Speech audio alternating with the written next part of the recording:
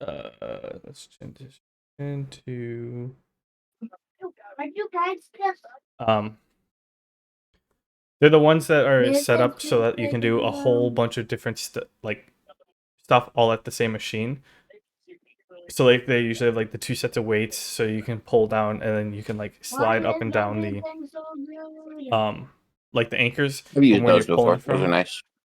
Well, with those, what you can do is actually you can put them to the top, and hook the weights to your belt and put it on like 50 pounds on each side. So you only have to actually pull up 50 pounds, and you can work your way up to your full body weight. So you can do a lot more reps and be consistent at that, versus just trying to do one super good one. Yes, I have a big cat army though. That stuff's good too. This way. Those are fun. Those are cool machines. Yeah. We're going this way. Come on. Wait, Sven, why are you on here twice? Because he wants to be special. I dragged myself up before I realized that I was already out. And then I just started menacing Gnome Face down here. And I don't know.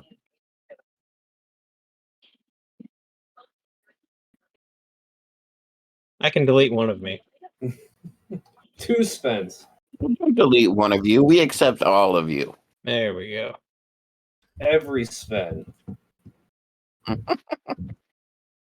Every Sven of you, we accept. We are all Sven. I think the thunderstorm on the inside. But there's only one Wilson. Wilson? Well, that was Wilhelm. Wilhelm. Because of the scream. Yeah. Yes, I know.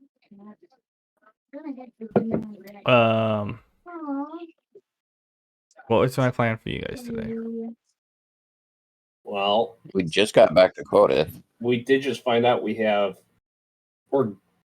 like a town of like transport animals like Pegasus and hippogriffs that we're planning on traveling to. Yeah, we're gonna find out the difference between the two of them. Yeah, I guess our characters aren't too savvy about that. By the way, yeah, I'm just trying to remember. At least my character's never heard of either of them. Oh, sorry. Well, I had planned for. So I planned something for you guys, but to get to that point, I don't know. You gonna watch me? We gotta leave Quodeth before we get started, so I don't know. That helps you. I wish it did. Is there anything I can munch on? Not really, dude. Are you watching your nephew? Yep. He's back on the couch, on the bed. I got him for 2 weeks. Brother out of the country or something? Or just... No, we've been asking to have him for a while, and my brother was here for Father's Day cookout, and at that point, my mom was like, "Hey, can we have him?" And he was like, "Well, he's got to go to his mom's this weekend, but after that, sure." So we got him for 2 weeks. Like, you're depriving your grandma from babysitting? Hey, what's up? It's not like that in a way. It's just my brother sucks at scheduling. Like, legit sucks at scheduling. And he refuses to schedule anything more than a week in advance because he'll forget. So my point still stands. Can I play with the Jacks in the Box? Yeah. I guess the point kind of does stand. He's still depriving his grandma from quality time and babysitting of her grandchild. Or his mom. Grandma time. I have actual fear, but...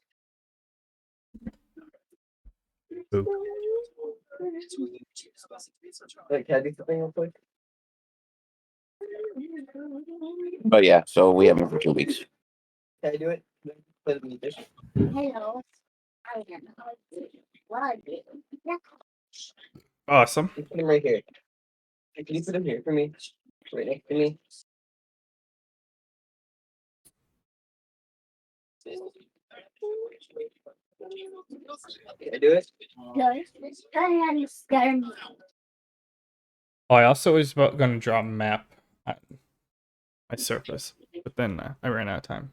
Can I have that bottle, that empty bottle? Yeah. Or just try and scare me.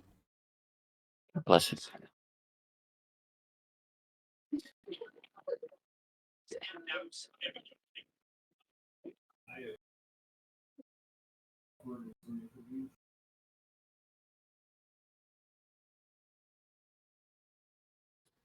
You have no idea when it's gonna come. So how was work, guys? Shitty today, actually. How about you? God, dude. I mean, I worked today, and today was my day off, so Yeah. Why'd you have to work? I'm a little behind. Granted, I did wake up a couple hours late this week on a couple days. So like I was planning on doing a half day, and then I just got on a roll and kept working, and I'm like, all right, well I was gonna work till like noon, and then I'm like, well, I can work till like 3. That's more of a half day for me. And then 3 o'clock hit, and I'm like, oh shit. So I was looking at something, couldn't figure out, like was confused. So I ended up going on like 3 phone calls with people to figure something out, and I'm like, oh. And so I spent that hour from 3 to 4 calling people, and I signed off. Yeah. I watch. Hey, watch. Hey, Connor, watch. Dad, I mean, Connor. Sorry about that, Really? fellas. Got a call. Duty calls. Duty called out of my butthole. It's not where it came from, thankfully. But I'm back. This thing is.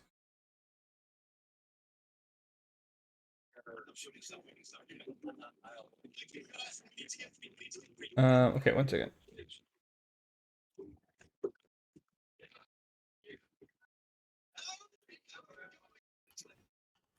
That's scared me. I just. All right, so you guys ready? Dad, go ahead. Yeah. Now let's grab this other one that I might actually use. No, I need 2 seconds. Are you ready? Oh, wait, I'm not ready. We've all been there. Yep.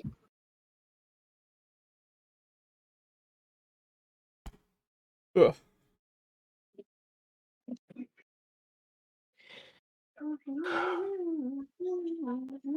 We bumped up from 5 downloads an episode to 6 downloads an episode. Wow, we're getting real popular. We've got 499 downloads total. 131 in the last 90 days. So we must be getting some enough downloads on some of these sites that they're starting to put us up on the top of the searches. I mean, when you got a podcast running for like a couple years, like I don't think we've been running for a couple years, a year and a half maybe. it might have been a little bit longer than that. We've got one in every continent. Holy shit, guys. At We've least made 2. it to every continent. We hit Antarctica? Well, Antarctica doesn't count on this site.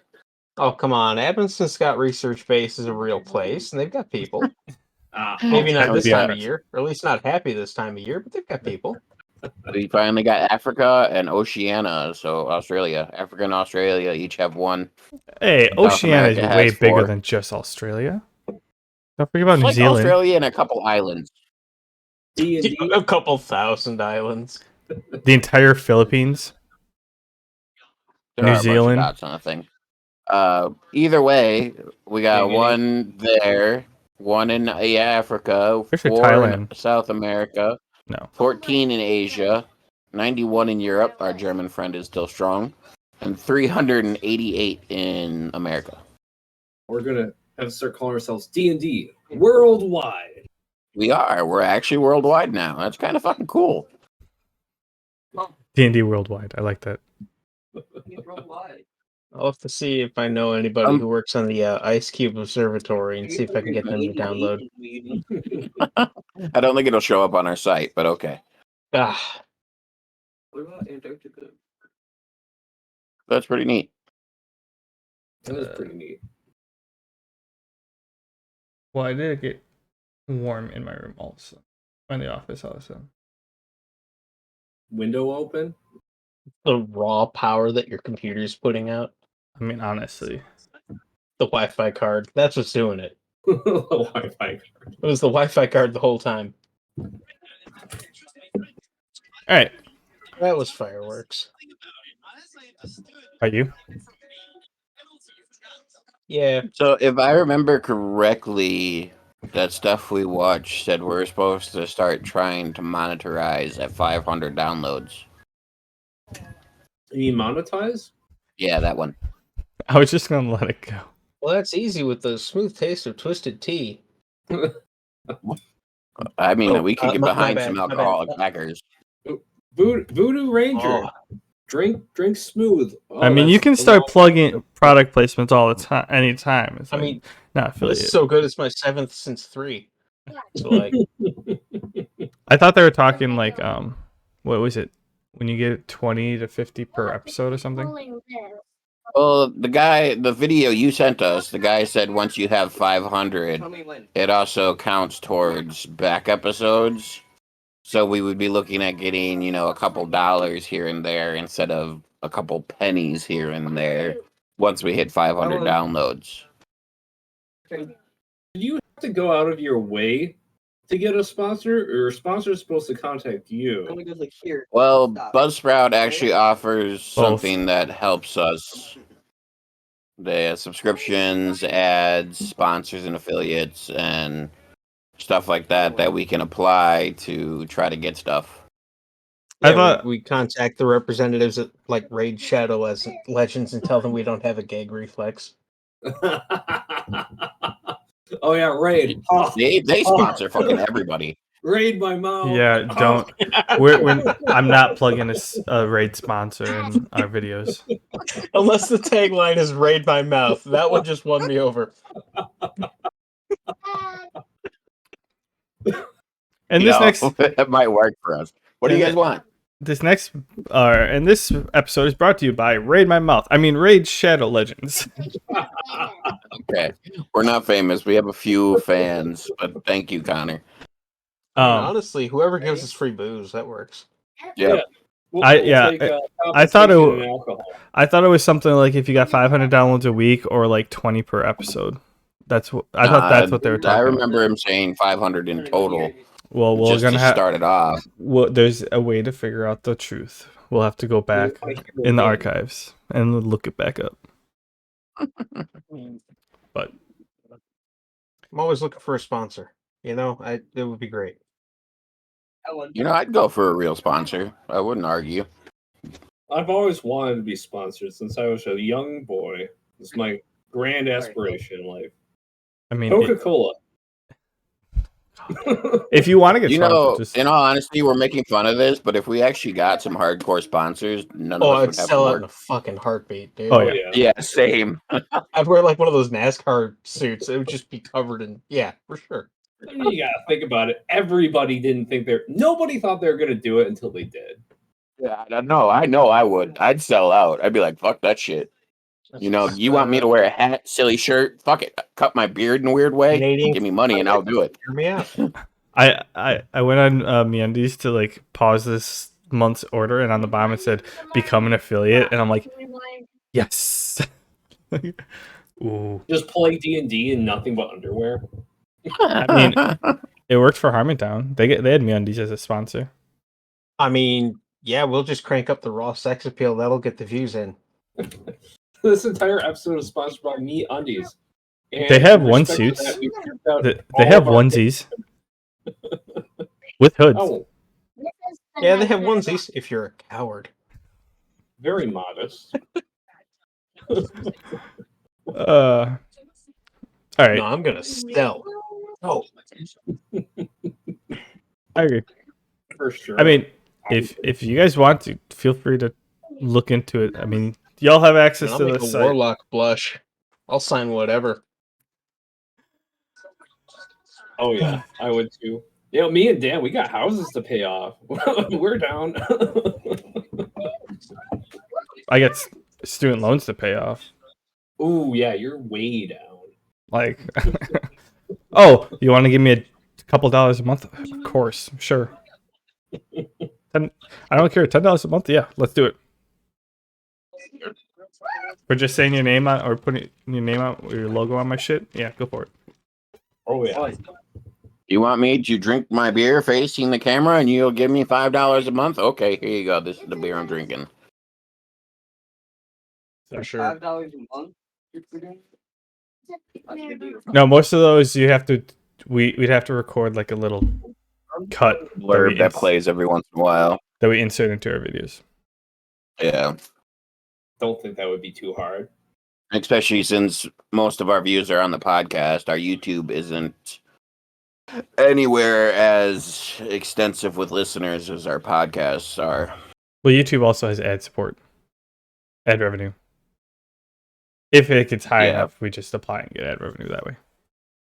But, anywho, shall we start? Let's go for it. Yes. Before I Sure. forget what I actually had planned for you guys. But I mean, unless you want to talk You about actually had a sponsorships. plan? At a certain plan, but you have to get to the plan first. You mean you forget again? Yeah. Or okay. you make it up as we're going on and pretend like you knew all the time? No, I have a place of where you're going. How you get there, no fucking clue. I'll figure that one out Well, as we go. Let's find out. Yeah, you and me both.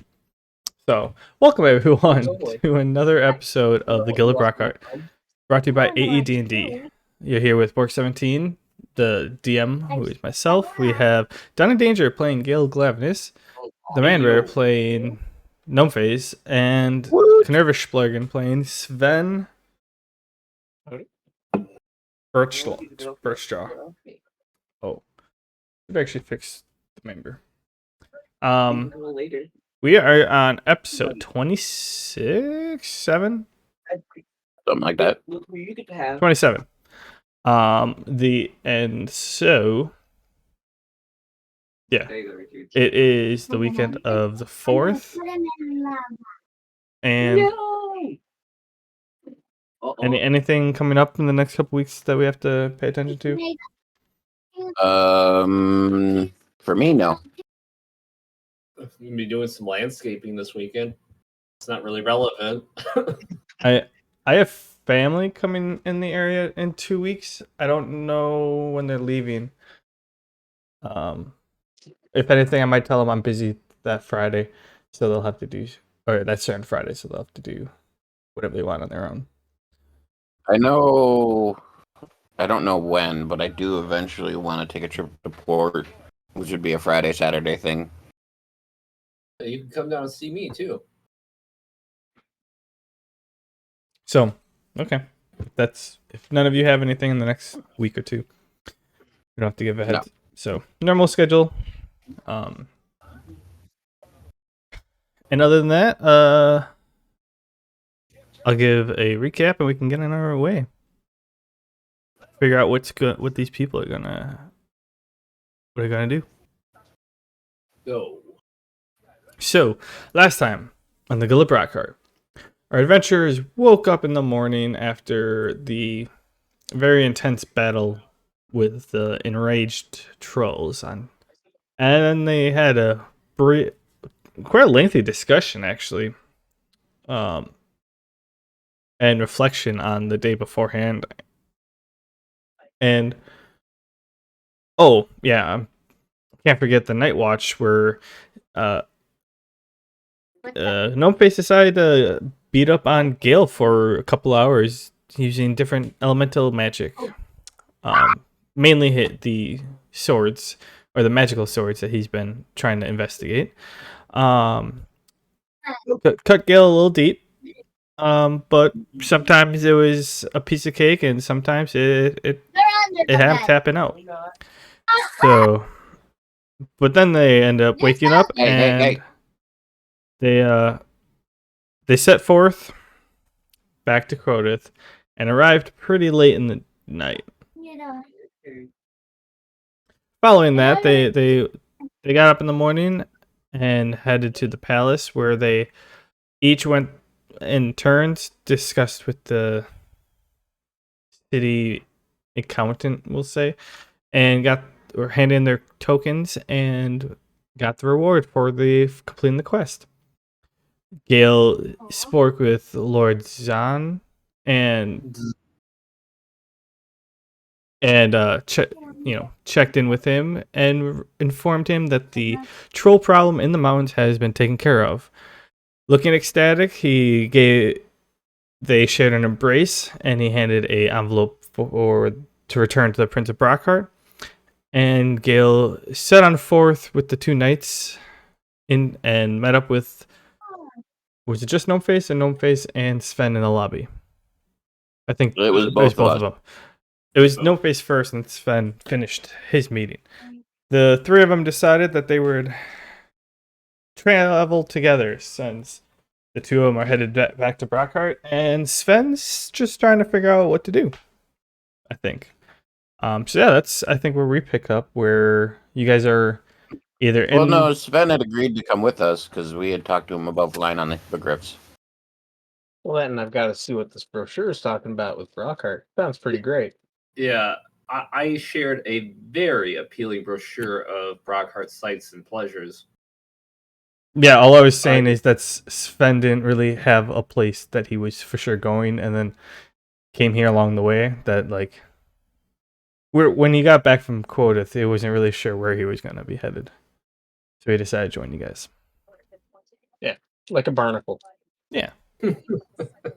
That's all I was trying to say. No comment, Man Bear? I only half heard, sorry. I was checking. You're in the lobby. Yeah. Yes, you guys. You guys are in the lobby of the palace, where people walk in and stuff like that. Do you guys have any? Yeah, where do you guys want to go before you leave town? What do you want to do? I mean, is Colton still nearby? What was that? Is Colton still nearby? We didn't part very long ago. No, he went home when he got back into town. Damn, I was going to ask him for directions one last time.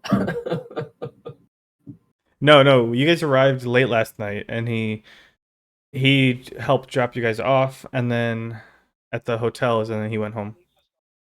All right. Oh, so you hadn't seen him since the night before. He probably works in the palace, but the morning, right? So what? It's the morning, right? Well, it's like noon, at least by now. All right.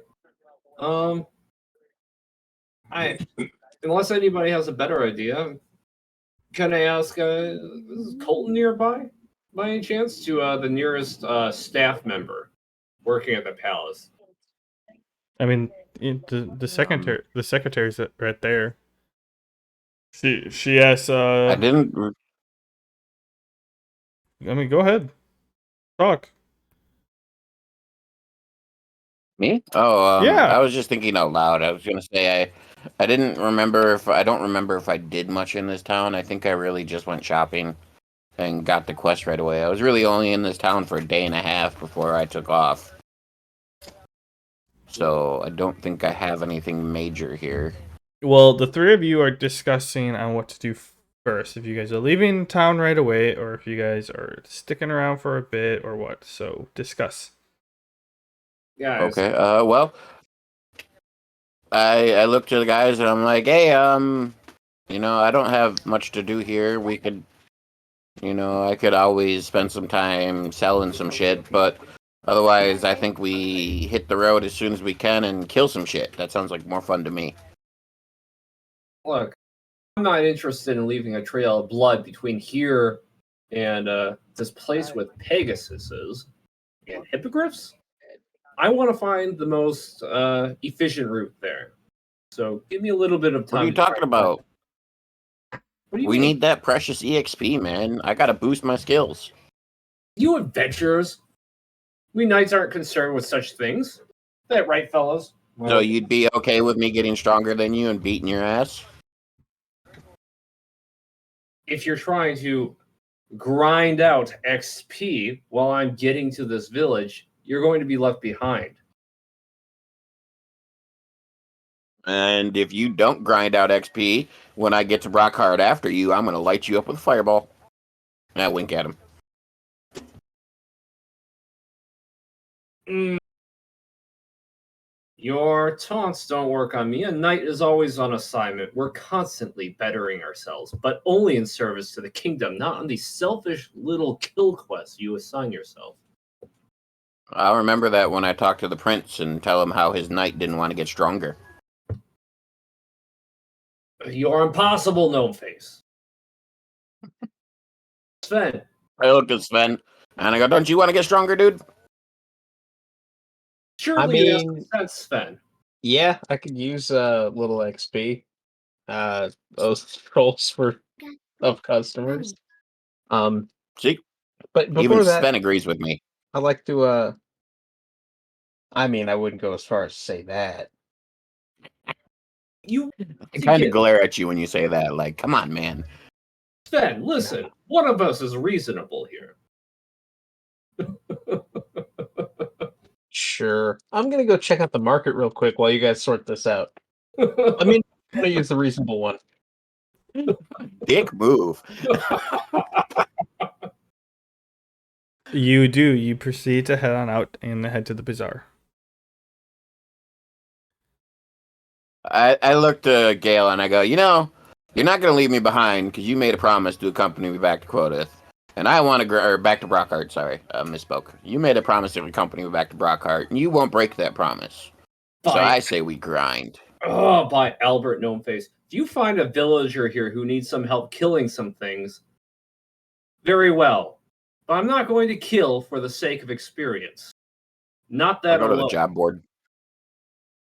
I am going to prove this overgrown, arrogant knight wrong, and I'm going to go to the job board and pick up like 13 quests to kill people.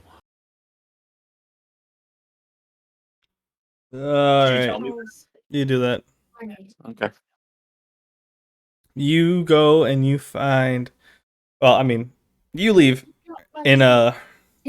So you guys are arguing, back and forth, and you're like, "Fine, I will." And then you turn your, or turn on your heel, your, the back of your. Oh wait, your robe. You're not wearing that. Yeah, the back of your robe flies I'm out. wearing robes now. And you just storm off in, like a pent up anger, and you just like storm out and head straight for the job board. Gale, you and the knights are just standing there now. Adventurers will do what they do. Anyways, I'm going to try and find if I can consult Colton or the stable master, failing that, just for a good route. So yeah, I asked the staff. Never mind him. Knights 1 and 2. He's just like every other adventurer in Brockheart. Knights 1 and 2, you don't even have names for them yet. I don't! Well, one of them came close to getting a name. Did he? It did some impressive stuff in that troll fight while you were incapacitated. I was dreaming. One of them is definitely the hero of the moment. I figured that Gale would have slipped up and called him a name at one point, and then we would just roll with that. Wait, right here. I'll give you something. So John and Jeff. I know what it is. John and what? John No. and Jeff. Oh, but can you go? So as you go and you ask the secretary who's there, and like, hey, we're headed What? to the Oh, we're trying to cross the lake, ocean or lake and or the sea. We're trying to cross the Yellow Sea, and we need to get to what's the hippogriffs or the pegasi, wherever the transport companies that use those. And she thinks about it for a second. She's like, I believe I heard that they were setting up that there was something like that going on west of the city.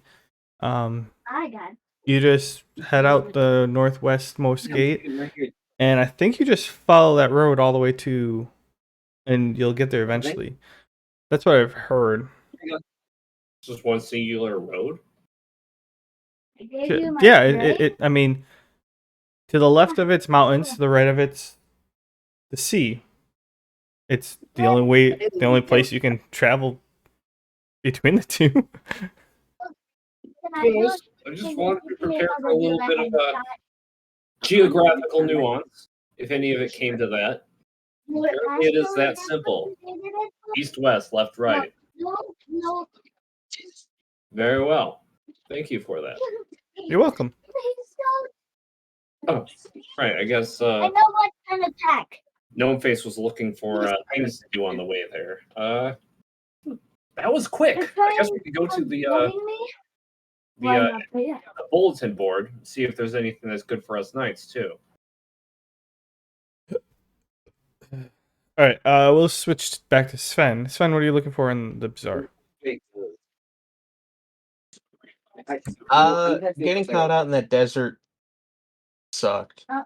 So I'm looking for something, some sort of shelter. I'm thinking a series of poles to sort of set up a cube on the cart that I can put a tarp on top of, just as sort of a shade, and maybe even close the sides to keep the wind and cold out. Something lightweight, so it would just be poles and a tarp. But like, it's not gonna be a huge game changer, but it will be nice when it's cold and windy or if it's hot and sunny. Also, I can't pull the trigger. So you go around and you're looking through. Most of the people are selling like jewels. They're selling like books. They're selling weapons. It's a flea market or whatever. They're trying to sell you anything, and you come across this one that has a whole bunch of like it had what on one side of the like it's outside on one side of the shop. It's got like a bunch of carts, and on the other side it has like camping gear and stuff like that. And you approach, and they ask you like, "Oh, how can we help you?" And a bunch of pop-up things come up, and it goes, I like to shop, I like to sell, or I'd like to talk, or before that, it's like, fix up my like cart type thing, and then I'd like to talk or cancel as your pop-up HUD thing. I suppose I could get the wheels rotated, have them check under the hood, see if everything's up to snuff. I put a few miles on it. I'll see if they can patch it up, see if there's anything worth fixing on there. So you click on the third one, then the fix my thing. You click on that, and the person's like, "Oh, yeah, I'd love to. Show me what you're working with, and we'll see what we can do." And so, like, the two of you walk back to the cart, and it's almost, and like he stands next to you, and almost like in front of you, it's like holograms pop up, and it's like I'm assuming the thing is hooked up to Wilhelm, but it's showing you like where you can like on screen slide of like things like do you want bigger wheels? Upgrade. Yeah, like upgrades of type of stuff, like put in a second axle, so instead of a like lift up cart pull, it's actually got four wheels, so that you're only pulling, you're not lifting it up as well, type of thing. And then it keeps going, and then they have like sides, walls, tops, and there's a couple where like because there's usually the two two-wheeled one, right? Yeah. They have like that, except just like a stand in the front that you put the top on, so someone's not holding it. Oh no, I ran out of ammo. Like it's like a wider Okay. stand, and then from there, like poles come up, and it creates like a enclosure on top. That'd be cool. So And it would still be the 2-axle design, yeah, but it has like a kickstand out in the front. pretty much Something like that. kickstand in front, and then 2 kickstands that fold down from the very back of it. Okay, because up until now, I've just been like hoping I find like a stump or a log or a rock or something to lean it on. That'd be handy. Yes. How much is that modification? Turn this thing into a pop-up micro camper. Yeah, essentially a pop-up camper. They're like 1,000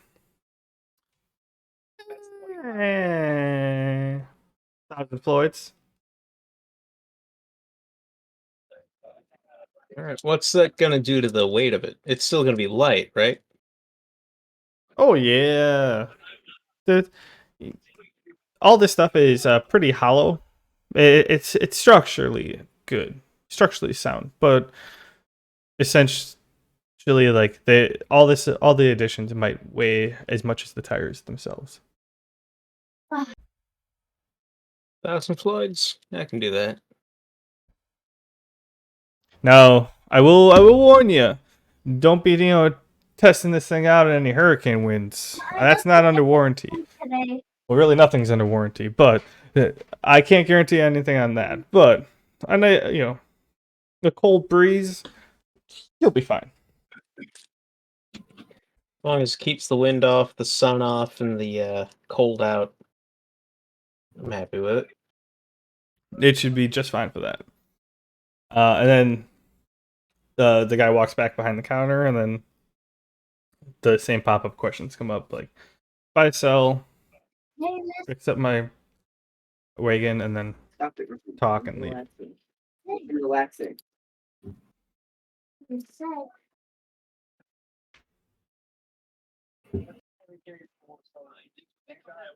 You said You you know, had a shield, some right? bedding for this thing would be pretty great. Bedroll for me and one for Wilhelm there. My dad. All right.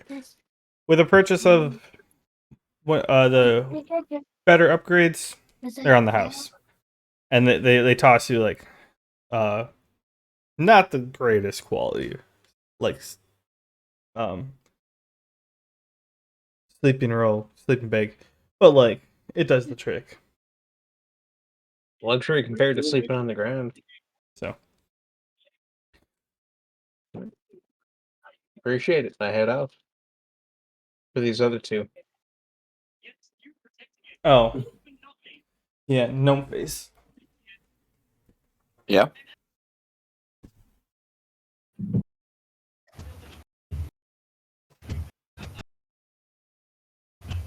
Hello? I think he's getting to you.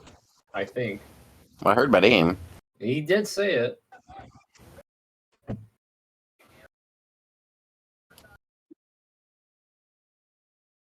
Yeah, and then I rolled away. It's like I think he's trying to find his train of thought. He was at a carnival and some lady said she knew the exact moment and way that you would die, and he just can't find the forms. They're somewhere, I'm sure. Yeah, you know how these things sort of slip your mind? Oh, it happens to all of us. Oh yeah, we've all been there. They're relatable. all right, the monster manual is over here somewhere. Oh. Oh, you're looking for the waifu cat. Tell me a Okay. good place to hide. Mm. Essentially, Can I go under the bed? Sure.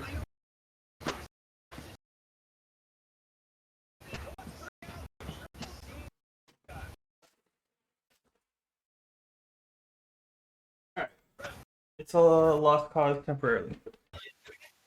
But I know I put it somewhere over here, easily to access, because I knew I was gonna need it for D&D. Got gnome face. He loves killing shit. You're always gonna need that. I mean, the only thing that separates an adventurer from, a genocidal maniac is scale. An adventurer likes to do things in small, sizable portions with quantifiable rewards. I mean, speaking of genocide, what was it that we did to those trolls?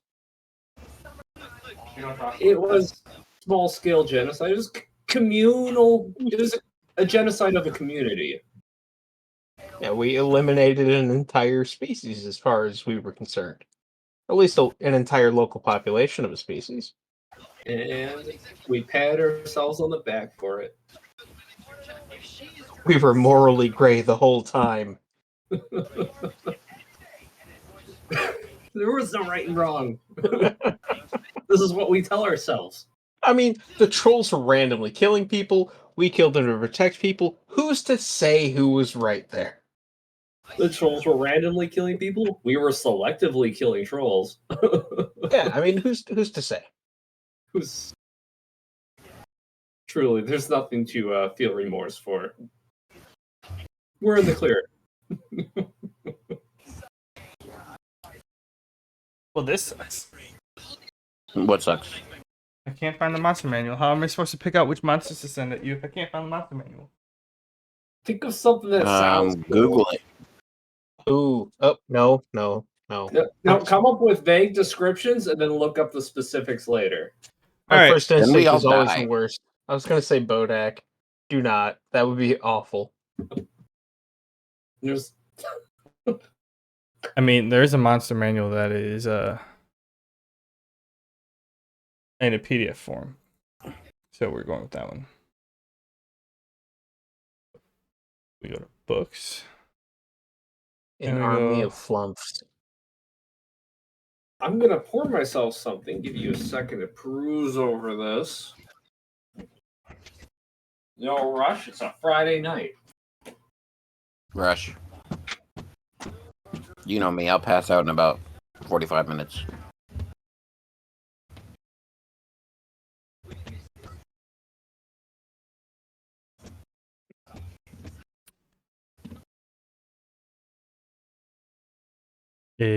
Oh wait, I could just go to index.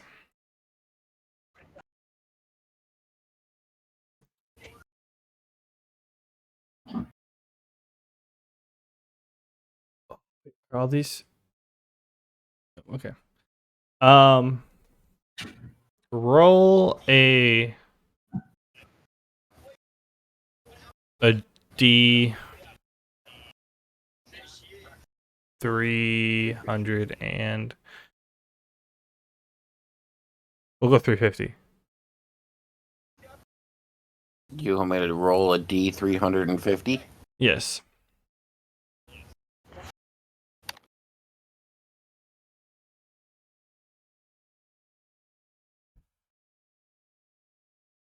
$235.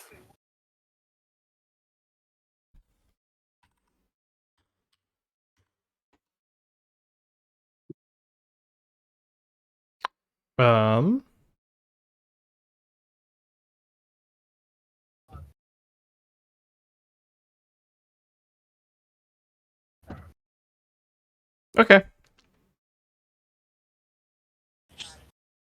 Type that one down in the chat. Type 235 down in the chat. Yeah, that works. Or type in Naga, Naga. Naga, snake people, right? I mean, yeah, what flavor? It's gonna be rough. Do it again.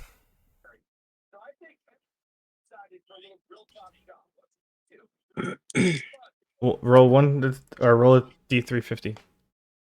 Okay, so essentially, you're jumping up to the job board, and I assume you're filtering all the listings by, I mean, they have two. They have like Headhunter, where you go fight the one, bring it back, or whatever. Or there's another one of just like take out 10 wolves or something like that. Collect 10 wolf claws or something like that. I'm looking specifically for ones we can pick up here and turn in at our destination with the hippogriffs. Preferably packs, not single targets.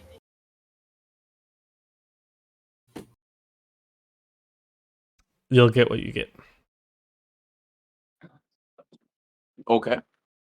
No, you're fine. But you still have to roll your second D350. Oh, I gotta roll another one? I thought you were telling Owen what you had me do. 137. Do again. That code for that would immediately kill us all. I'm like, what does that mean? 46. That means he wants us to live. As much of a pain in the ass as we are, he wants us to live. That works. In the back, doesn't it list them by CR? I mean, don't be think it another way to. listed it He's by filtering CR. by RNG. Or maybe I'm thinking of like Mordenkainen's Tome of Foes. So the first one is the Spirit Naga. Then it's a Cyclops.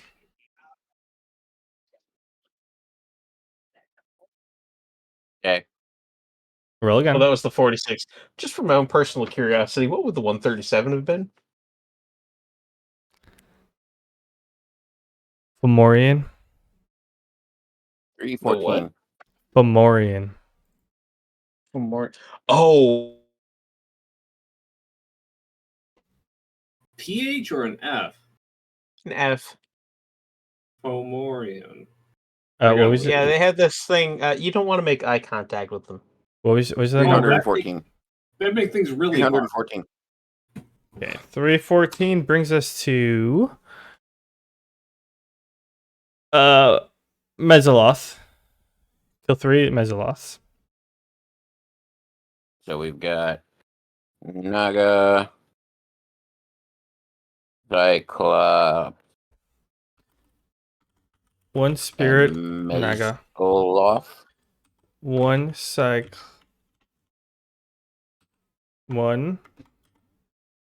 Cyclops. 3. Roll again.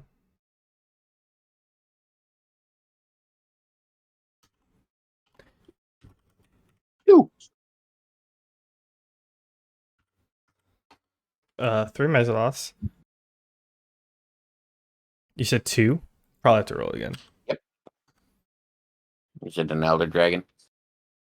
I mean, it's this. Yeah, it's an Elder Dragon with Richard no stats. Tower. So that means infinite damage and infinite HP. Where is he? Infinite. The Find monster. him. It's the monster manual cover page. There he is. Just a random pack of Elder Dragons menacing Shower. nearby. Did pull on the blanket. Gold reward of 300. After the 2, it's a 13. Pulling off the bed. Hello? Good shower. I kept This will be sneaking up fun. on you. I don't know what you are, but you're gonna be fun. It was you. I saw you. By the way, I'll do that to you again. If you know how to say this one, I mean, tomorrow. go for it. I can't actually read the letters even looking at the Twitch. Oh, Aarakocra. Yeah, Yeah, Aarakocra. they're just bird guys. Oh, Will you check on me, in- Mr. As long as you're not playing Probably Adventure not, League, they're a them playable playing Dandy. race. They're just bird guys. yeah, that doesn't sound bad at all. Yeah, fly speed of 50. I mean, I think they get a natural D4 with their talons. I shouldn't metagame. I should shut up. I mean, Yeah. you guys are more than welcome to, character-wise, look them up if he's accepting these. I mean, depending on their Alright, class, you can they throw can at be me. gnarly. Like an Aarakocra monk is not to be fucked with. They will mess your day up. I was just reading this ability they have if 5 Aarakocra are within 30 feet of each other. Hey, No, I'm not familiar with that. Is it like a pack tactics thing? It's called Summoning Air Elementals. Oh, sick. Okay.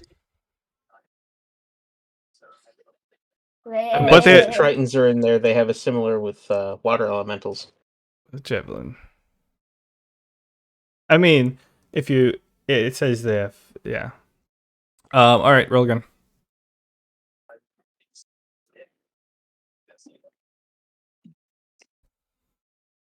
$276. Come on into. Oh, there it goes. That one is actually what I'm looking forward to because it's only challenge level quarter. So, all right, roll 1 through 4. You mean roll a d4? Yeah. 1.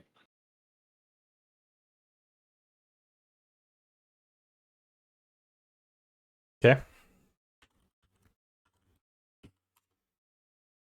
Roll 350. I thought that said Oh. salad for a second.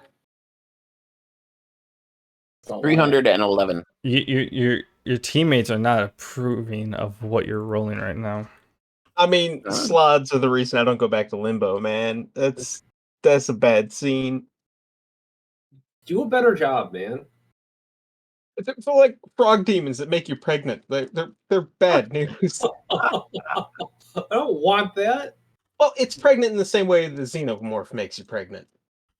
I mean, that's worse than normal pregnancy. Oh, cool. Cool.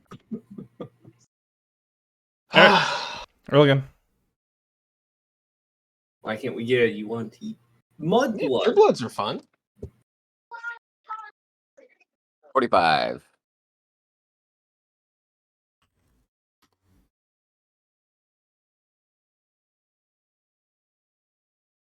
Cool.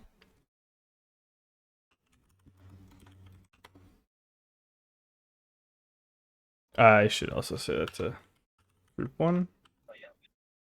All right, so you got a crawling claw. Roll again. That's the Adams Family thing, right? Yeah. Okay. Remember, one of my characters Do you want me to keep had those rolling, come up a or are lot. these my choices? I said roll again.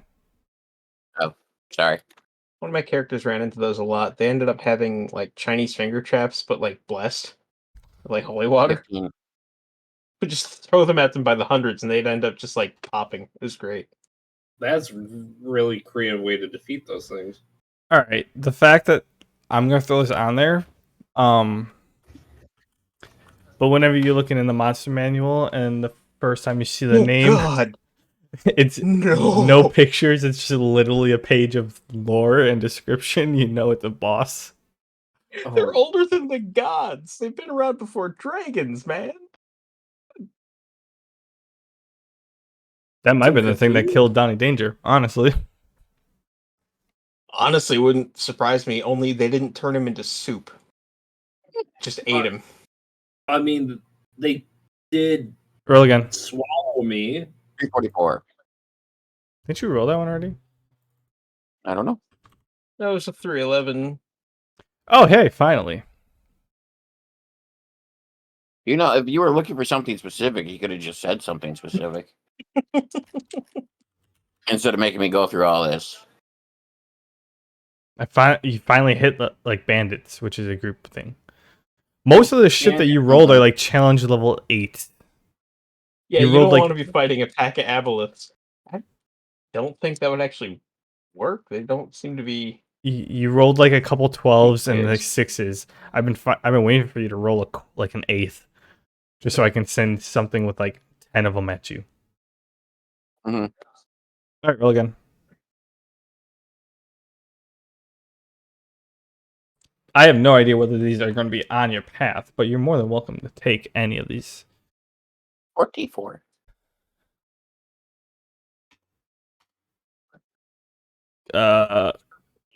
Portal? Oh, that one might be on your path. AL? Mhm. Oh, ATL. Atlanta. Waddle? Quaddle, yeah. Is it a Quizziquaddle? Yeah. Is that bird snake thingy that grows? That's a Quetzalcoatl, isn't it? Oh, I don't know. Sorta. It's a celestial creature that's like a bird snake thing. Net one. Roll again. If you've got koalas on your case, you know you done fucked up. Like you've done something you really shouldn't have because they are good boys. Oh, What do I get for a net one? The whole book. a rat. Common house rat. One of everything in the book. Yo, if you're fighting a 110. one of everything, your opening move is to hide and wait for them to take each other out.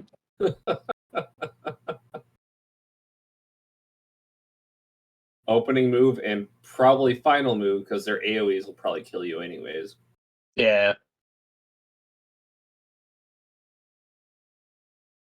I mean, you rolled it. What did I roll this time? Sweet. We're taking on the dragon. Yeah, but I mean, like, how old is it? Yeah, is it a baby dragon? Not bad. We can stomp do a it. child? You guys- Easy. You adventurers like to punch down. I get it. We could do it. We Well, could I take looked on a and I saw wormling. bronze dragon, and the thing on the chart was for the wormling, and then I scrolled down and I actually saw the ancient copper dragon. I'm like, oh, there, that's Yeah, what that's we're not talking. fun. 107. Ancient coppers are fun. The dragon can use its frightful presence and then makes 3 attacks, 1 with its bite, 2 with its claws. Oh, let's talk more about the personality. Oh, 107. Okay. You're in. I think that's You- still in Dragon Country. I say you're still in. Brass dragon. But that looks cool. Oh, there's the ancient bronze dragon. So we've gone from electrical to fire. Oh, okay. So there's the ancient, adult, young, and then the baby in the book. Okay. Yeah, Or these things coppers. straight out of the egg can mess your day up if you're low level. All right. Roll one more. I'm not going to include 2 dragons on there. I appreciate Roll that. one more. I'd probably just send a young with a couple babies at you. You know, you're not going into the lair. 284. I was hoping you'd like get to the page of like wolves and ghosts or something. Wait, normal stuff. 284. Why was I typing 384? Sprite.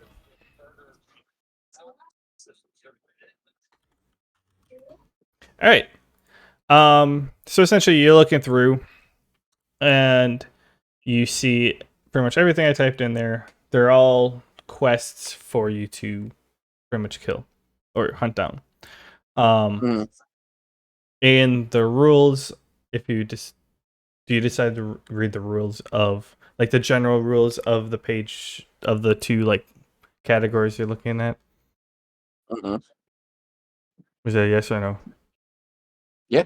Oh, okay. Well, while you're reading those for like headhuntings or whatever, you have 2 options of redeeming. You can either hand it in to the person who provided the quest, or you can go to any quest board and return hand in a quest there, and the stuff gets teleported to where it has to go.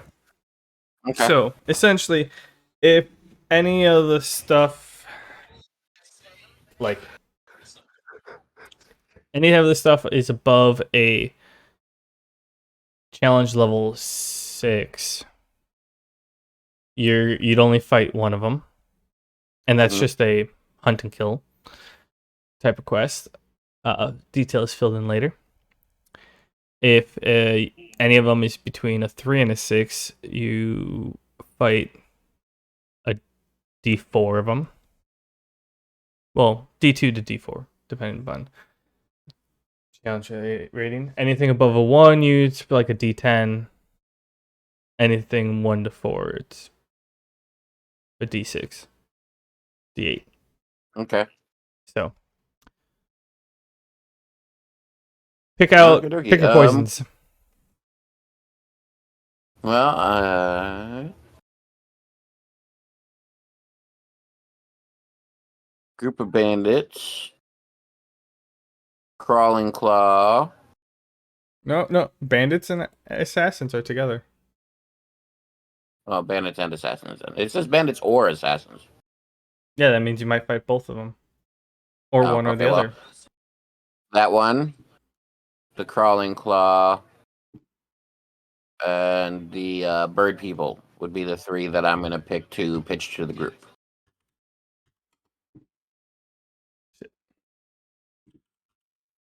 Are you writing these down, or am I? I can. Assassins and bandits. What was the other one? The crawling claws, and then the bird people.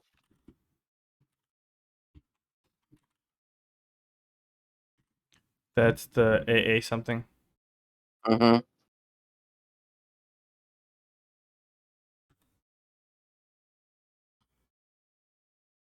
Kokra. Right. All of those are. I roll a above either a D10 or higher, and you fight them. So. Okay. Well, these are the three I take to pitch. I'm not picking which one. I figure we'll pick as a group. Okay. So I'll head for Gale, and figure we'll meet Sven when he's done shopping and pitched out. Where are you headed to meet Gale? Where he was. Gale, are you still there? Yeah, sure. Be honest. Got it. You already I got was the about to information you need to. I was going to walk up to the quest board. Oh, Hopefully, I'll meet Gnome Face partway there. All right, you do that. You guys bump into each other on the like halfway in between the palace and the quest board. Okay, cool. Oh, Gnome Face, back already. You fine with it? Yeah. Yeah. I kind of go, see, I found a bunch of quests. And one of them is even assassins and bandits. That should be right up your aisle. But we also got some monsters and some bird people that need some killing. Monsters and bird people. And bandits and assassins. Bandits and assassins. Vanquishing the vile efforts of ne'er-do-wells is a knight's pastime. I would like to look into this one. You don't want to fight the monsters or the bird people? Come on, man. Where's your spirit of adventure? We just got done with that with the trolls. And more often than not, they're usually just minding their business unless they're a direct threat to people traveling.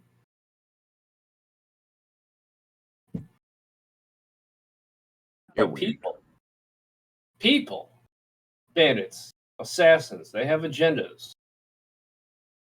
And they have chosen those agendas poorly. They have committed themselves to villainy. The only way to vanquish them is clear. Gale is a By bad cop. smacking them in the face. Okay. So yeah, I like the assassins and bandits one. Also, Well, we still got to pitch it to Sven, too, so... Sven, where do you plan on heading after you get done with the market? I mean, when these two were having their debate before I walked away, I could hear the bloodthirst on Gnome Face's breath, and I figured he was going to be coming to the bounty board because it's more efficient to go there than to just wander around looking for stuff to kill. Yeah. So I'm gonna head that way and just see if I can see him nearby.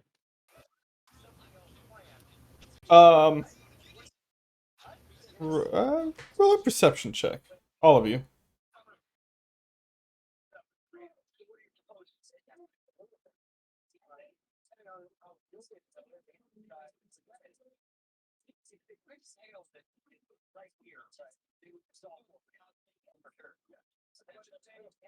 I hope it's up where.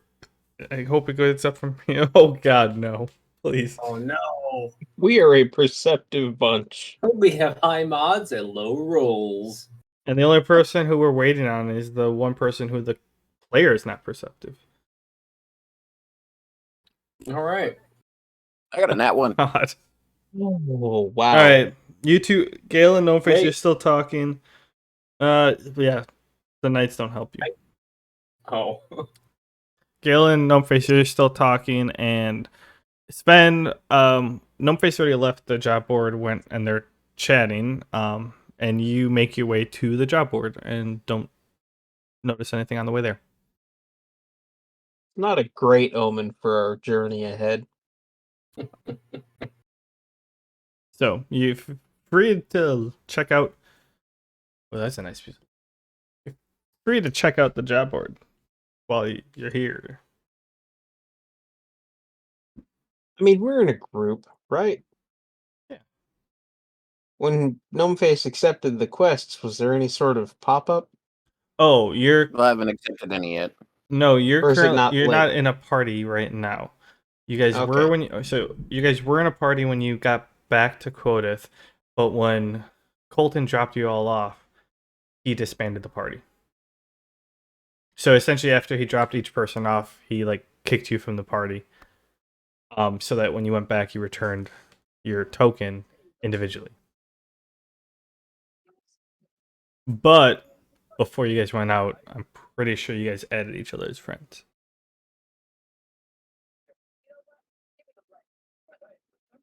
Is there an acquaintances tab? Yeah, there's a friends tab, a acquaintance tab, a people, Yeah. a recent players tab type thing. It's got all that good stuff in the HUD. Yeah, definitely one of those. Yeah. All right.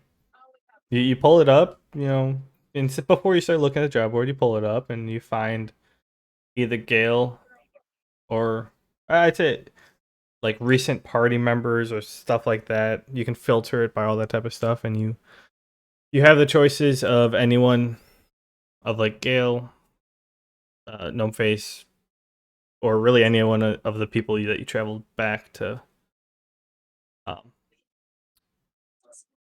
Quodeth to with. Yeah, all those We'll people. see where Gale's at. All right. What message do you send him? Oh, I'm just gonna see where he is on my minimap. That's the thing I can do.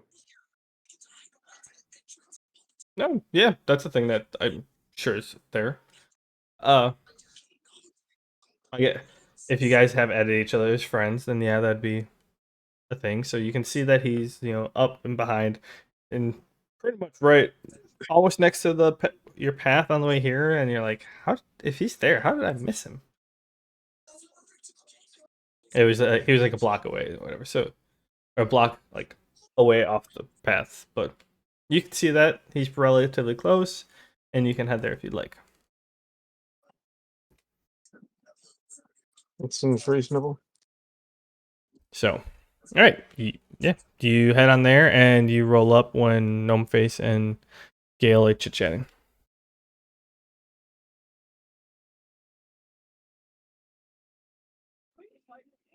Sven,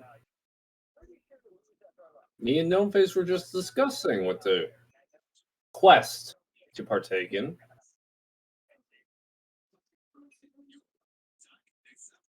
Yeah, what are our options?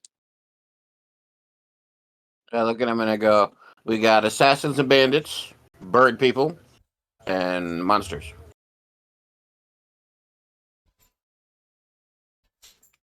I mean, any reason we're going after just bird people?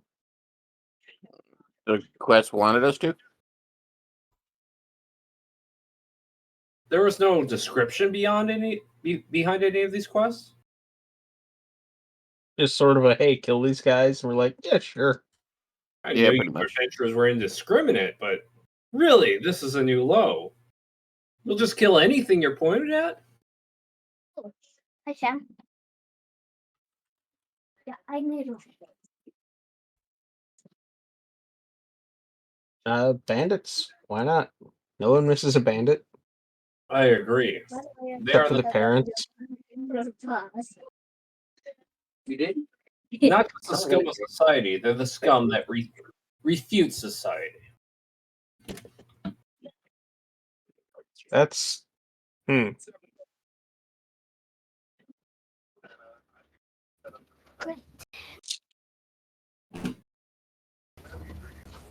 going Wait, on? where's the air growth one? If you over, I can just steal you. I Aarakocra? can just steal you. I just want Bird people. 12. Yeah, what number was that one? just come here, come here, come here, come here closer. Yes, thank you. Did you guys done there's a chit-chat? 13. I think that one was that was it was a 13 or something like that. Sorry, I didn't mean to disrupt you guys. It's all good. Yeah. Sven, Gnome Face, bandits Mm-hmm. / assassins sound reasonable. That's good to me. Sounds good to me too. They're inherently bad. The rest of these, I don't even know why they're on the job board, but this one's clear. They're bad. I just pictured the Aarakocra just nesting somewhere people would rather they didn't. There's an Aarakocra sitting on a hillside. It's really blocking my view of the horizon. I don't like it. Go kill it. No, it's just like the roof of my keep keeps collapsing under the weight of their nests, and I can't convince them to leave. I've tried putting spikes up there, shiny ribbons to scare them off. I've tried everything. They just keep coming back. I could see that. By the way, I got names for the knights. We got Jones Journey and Jackson Action. Why'd you let him name them? Excellent. Hey, this is because all now when you. they're in peril, there will be stakes. I was fine calling Knights 1 and 2. You're the one who's like, wait, they don't have a name yet. Or Journey Jones and Action Jackson, if you prefer to swap them around. I think Action The Jackson sounds alliteration. better. Works either way. Yeah, Jones Journey and Action Jackson. I think Action Jackson is copyrighted. Is Yeah, it? it's got to be Jackson Action. Jackson Action. All right. Jackson Action. Guess it's copyrighted. It is. I don't know. I'm not looking into it. Okay, well. Anyways, you guys are together. Gnomeface decided not to inform you guys on the descriptions of any of these. And then you're headed, if you want to accept it, you have to head back to the job board. Back to the job board. Action Jackson is a film from 1988. I did look into it. I lied. Jackson Action. No, he's just Jackson, okay? He likes the action. He's the cool knight. His last name's Action, but he's Jackson. Okay. All right. Yeah, you do that.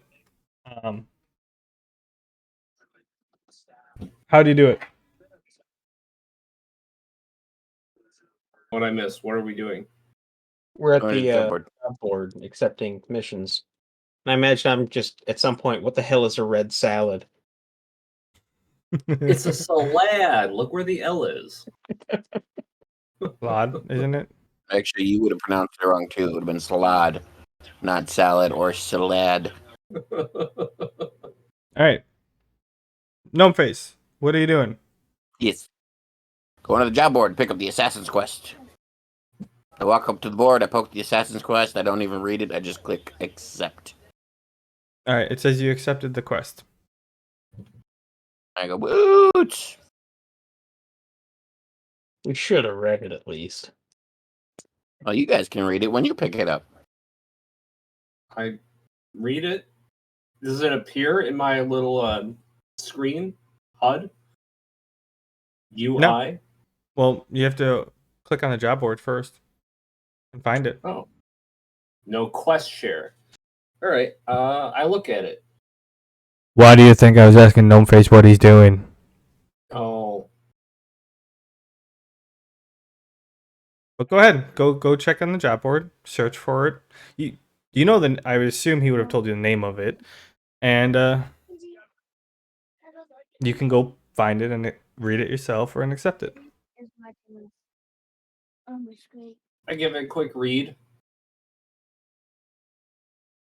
Bandits Assassins. Job board of Quodeth. Oh, Any interesting quest descriptor or just find and kill? oh no, it actually says help the people. Or please help people trying to survive shipwrecked people. Please help shipwrecked people. And the description is someone writing, "Hey, we shipwrecked a while ago because of the terrors on the sea. Just it's a couple boats of us where we've just been chilling here, and the boats, sitting on in the shore is a big advertisement, and we keep getting attacked by this group of bandits.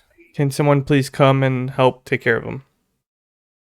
Of course, shipwrecked people are some of the people most in need of help. These bandits are doing the exact opposite of that.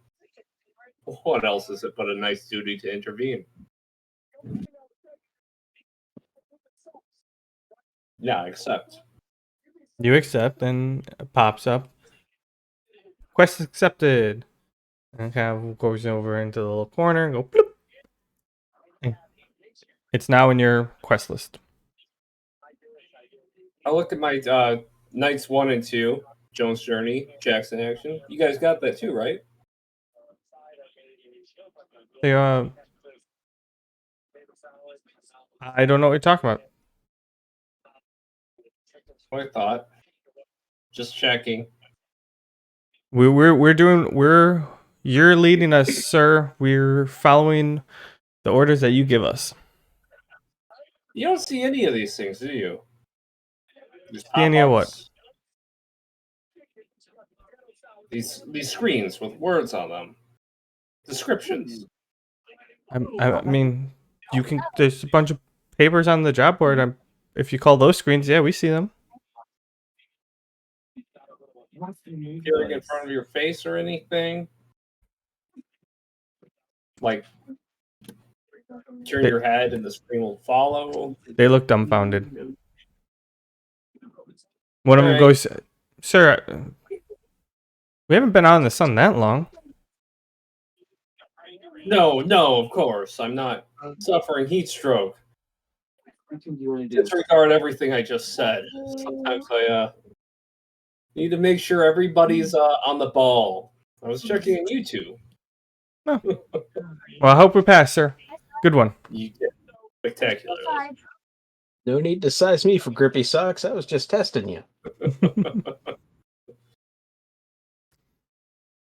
All right. Yeah. After Gale, I'll go to the job board, look for assassins and bandits. And Gale said something about a shipwreck. I'll see if that's the one that's still there. Yep, that's in the description of that. You go and see it. It looks like it's described. And you can accept you can accept it, or you can look at other ones as well. I'll accept it. Just because you accept it doesn't mean you have to do it right away. Oh yeah. I mean, what else is there?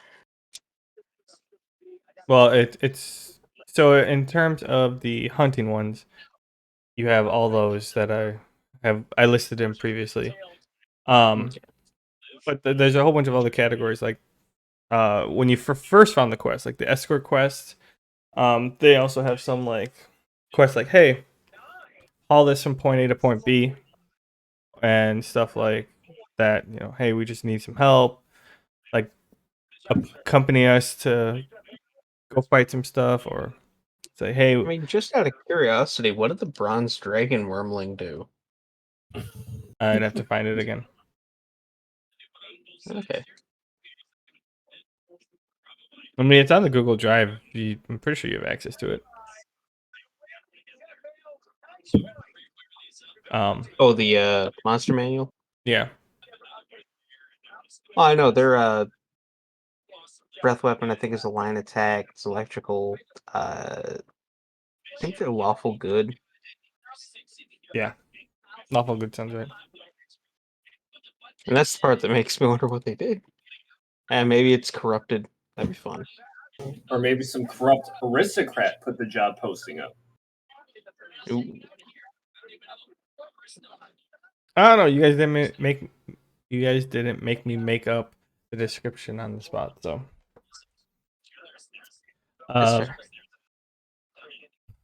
So yeah, for all of you, as you accept it and cancel out, or no, I mean, it gives you like a little pro tip unless you have that setting turned off. Then it pops up for you. It said tip. Questing is a lot more fun with friends. Don't forget to add people to your party, and the experience and quests will be divided evenly amongst you all. Or you can, and it's a question, or no, question is fun. Don't forget, if you sign up as a party, or if you create a party beforehand, only one person has to accept the quest and or turn it in, and the experience and rewards are divided or are spread out automatically.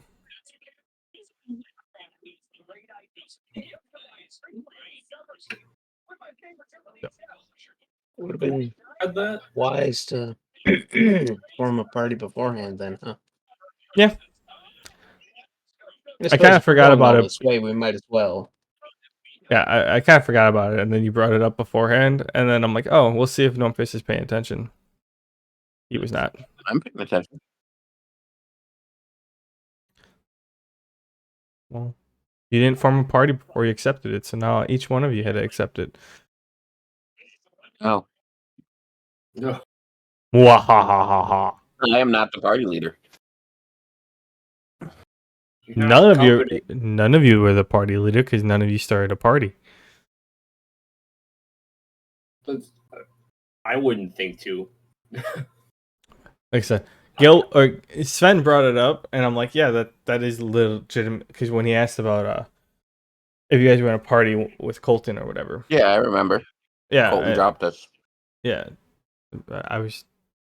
Which reminded me, I'm like, yeah, you know, if you guys were in a party, one of you would be able to accept it, and then all of you have it.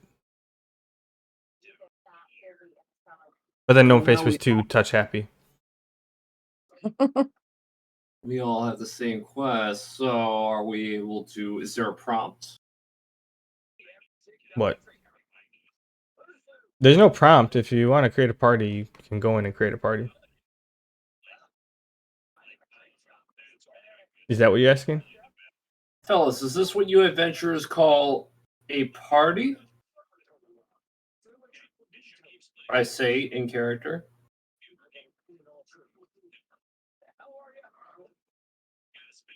Sven, Gnomeface? You say what in character? Sorry. Is this what we What you call a party? And I'm trying to think of how frequent a sight red plastic cups would be in this world. Well, you two are like clueless on adventurer logo, so when the party stuff gets brought up, I just kind of sigh and roll my eyes, access my HUD, and invite you to the party. Yep, I guess we are. The two of you get a pop-up that says party invite from Gnomeface. That one, if you click on it. We've been in one party before. Yeah. At least. So. Yeah, so escort class. That was a professional arrangement. Essentially, you guys were all friends and stuff, so you didn't have to jump through any hoops of like adding each other as friends before you can invite to parties and stuff like that, or send a person a code and something, blah blah blah blah blah. It was just a quick invite, and you prompt, and good to go. Gnomeface, I don't know. Roll a perception check. All of us? Gnomeface, roll a perception check. 24. You notice that the knights are not options. Or you make notice that the knights are not options to be invited to the party. Not to change anything. Okay. But that's just Yeah, something. no, I get it. So basically, it's like a hint that I get. I'll just roll with this instead of monologuing it. Meta wise, you Yeah. notice that. But yeah, you guys are in a party now, and at this point, I'm assuming Bruce walks up to you. Or wait, did Bruce already leave town? I don't think so. Don't know if he specified that he was leaving anytime earlier than we were. I know he left the palace, but I'd say he probably shows up to the job board about now. Bruce. Oh, hey, how's it going, guys? He looks Doing here. very well. So you guys checking out the old job board? Mm-hmm. Got any good ones Yeah. on there? We're gonna kill some bandits because these two don't know how to go after monsters. Well, bandits a lot of times have some decent loot. True enough. I'm looking for more of some way to help out the sea here. Figure I could use this hunk of metal and like to see a fish bite me. You know what I'm saying? You mean help the sea? Do you mean locals near it? No. There's Or are you gonna surf on that shield? Because Yeah. that'd be pretty badass. I like the way this guy thinks. one way to help it.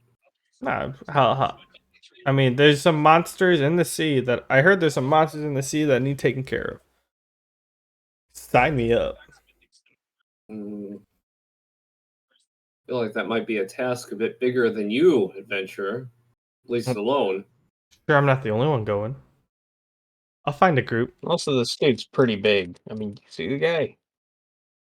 The shield's the size of a fridge. If you want to help Sven with is something a right. bit, if you want to help something a bit smaller in scope, we are going to go fight some bandits menacing some shipwreck survivors. Yeah, maybe. But aren't you guys headed back to Brockheart? See, that's kind of where things get complicated. The sea is treacherous right now. We can't really cross it. Most official lanes are hesitant to do so due to the dangers involved. So we're taking a route to the west. Should be a flight arrangement with some exotic animals involved to the land near there. Quick question. What direction is this bandit quest? On the west. Okay, cool. Okay, cool. Conveniently to the west. That would have been an excellent thing to ask beforehand. Yeah, it would have. Yeah. So If you would have asked me before you accepted, I probably would have rolled a d4. And it would have been hopeful if you're lucky. Or just a d2. Is it on your way or not? Conveniently. And then percentile for how not on your way is it? I like that idea, honestly. These bandits are attacking a raft 100 miles offshore. They swam all the way out there. But yeah, Bruce responds to you. Well, I and guess he's- we're surfing.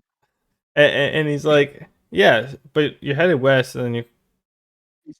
But your goal is to get back to Brockheart. Like you're on your way there. The quest is just along your way, right? We'll swing by, kill some bandits, help some people out, and keep on trucking. Oh, We're getting around the ocean. I wasn't planning on headed that way. Not yet, anyways. I know No Face. This me and him have worked out pretty well and some of that stuff. So I'll probably have to go check out his guild, but I'm gonna take my time on the way there, and if I can take out one of these sea monsters on the way, might as well. It would be a little more advertising for that guild of his. Am I right? And he kind of gives a little elbow nudge to Gnome Face. Knock. It Yeah. knocks you off balance. I mean, the way things go for us, he's probably going to beat us there. Maybe. Probably. Being Almost certainly. incredibly impressive if you solve all these troubles out to sea yourself. And if you do so, we'd be welcoming you in Brockheart with open arms. Now, I'm not Of saying course. I'm going to take out all the monsters out there, but if I can take out one, that's one less monster that someone else has to take out. Or that can reproduce. He's going to roll up with a kraken head on his shield. A hero among heroes. I mean, like Zan said, the people who take care of it are heroes. I mean, who is the one with Medusa's head on the shield? And apparently they are having a bit of difficulty finding people to take care of just now. No. He fought Medusa, but his shield had a picture of peace, essentially. Who is the Greek? Was that Perseus? Is it the Perseus or Hercules? I want to say it was Perseus. I think Perseus sounds about right. Okay, I thought it was like the one person fought for peace, and then the one person fought Medusa. I don't know if they're the same person. Perseus Perseus. fought Medusa. Perseus, Hercules did 13 labors to impress a king who didn't even. It wasn't to impress a king. It was to atone for his sins. He ran over some. It was a king dishing them out. Yeah, it was Perseus. That's what I was thinking. Because didn't he put Medusa's head on his shield after that? Or? Yeah, and then he used it to kill something. I mean, that's typical adventurer shit right there. Yeah. Oh, you're It's a like- wickedly badass head. Let me attach it to my shield, and now I'm Well, using your that, like- abilities. You can weaponize your shield then. It's just like, this is a pretty sick upgrade. Boom. Why do I use this sword ever? This is so much better. I You mean, can turn them to stone and use a hammer, just crack their heads off. Good to go. you're talking to Bruce here. He could wield a sledgehammer in one hand and call it a day. I could see him being like creating like having enough rotation with his shield that just creates a like torpedo through the Flail? water. Oh, I could see it. Bruce. You've been a big help on our quest. I'm not going to downplay your capabilities. Best of luck, though. That's all I have to say. It does sound like quite the perilous task you've set yourself to. I just want to help out, you know. Like they say, it's you can either die a number or live on as a hero, or die as a live as a hero or die as a legend, something like that. I don't know. Like I said, I'm not trying to finish the whole thing all by myself. God, I'm not that stupid. But there's a whole group of people going out there. Like, I want to be one of them. No. I probably could help. We'll see. If things get too... I know my limits. Very admirable. Did you break something? No. But as a knight, I would suggest just taking a safer route to a main city beforehand. Don't set the bar too high just yet. He puts his hand on your shoulder and he's like, "See, Gale, that's the difference between you and I. Your quest right now is getting back to that main city. My quest right now is everything I'm going to do on the way to that city." Looking like the best of adventurers. So, with that note, guys, it's been fun. I picked up a little side quest on just to collect some herbs on the way to the meeting area. So, hoping to try to make a little health potion that every tank needs one. Am I right? I would imagine. Yes. I'll give you some pointers on that if you want. What do you know about X-Plant? And you guys have a little sidebar where he talks ask you questions, and you, I assume, consult your encyclopedia. Oh, yeah. So you guys do that. Mm-hmm. All right. The other, you guys, it is probably like 3 or 4. Gnome Face, you know, what, on your way here. So you're headed out the way that you came into town. The fishing. You remember that there's a little fishing village out there that was only an hour or two. I mean, you took a ride in, so it was like only an hour. But you're pretty certain that if you left, you could make it there before, or like just after nightfall. Are we If talking you about left relatively soon. What? Randfu? Sure. Is that why I named it? Yeah, it's in the quest log. Yeah, Ranfu. I like that one.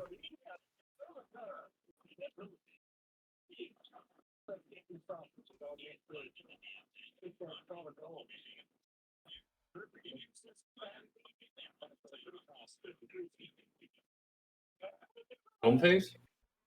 What? Something about Randfu. I don't know. That's the fishing town I came from, right? Yep. Okay, what about it? If you left now, you can get there just after nightfall. That's your Yeah, it was knowledge. about half a day's journey. There's only like an hour with the cart, or with the being delivered there. It's only but like it a would have been 2.5, 3 hour journey if you walk it. Oh, okay. So is that where we're going? Oh, yeah, kind of zoned. You're leaving the town on northwest direction. You're following the Okay. sea to get there. So Okay, so yeah, we can go to if- Rambu. We can crash there for the evening, and then start heading north, following the sea. essentially the waypoint is pointing you in the direction that you came into the town. Okay. Sounds like an excellent plan. We got a good route starting out, and we won't have to set up a sleep rotation immediately on the first night. Good plan, no face. Okay. Oh, waste any time, fellas. Let's get moving. Let's do it. Yeah, so you guys make your way through the town. The city. Head on out the northwest gate and just start trucking along the sea on one side, and I mean it's not a whole lot of space. You have the pathway, a little bit of grass, and then the like some sand and rocks in the sea. And on the other side you have just a bunch of grass, and then that's where like the kind of the mountain range, like you can see when you're near the city, you can see there's another pathway, but that one kind of like cuts and goes into the mountains on that side, and then there's another one that oh no, the route that you see kind of like goes, and it kind of goes more into the mountains than you, because also the mountains come out towards the road more. So like you're not necessarily going parallel with the mountains, but well, not yet. The mountains eventually do become right next to you. So you're walking. It's pretty flat here anyways, so you end up walking, and I don't know, you can talk about whatever you want. If you got nothing, it's going to be like what, 3 hour walk. So, I do have something on my mind.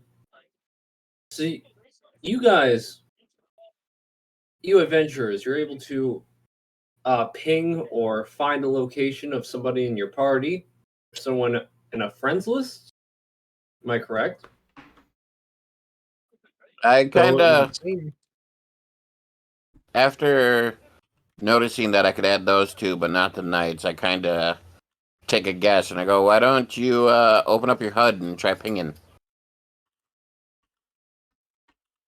I pull down the HUD, which admittedly I don't use very often, and I ping the option.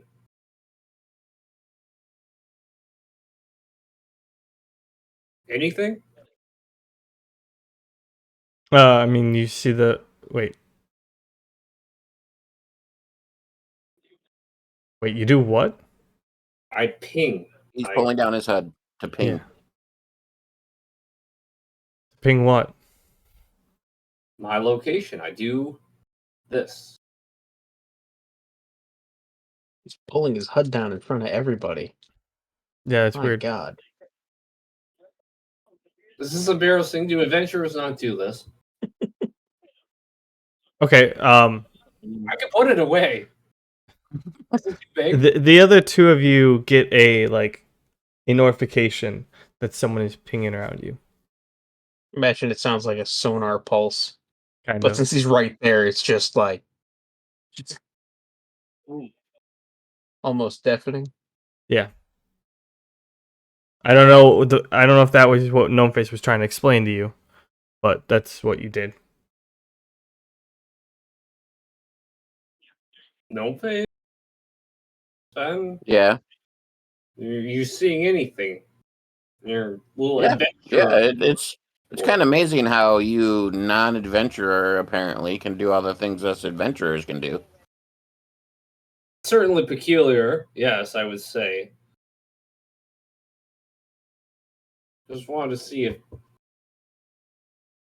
I just had to check in to make sure this was a feature. By the way, didn't you mention that you were missing a party member a while ago? No face? Hmm?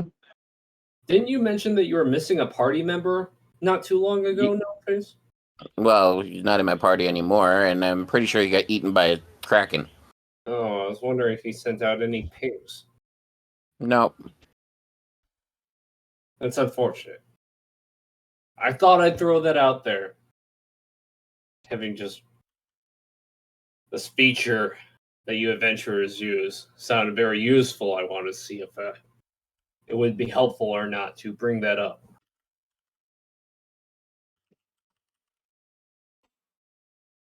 Anyways, I'm probably not going to use it again once I rejoin the knighthood at Brockheart. Since we're not adventurers, I just thought it was pertinent. Hmm. That's it. I guess. I You're don't not know going what to else. explain anything else, Gnomeface? I'm supposed to explain other things. I don't know. I Um, I figured if he was asking about this stuff, like you would have been able to explain more. in all honesty, meta-wise, we haven't really explored a lot of the game HUD. Not my fault. But roleplay-wise, I kind of look at them and I go, they are useful, but sorry, rubbing my face. It's very useful. We have friends list. We can chat long distance with each other. Again, all very suspect that you two, who apparently aren't players, can do. But I try to live in the world, so I don't use it too often.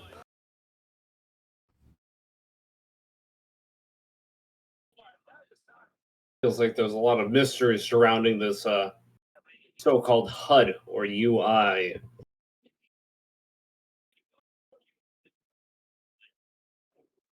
Whether While or they're not discussing that, I'm just going to do the usual. We'll see if there's any plants to catch my eye. So you do know what they're talking about. If you want to help explain him, that's on you. But I mean, I don't know if I could explain it any better than Gnome Face. yeah, I just everyone gets an explanation about it when they get through Tutorial Town. So the two of you know. The Gale, on the other hand, had some issues. But just strange. None of the other knights seem to know what this thing is. Most of the villagers and quest givers I talk to don't know what this thing is. It's kind of the two of you are kind of look like at at the him. point where like you finish playing a game after, but you haven't, or you picked the game app after like a year of not playing, and you have to remember on how to use all this stuff again. You were showed once, and then you're like, "Hey, how do I do this again?" I have to dig around for like 20 minutes. Sorry, go ahead.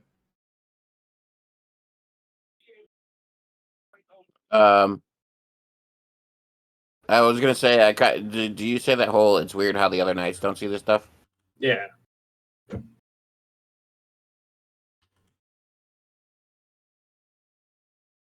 He said, "Yeah." So I look at it and I look at him and go, "You ever wonder why you can do this stuff and your knights can't?" Often. Troublings, at least, so yes. Oh, well, I think you'll figure it out sooner or later. You're not that dumb. Perhaps so, Gnome Face. But currently I don't consider it a pressing matter. Just thought I'd bring it up now.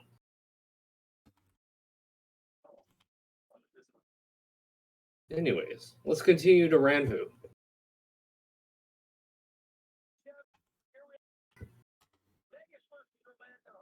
You guys keep walking, and you make your way to the fish. It's a little bit longer, and you make your way back to the fishing village.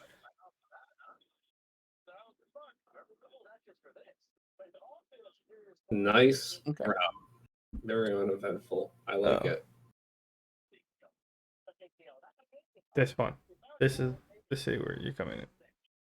You guys are up and to the left up here.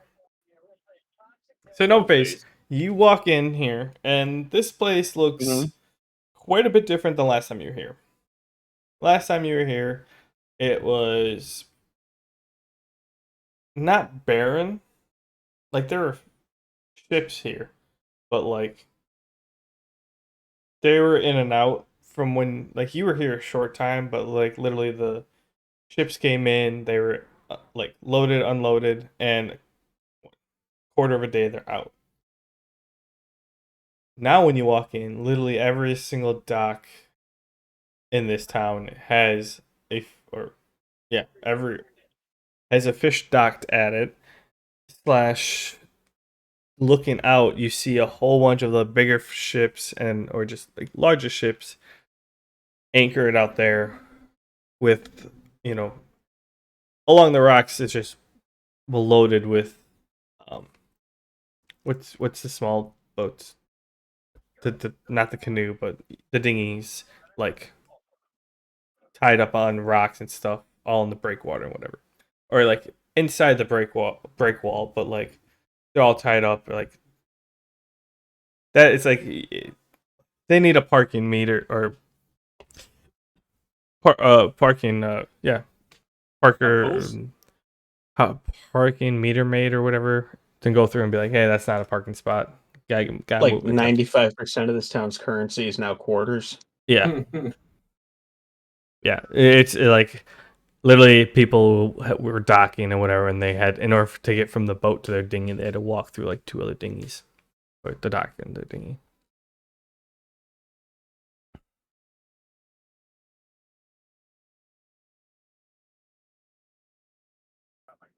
Does that make sense? Mm-hmm. Oh, well, you didn't say. People are walking across other people's boats to get to their boat, their dinghies. Yeah, essentially, there's like, because there's just like 3 to 10 times the amount of people that were here when Gnome Face was last year. So much congestion.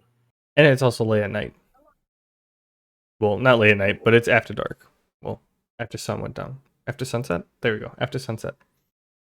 I imagine there's a lot of people who don't want to be out on the sea right now. Essentially. Out of any of you, Gnome Face has the most knowledge of this town. I was only here for like half a night. That's half a night longer than I was here. Yeah, same here. You mean like half a day? You flew in here at like 3 and you didn't leave until like 10 the next day. You were here quite a bit. Statistically speaking, you have over 100 times the experience with this village than we do. I think that's You're all pushing a like pain in my ass. thousands. Yeah. I'm just trying to get. I just want you present, Gnome Face. That's it. I am present, ish. So, No Face, this is an interesting sight out by the shore. Hmm. Is this how you left this village? Nope, it is not. Just FYI, When your I- role playing in D&D drops 1,000% when you scroll in Facebook. I'm not even scrolling Facebook. Thank you very much. That's even worse. I'm just saying, if I don't warn you, it's a lot of role playing. Whatever distracting you, like it's noticeable from our end. Yeah, But yeah, yeah, I know. I get distracted easily. I do apologize. Anyway, shit. No, it wasn't like this when I left. It was just a simple fishing village. So there were people fishing. I don't know what all this is. Good. Do you remember where the inn is? At least none of this is our business in the immediate moment. At least we can look for an inn right now. Yeah, I do know where the inn is. This one. that is correct. First stranger I see on the street, I'm just gonna say that's a lot of boats too. No. They responded, Oh. like, yeah. We don't. This is normally the amount of boats we have No. come through this town in a day, but all at once, no one wants to be at sea right now, man. Oh, No one. Why is that? I just kissed them. I just kissed. Haven't Do you I heard hear- about ships being destroyed and just the demons under the Mhm. surface? You want to come on the bed? I heard of one ship being destroyed, and I glance over at Gnome Face. Oh, there's it's they haven't been able to pinpoint. They're thinking it's more than one this time. Or I mean, there normally is at when it gets to this bad. Normally, there's always at least one beast under the surface. My furry, but, yes, yes. well, once it gets like every so many years, that one turns into like 3 or 4, and it just overwhelms the natural equilibrium of. That's good, bright. The natural equilibrium of just the one chasing ships. So now they're actually able to catch the ships. Zelda, Almost. Zelda. It's so many people have been mysteriously crashing in the middle of the sea, and no one wants to be out there until they're taken care of. Yeah, Maybe. that makes sense. I kind of look at Gale and I go, you wanted a cause, and I wanted to fight things other than bandits.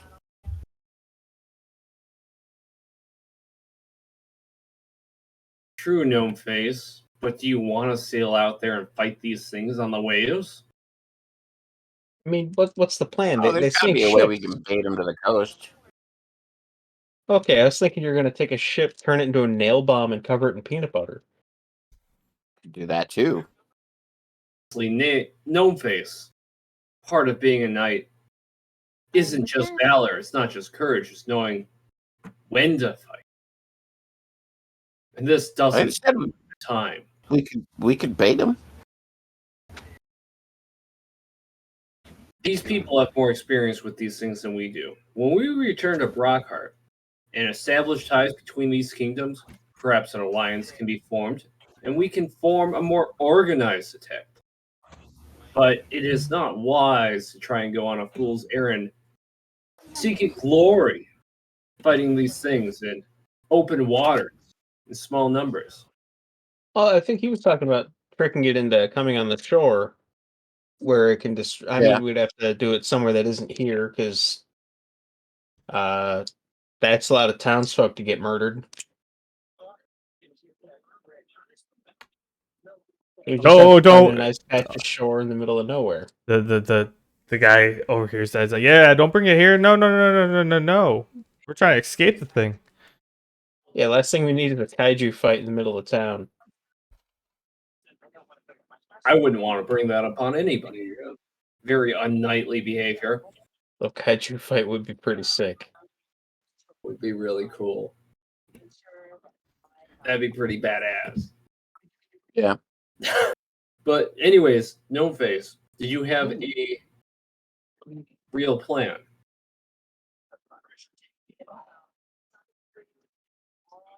Sounds good. I might agree to it.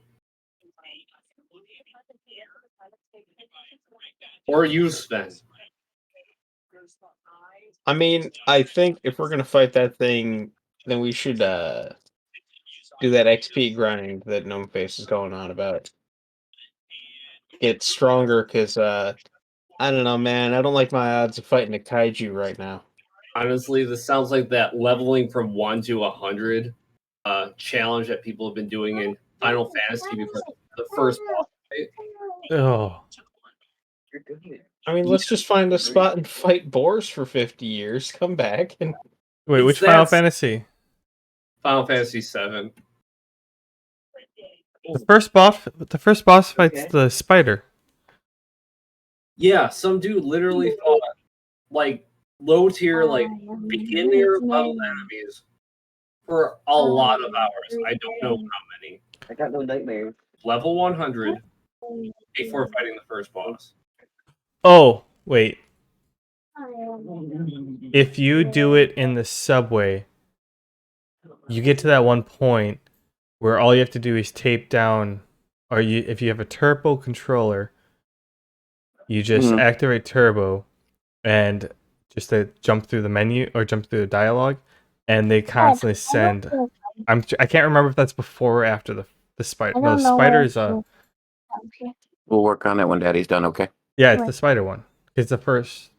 If you're supposed to go one way in the tunnel, if you go the other way, you hit a certain point, and then it's literally endless people. So if you just sit there, turn on turbo, and go to bed for the night, you still wouldn't be at 100.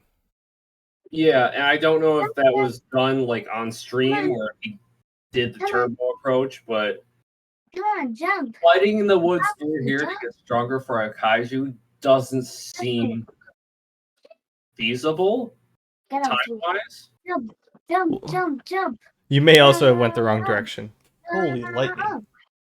I'm gonna be busy at I work. mean, you know what they say: it takes a village to fight a kaiju. Indeed. So if we get everyone here leveled up, No, with no, the power of a training montage, I think we can do it. not where I thought you were going with this. Yeah, guys. So we'll postpone the next like 2-3 months worth of D&D. It's gonna be the same thing. We're just gonna rerun a training montage. That was a crystal clear lightning strike. Holy. Yeah. We'll have to find Or- like 5 years were just the just perfect '80s song to play over it, and we're good to go. We'll just have the Man Bear, Sven, and Gale like pretty much LARP in a field. Or like I love you. Oh no, there's a whole village full of people who can fight these things. We gotta, well, I'm taking the teach montage. them how to fight. Yeah. Montage. We We did gotta that. have Eye of the Tiger playing in the background too. We did that Or we plenty can put this in the Man Bears and come campaign. back. So we did that plenty in Man Bears campaign, and then just left the town. yeah, just training montage, getting ready for the big bad. Oh, hey, actually, we got something better to do. Yeah. Good I luck, was guys. having Bye. creative issues. No, if I can't give you crap, that's it. If I can't give you crap, then what's the point? Like, we were having fun at the time, and then all of a sudden, we fought the fight, and then there was plenty of hints to be like, hey, get the fuck out of town, and it's like, fine, we fought the final battle or the raid, and we defended against the raid, so let's kind of move on. Yeah, it feels like right now we should put a pin in the whole kaiju fight thing and go help those shipwreck survivors. Wholeheartedly agree. But first, let's find a spot to spend the night. Yes, in please. Sorry, Bubby. I already told you guys where the inn was. No face. In please. I already told you where the inn was. Oh. Where is it? Right, yeah. You guys make your Yes. way to the inn. I stole your leg. I got some nose. I'm The not- dog. The goat sheds lots of hair. Make her way to the end. Hi.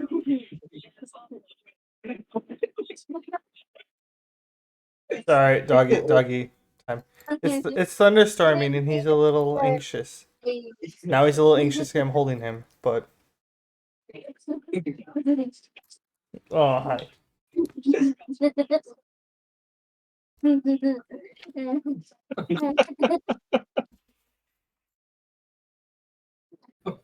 Alright. We're good until you yanked off my headset. Alright. So yeah, you make your way to the inn. I don't want you doing it. That you can hurt her. Did you mess up my volumes? Yeah, it's fine. Yeah, you guys make your way to the inn and person in the front's like, hey, hello, how can we help you? What's the name of the reservation? Kind of like they're in a hurry, but they're like, all right, what's the name of the reservation? Don't have one? Brockheart Adventure Group? Wait, you don't have one. No, we just got to town. Oh,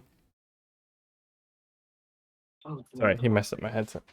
Let me check to see if we have an opening. It's with all the people staying here, it's not likely. Oh, 9 o'clock. 9 o'clock. I know.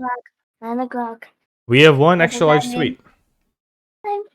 Then Okay. the sun's going down. It's a 2-bedroom, got like a living room area in there. So yeah, if Hey, Mike. if all of you can share it, it's yours. But I mean, Wilhelm and I call one bedroom. We knights are no strangers to sharing close quarters, so we're fine wherever. Oh, there's 6 of us. I keep forgetting that. I can sleep on the couch.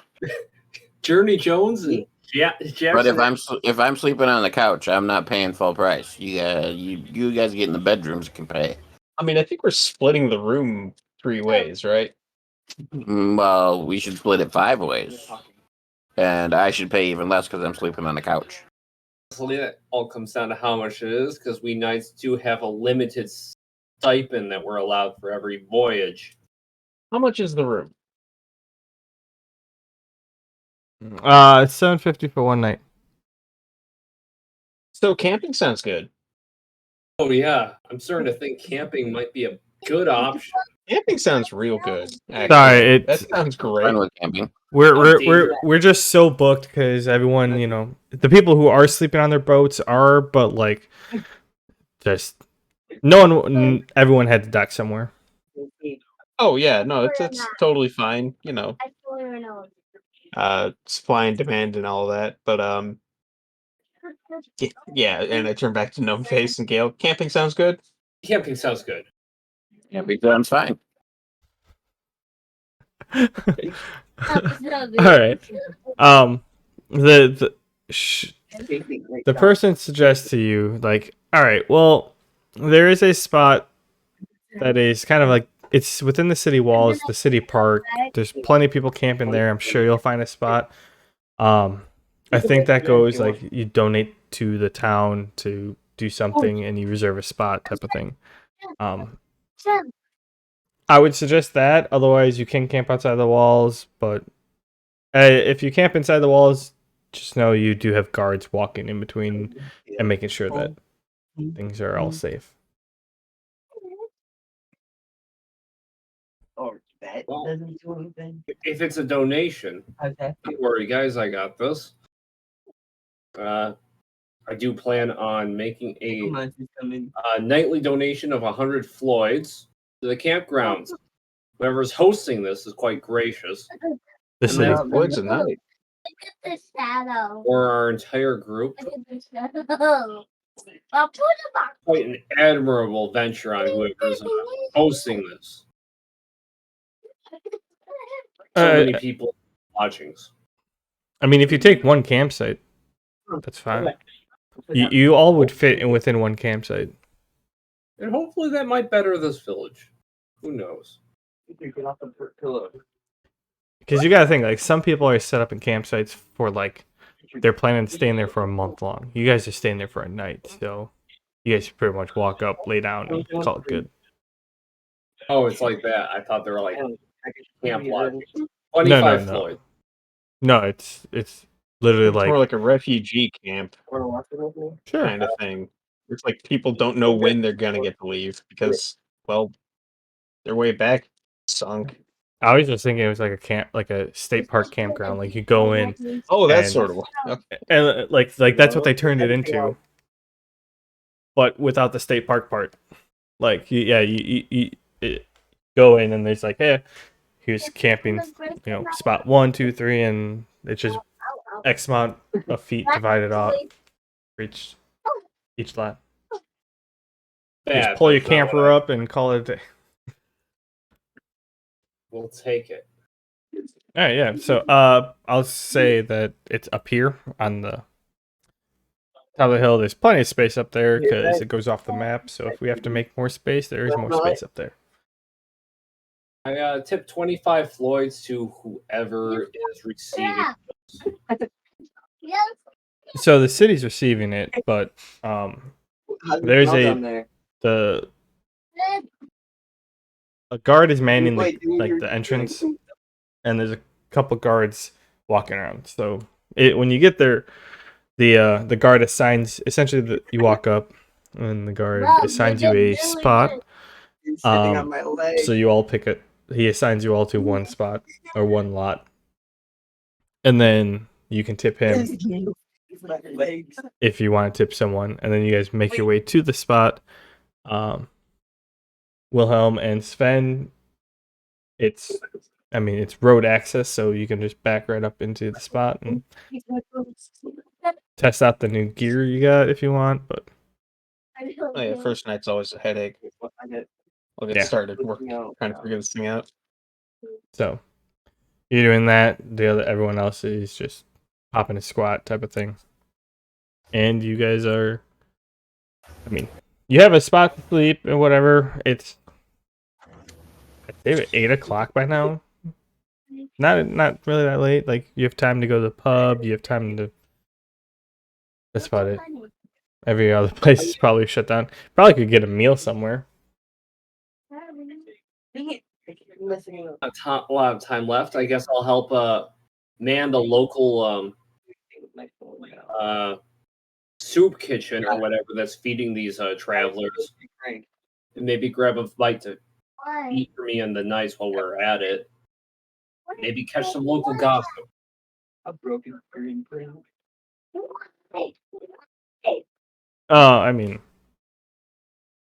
People are paying for they're not like giving food away. Legitimately, it's not like a refugee camp. Like people are paying to stay here and paying for the food and everything. It's just they're not homeless. They just can't live on the sea. Oh, never mind. Like the city is making bank, or the town is making bank off of the situation. Yeah, those 25 Floyds are starting to sound like a bad investment in the betterment of society. No, look like where we're going. I don't know. Fast. I misread this entire scenario. Like they're being the town is being very helpful. Like they're not charging people for staying here, but at the same time, instead of charging them to stay here, everyone else is dumping their money into places to eat and stuff like that. Oh yeah, the restaurants and bars and all are doing fine. I suppose I'll partake in a bit of bar fare. Wait, You know, a night's got to kick back every now and then. what? All right, so we have one for the bar. How many legs are there? Sven and Wilhelm are trying to figure out how to set up their tent. Yeah, what kind of roll was that? That's 2, that's 3, that's 4. Found it. Do you normally set up tents with like, or like huts in the wilderness? Like, instead of just like sleeping on the ground, if when you and Wilhelm were traveling by yourselves, did you ever so often like, yeah, we'll just stay here for a couple days and make like a little pop-up shelter with sticks and all that? I feel like that'd be the difference between intelligence and wisdom. Where like if you're just freestyling it and making some cross beams out of branches and setting stuff up or whatever, versus trying to figure out how to put this puzzle together. Well, that's the thing. Okay. Go ahead. I will allow you to roll intelligence check, followed by a wisdom check. And now you don't see anything? Intelligence check, That is cool. put the puzzle together. Wisdom check to just say, fuck it, I'll figure it out my way. So you can, if you fail the first one, you still can succeed the second one. You pass the first one. And wait for the... It wasn't that hard. Most of the stuff is like mounted there. It's just a lot of it's just like, hey, you gotta pick the right corner. So you and Wilhelm are like rotating the different parts of the cart. And like, oh, okay, these ones fit. Like, oh, look at the green dot. Like the kickstand and the stuff on the back of the cart, to hold it level. Like all that stuff was like mounted to the cart, so they just fold it down. But yeah, you figured it out pretty quickly, honestly. So I'd say the Gale and the guards head down to the pub. You would have figured out shortly after that. Gnome Face, what is in the cards for you? Mm-hmm. What is in the cards for you? What is in the cart for me? I thought you said was in the cart. Well, we decided you gotta talk to Sven if you want to go in the cart. Like, no, you gotta talk to Wilhelm. Honestly, both of them. How many animals? So I don't really have much for camping gear. So I guess I'm sleeping under the sky. And it's not the first time I've done this, nor will it be the last time. So, kind of just pop a squat by a tree and watch as Sven sets up his new tent. A little jealous that I didn't think of that. And that's about it. Unless you want me to talk about like my intentions for the night. No, I was just wondering what your plans were. So, Gale and the Knights Basically, pop a squat under a tree. Gale and the Knights head on down to the bar. Sven, you finish putting up the tent and you head down to the bar. And then Gnome Face, you find a tree nearby, pop a squat, watch Sven for a little bit, and then he heads on off, and then you just kind of zonk out. Yeah, basically. I was up late with my experimenting. I kind of just lay out under the sky and stare at the stars, kind of like I did that first night on the ship, and just kind of chill. Yeah, so you end up making your way to the. You head back to the lot, lay down, and I mean, whether or not there's a tree there, but yeah, you find a spot that you're like out of the way, clear view of the sky, and you count the stars and looking around, and just kind of slowly drift off into sleep. So to the people who went to the pub, you're walking down the main path. You walk past the hotel because you hear commotion in the distance, or like just noise, like activity. You end up making your way to a building that people are going in and out of, and you follow some people in, and it's clearly a pub. People are having a great time. People are singing. People are yelling. You can see tables all around, all that good stuff. Done. I make a wisdom check. Does this seem like a joyous occasion, or are people just trying to make the best of the moment? Whoa, that was weird. My head feels weird. 17. Both. Like, people, the attitude in the place is high or up. But then again, like, Yeah. that could be people making the best of the moment. But then again, it could be just people are feeling good. Like, so yes to both. Okay. I was just a bit doubtful, considering the circumstances at sea, and most people here probably couldn't afford a room at an inn. So I purchased a beverage for me at the night. Wait. Barkeep. I'm like, Oh, it's right there. so, You see it? what's the occasion for the cheer? You will if you start to see it. Oh, he was. Oh, hey. So a normal ale, that's 5 floors a piece. Look at What's the occasion? I mean, look at that.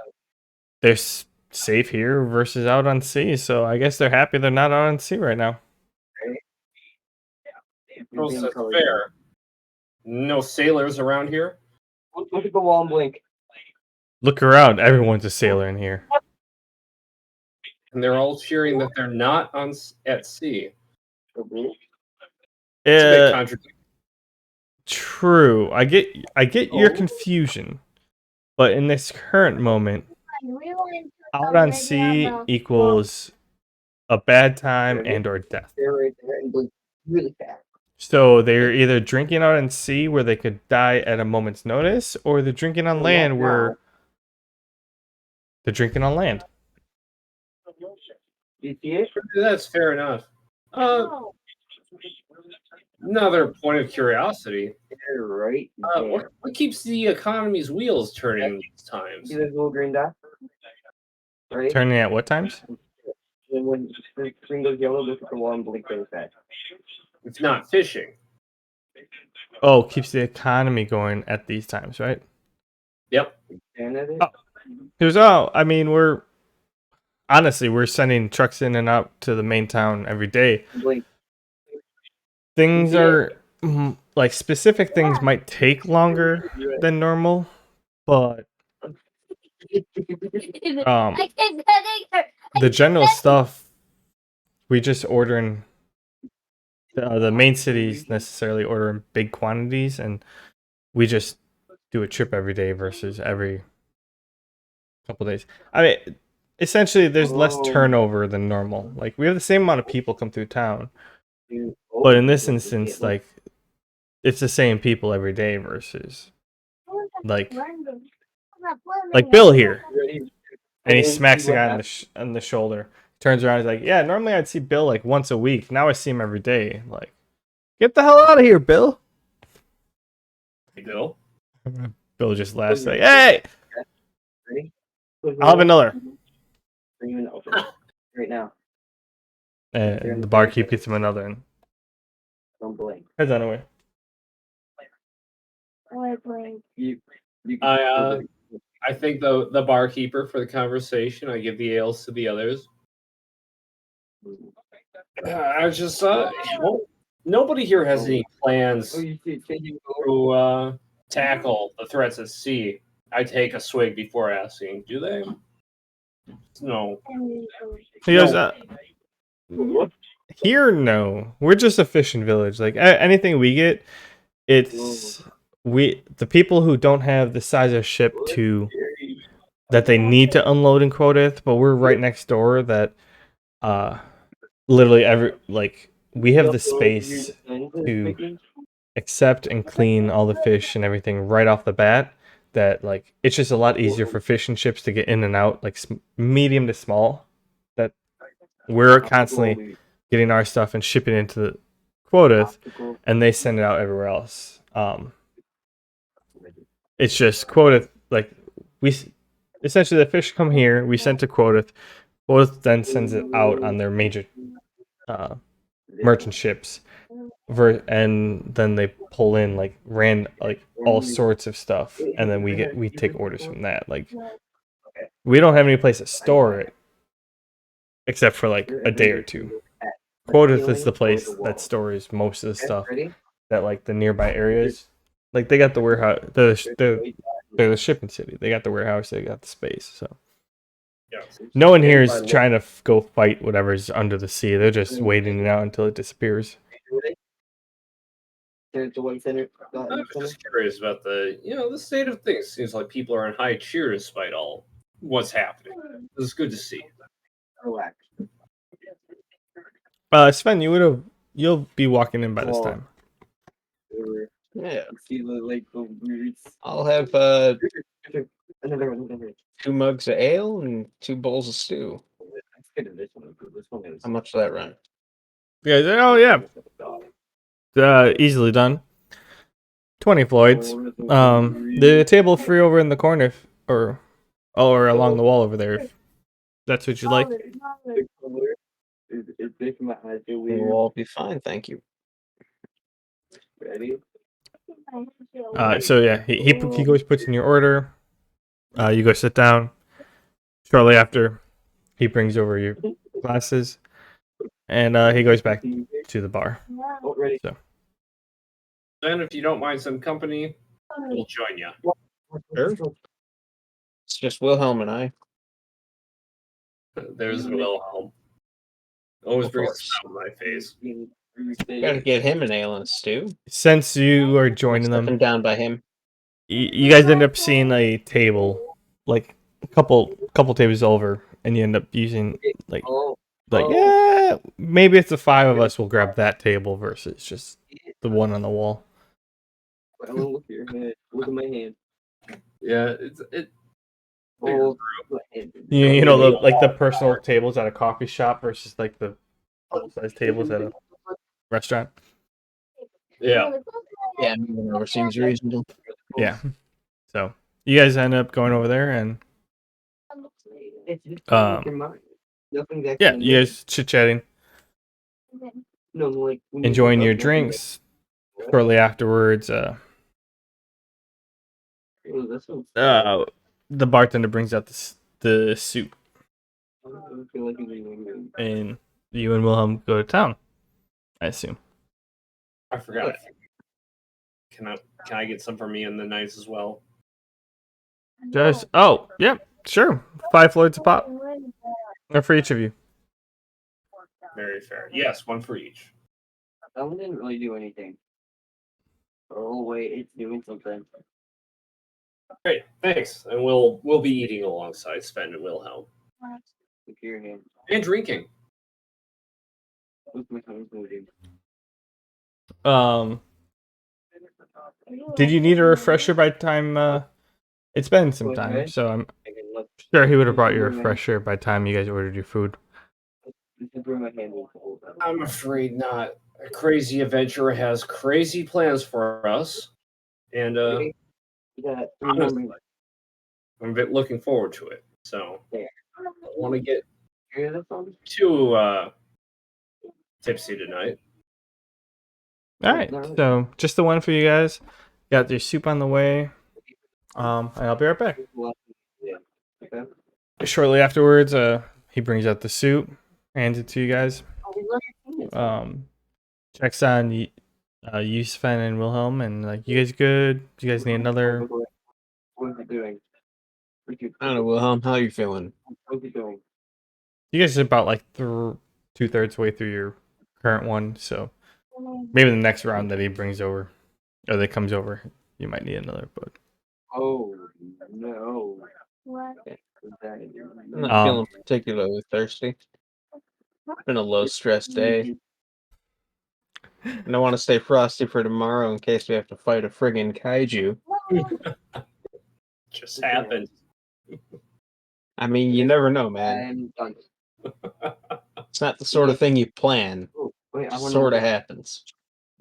that's fair. Especially in a world where job postings are days. Or what? RNG based. Oh, I mean, yeah, one of the postings could have been a Trask. That would have been a party. That would have been pretty crazy. So yeah, the Is it even raining over here? I think all we have is like lightning and thunder. I think the rain already passed us. Like I can see the lightning and thunder in the distance, so I'm pretty sure like the storm actually passed over us, and we're not getting any of the rain anymore. Yeah, I'd say that things are going well for you guys. Hi, Dad. Things that we're watching. And then I forgot what it is, but there's a making me you guys are chit chatting. There's also a creep loud out. commotion Whoa. Okay. in You good? halfway Yeah. through the You go bar. see the dog. Apparently, some people were playing liar dice, and someone called one of them out for cheating. Okay. Alright, that So- wasn't right. That felt weird. You guys are aware of what's going on. I want to look at this one. You want to look at this one? Wisdom check. How serious? Nothing makes me do anything. Two buddies calling each other out, or is somebody straight up about to shank somebody over an accusation of cheating? Who's calling you? 19. Things are pretty hot and heavy. Shanking might be on the table, but it's not at that point yet. Before exiting the pub, I approached the table and just said, sorry, I couldn't ignore. I heard quite the commotion over here. What's happening? Oh, so you're gonna get up and go to the table? Yeah. Okay. Before you do that, before you actually get there, so you're currently sitting down. Then halfway across the bar behind you, someone gets up and starts yelling at the other person, like, "Hey, you're cheating! That's bullshit!" Blah blah blah blah. Like seafarer talk. You turn at this point, like you turn your head. The other guy gets up and starts yelling at the first person, and it escalates. So he's got he shoves him. He ends up falling back into someone behind him. At this point, you're like, I think it's time to go, guys, but I should go say something. So you're about to stand up. So on the process of you standing up, this guy who just got shoved falls onto another guy. Classically splashing his face in his soup. Or spilling. No, he spills his beer. He's like mid-drink, just fucking knocks his beer mug out of his hand. The guy gets mad, turns, and just uppercuts the guy who just got pushed into him. Oh, it's getting a little too complicated for me. What I'm saying is, it's a one after another thing, and in the time each action that's happening is a second long. So there's a bunch happening by the time you get there. So if you get there, You happy now?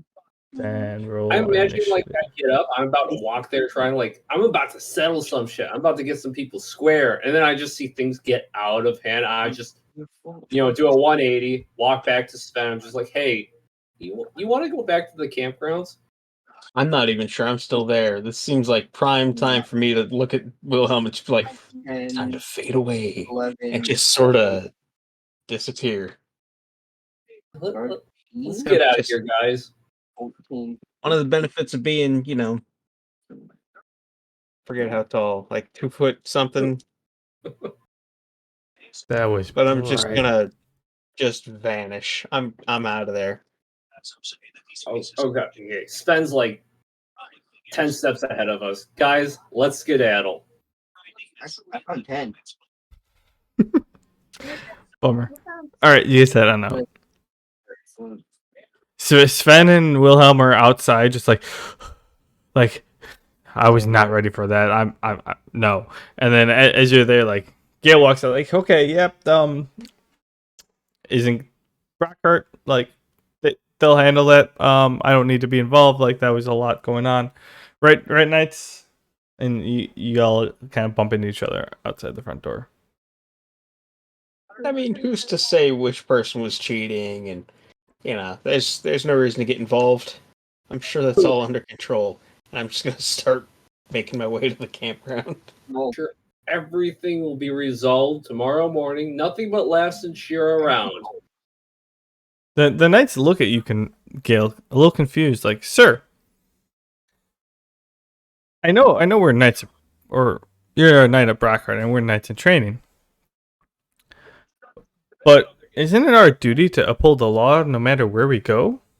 Granted, not necessarily Brockhart's law, but like the law nonetheless." Different kinds of law, young knights. There are laws of kingdoms and countries, and there are the laws of men. What's happening in there is not the law that we knights partake in. It's much more complicated. I would say nuanced, but that's giving it more credit. The lines are blurred. A knight does not know which side of that line to stand on, and could not know. It would be a waste of our efforts to look to four any of that. For we after. could find ourselves on the wrong side, unawares.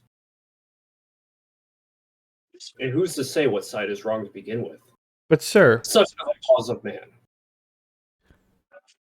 if I'm not mistaken, it's not about which side of the necessary argument that they are having, which is right, that we're trying to protect, but it's the side of what is right and what is wrong. And an aggressive fight within the establishment is more wrong than whichever one of them is wrong in their current argument. So by dismantling the fight within the bar, wouldn't that be the right no matter what? And yet you're still being opposed, like, you're not mad. It doesn't matter to us who's in the argument or what, as long as they stop fighting. Oh, where was my head? I brushed away the bit of ale that was dribbling across the side of my mouth. You young knights have set me straight. Let's head in there and put this unrest back to rights. Us adventurers were getting to you. Corrupted. I'm being corrupted. I mean, But I had a no. sound argument. We'll make this quick. I walk back and I push the door open loud enough to be heard. A fist bang. It's not. Pulse. At ease. It's the code changing, A lot of you. right? All right. I'll have no more of this. So essentially, do you see where you are on the map? Yeah, I'm in the shitter. Is this the bathroom? Yeah. I imagine so. That does look like the bathroom. All right. Sorry, my apologies. Well, those two are in the bathroom because they're going to go to sleep. Yes, I love you. Well, Can't think of a better place to sleep. we'll just put them in the storage hall. All right. So you storm in. It's you and the two knights. We'll put. You're gonna have to rename your characters in the character sheet. Okay. Oh shoot! The Rubik's Cube, but it's all curved. And for temporarily, wait, who's Gamorn? More. Oh, that's Gamorn. Okay, never mind. We will use.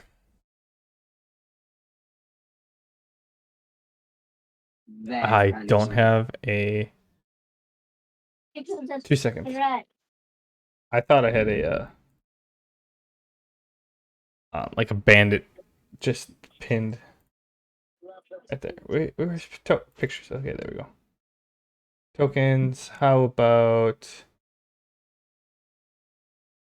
I'm not getting Oh, that hit. You want to use someone that I'll reuse in a second? Oh, those guys are way too badass for this. Way too badass for a bar fight. I don't have any just like cat. Here we go. This guy. There's so much lightning out there, though. It's awesome. He doesn't actually have a knife. It's a giant rogue with a giant knife. Oh, okay, he's normal size. Oh, but I did.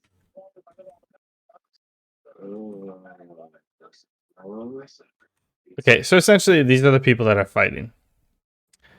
There is this whole table. No, Well, look, but I. Oh. and then we'll say the table next to them. Actually, we'll say these two tables over here. Because they're on the side, and like they had a little like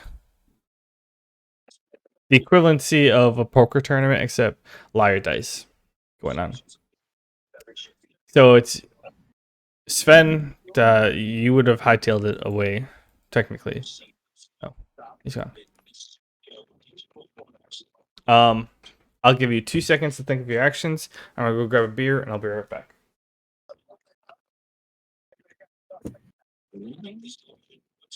All right, I am one.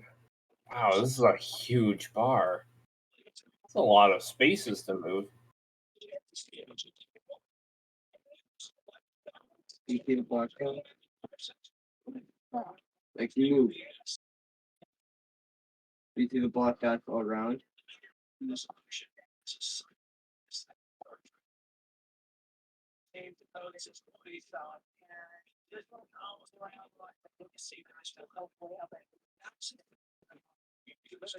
Oh, that's a lot of combatants. I mean, I know what my first option is going to be and what my second option is going to be. Like look here and I then mean, move. guys in a bar, you can take them, but Yeah, I don't know what's going to happen between option 1 and option 2. You don't want to look at it anymore? Did? At first, I'm going to try Knight's Presence. Try and quell this with a charisma check. I'm sure that won't go well. And then when that fails, I'm hoping I'll be close enough to try and clothesline a few of them. Do it. I wonder. So you can modify fist into any of those 6 elements, right? And lightning is one of them, right? Yeah. Could you try and taser punch some people? Ooh, I don't know if that would help the situation or just make it much more serious.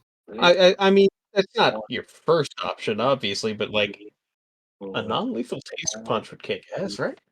All right. That would kick ass. So what are we doing? You You have can use the first. defibrillator. Now look up and blink. All right, you have the first action due Okay. to Isn't that cool? yes. So I'm So going to move 1, 2, 3, 4, 5, 5, 10, 15, 16, 20, 25, You don't have to. 30. I think I can move in one action. I'm going to use modify ability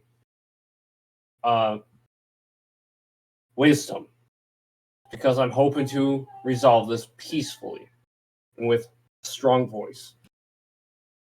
And I use a vocal action, a role play free action to verbalize something. Use Oh. Knight's Presence. At rest, all of you. At ease. Stop this commotion. Put your fist down. Listen to reason. Bigger. So that's a 20 plus 5.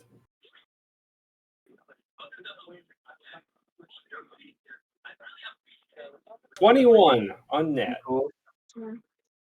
Oh, I shouldn't have done that.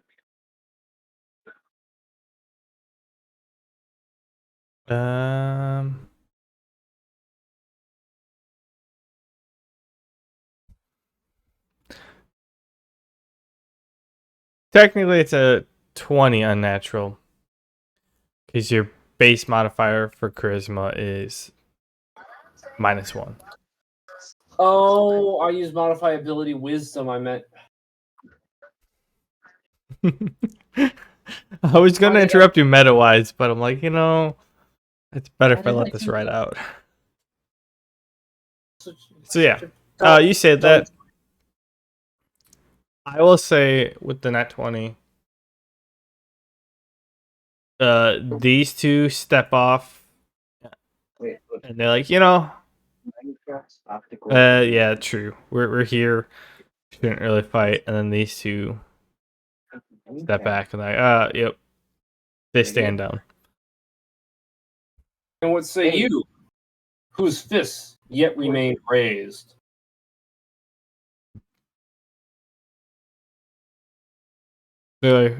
They're too focused on what's going on in front of them that they're not really sure. They don't really hear you.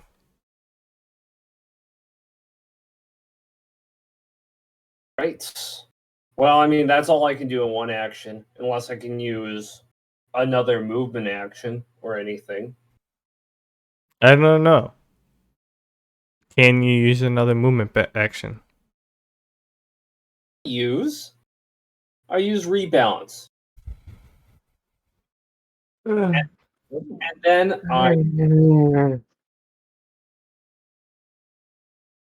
that's Hear a 10 light rumble from the equivalent of the boombox. I'm like, okay, you guys pick this, not me. And You dramatic movie scene right now. oh yeah, 5, 10. This is a huge bar. 16, 17, 18, 19, 20, 25. I get clothesline this one dude. Wait. Honestly, yeah, this is a lot bigger. Hang on. Looks weird and then Go back to where you were. Oh, okay. You put me back. Yeah. I'm not going to touch anything. I did it initially so that you guys could talk while being around. Well, I don't know how to switch layers. Wait. GM layer. Map? Oh, there's the map layer. That got really bright because it's white.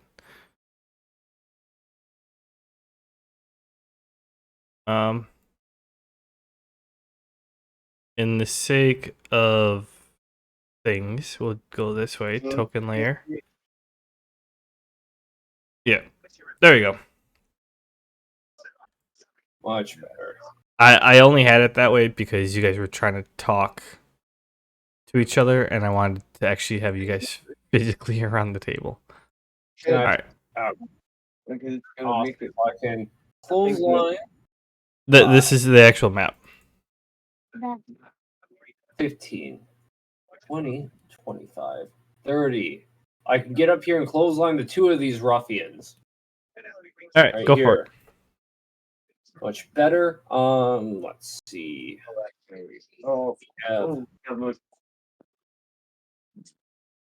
Is my screen moving? No macros for this, so that's just hit mod.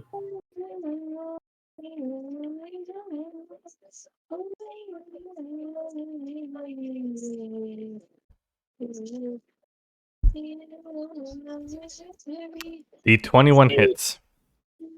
All right, I clothesline And one that of one them. misses. And the one that I hit has to roll a fortitude check to remain standing. He fails. Okay. Roll the damage. One that I missed. Okay, that will be 1d. Can I say that I put my battle gloves away? I'm just hitting these guys barehanded. I'm not hitting them with spiked gauntlets or any weaponry. That's fine. Okay. Deal 1d6 plus. Your spiked gauntlets lose their abilities the moment you change your fists on a normal occasion, so.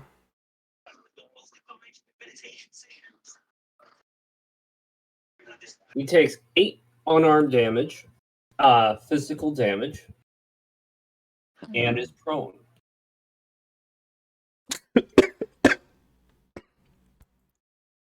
That is my turn. Wrong pipe. We've all been there. Whew. Straight alcohol to the lungs. That'll get you going. No, That's not great. Alright, so the guy across from the table moves down. 18 minutes of optical illusion. Essentially, the one you got, or the one guy you knocked prone, gets up this turn, and that's about it. The other three end up joined together in the corner on the other side of the table. And they start punching each other. It's back to your turn. I didn't even unite them in a common hatred of a single enemy. They're still at each other. I pick up the one that's prone. Use a grapple check. He's not prone. Oh, he just got back up. Yeah. Oh, I've got a plan. I'm hoping it works out because that'd be super cool. 21. I grab him. You do. And with the free follow-up action of a grapple, I'm going to try and take a step forward and spin him around in a circle around all these other guys. Kind of just use him as like a swinging weapon. Yeah. Try and knock all these guys over. Spinning throw. Okay. My move pool. Are you're throwing him afterwards, right? Yes. Can I have some? Yep. I spin him and then I toss him.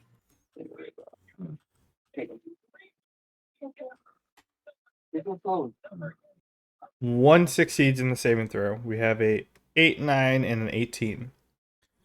So this guy gets knocked prone. This guy gets knocked prone. So the one in northeast of you both get knocked prone. And then the one on technically to your east would get half damage. Okay. And of course, the guy that I throw is probably going to be prone as well once I'm done with him. Correct. Throw damage. Let's see. Strength plus distance divided by.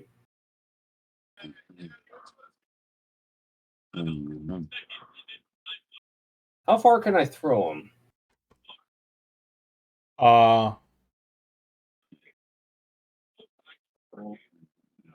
Amount of squares equal to your strength. Modifier. Throw him two Probably squares. 5. Right? Oh, Well, it's +2. I'm not actually that strong. I'm very agile. that's right. 2. I throw him right into this bar stool over. No, actually, it's agility because if you're spinning him, you can use the momentum. Okay. I use my agility for most things, so this works out. I throw him into this wall over here, right behind this dude that I knocked prone. All right, he hits the wall and he falls down prone. Wait. He looks incapacitated. That was a full standard action. I technically have 2 bonus strikes, so I use bonus strikes on the one that remains standing.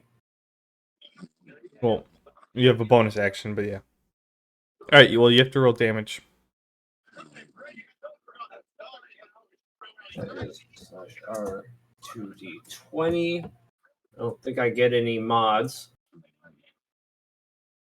No, you have to roll 3d. Whatever the damage or the. What? 3d6 if you're striking someone with a body. I count a body as a d6.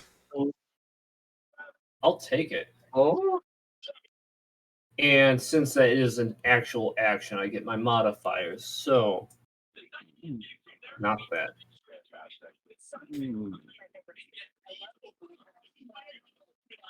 Ooh, 11 damage. Well, you 10 don't get damage. you don't get your proficiency modifier.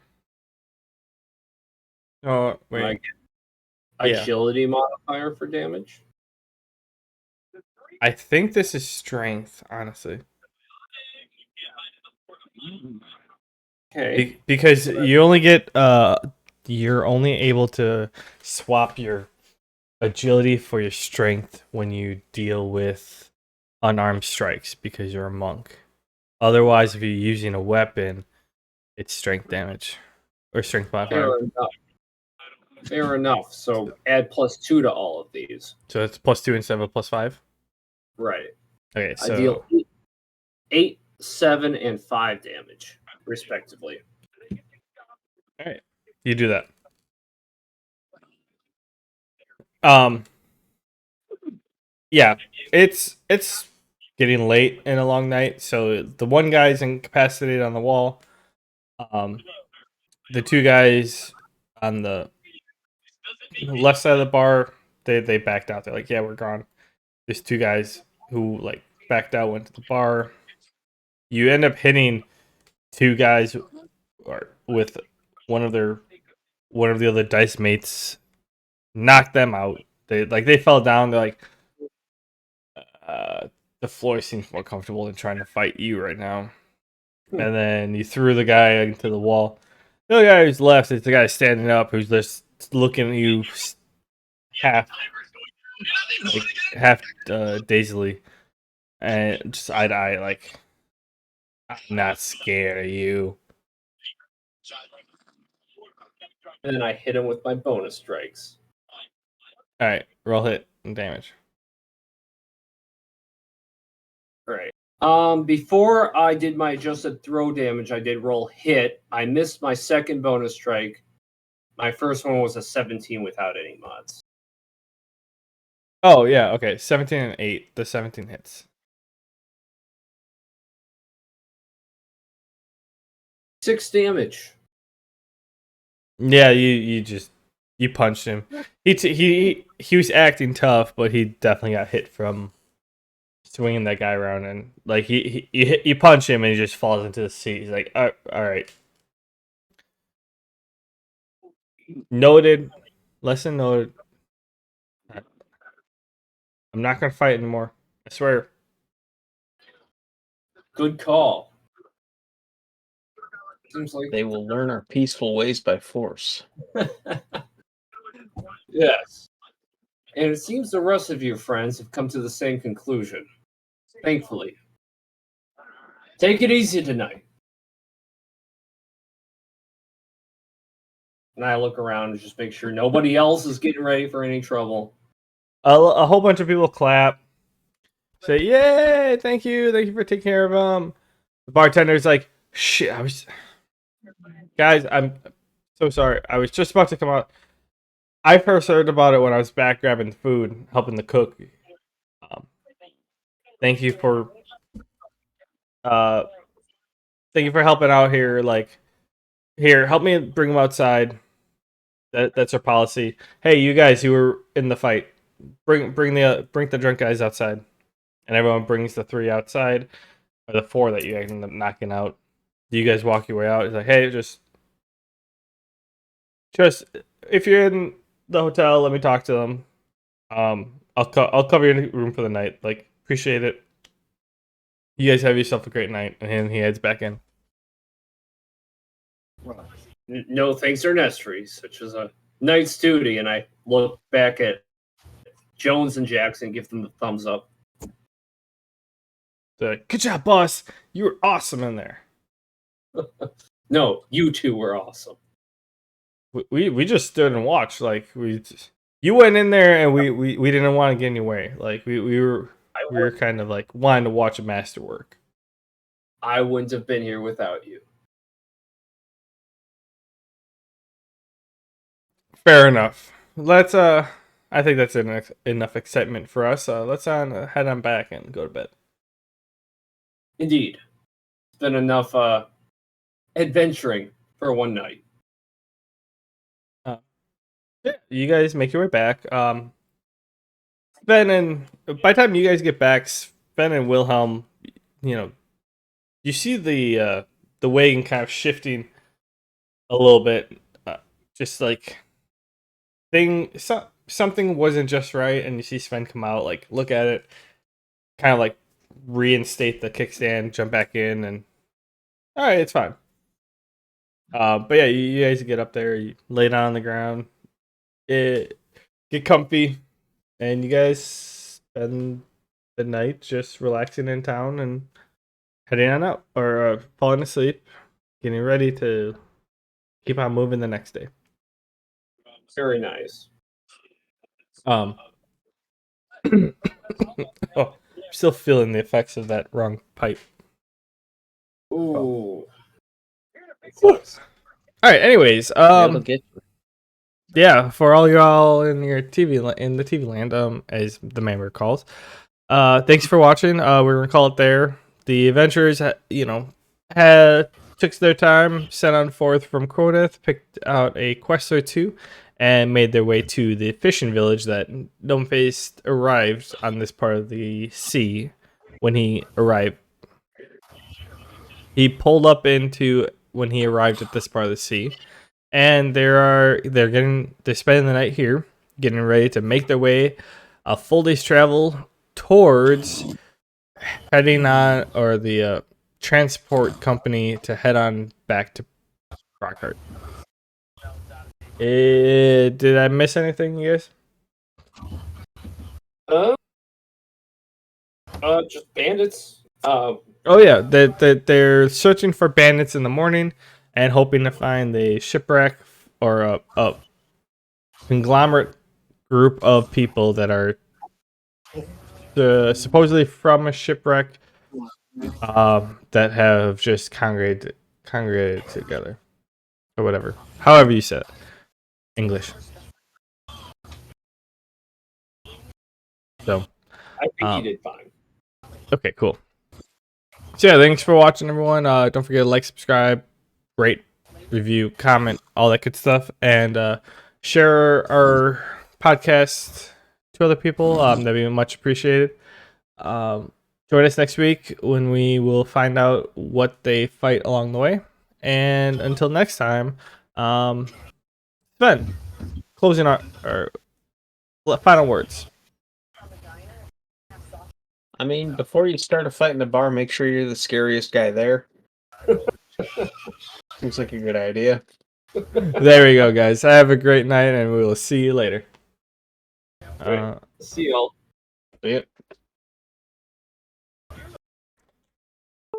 Oh, that was a fun one. Wait, Yeah. I'm not stopping stream. I'm just stopping record. I am lost. All right, there we go. I mean, I had to make you do a bar fight at some point. Like I designed your character around a bar fight. Honestly, I wanted it to happen, but I'm like, okay, my guy's not looking for a fight, so I hope it's kind of forced upon me. Oh, for sure. When you yeah, I'm just gonna get up, walk out. I'm like, the knight's gonna talk sense into him. Yeah, I was just like, oh, wow, yeah, you know what? You guys are right. You guys are right. You can't just let these guys punch each other. You have to punch some sense into them. Would a real knight really walk away from this? No, he beat people up. I was expecting you to just I was trying to put in a way of okay, not just fight them, but maybe if anything, you grab one, drag them outside, and be like, hey, if you're gonna fight out here. But that's why I made sure to the way you were describing it made it easy. Where I'm like, yeah, the purpose is not whether they're right or wrong, or who is right and who's wrong. It's they're both in the wrong, no matter who is right or wrong. Would Taser Fists have worked? I wish I had used Taser Fist. My modifiability was a complete waste because I was not thinking about my modifiers correctly in the first place.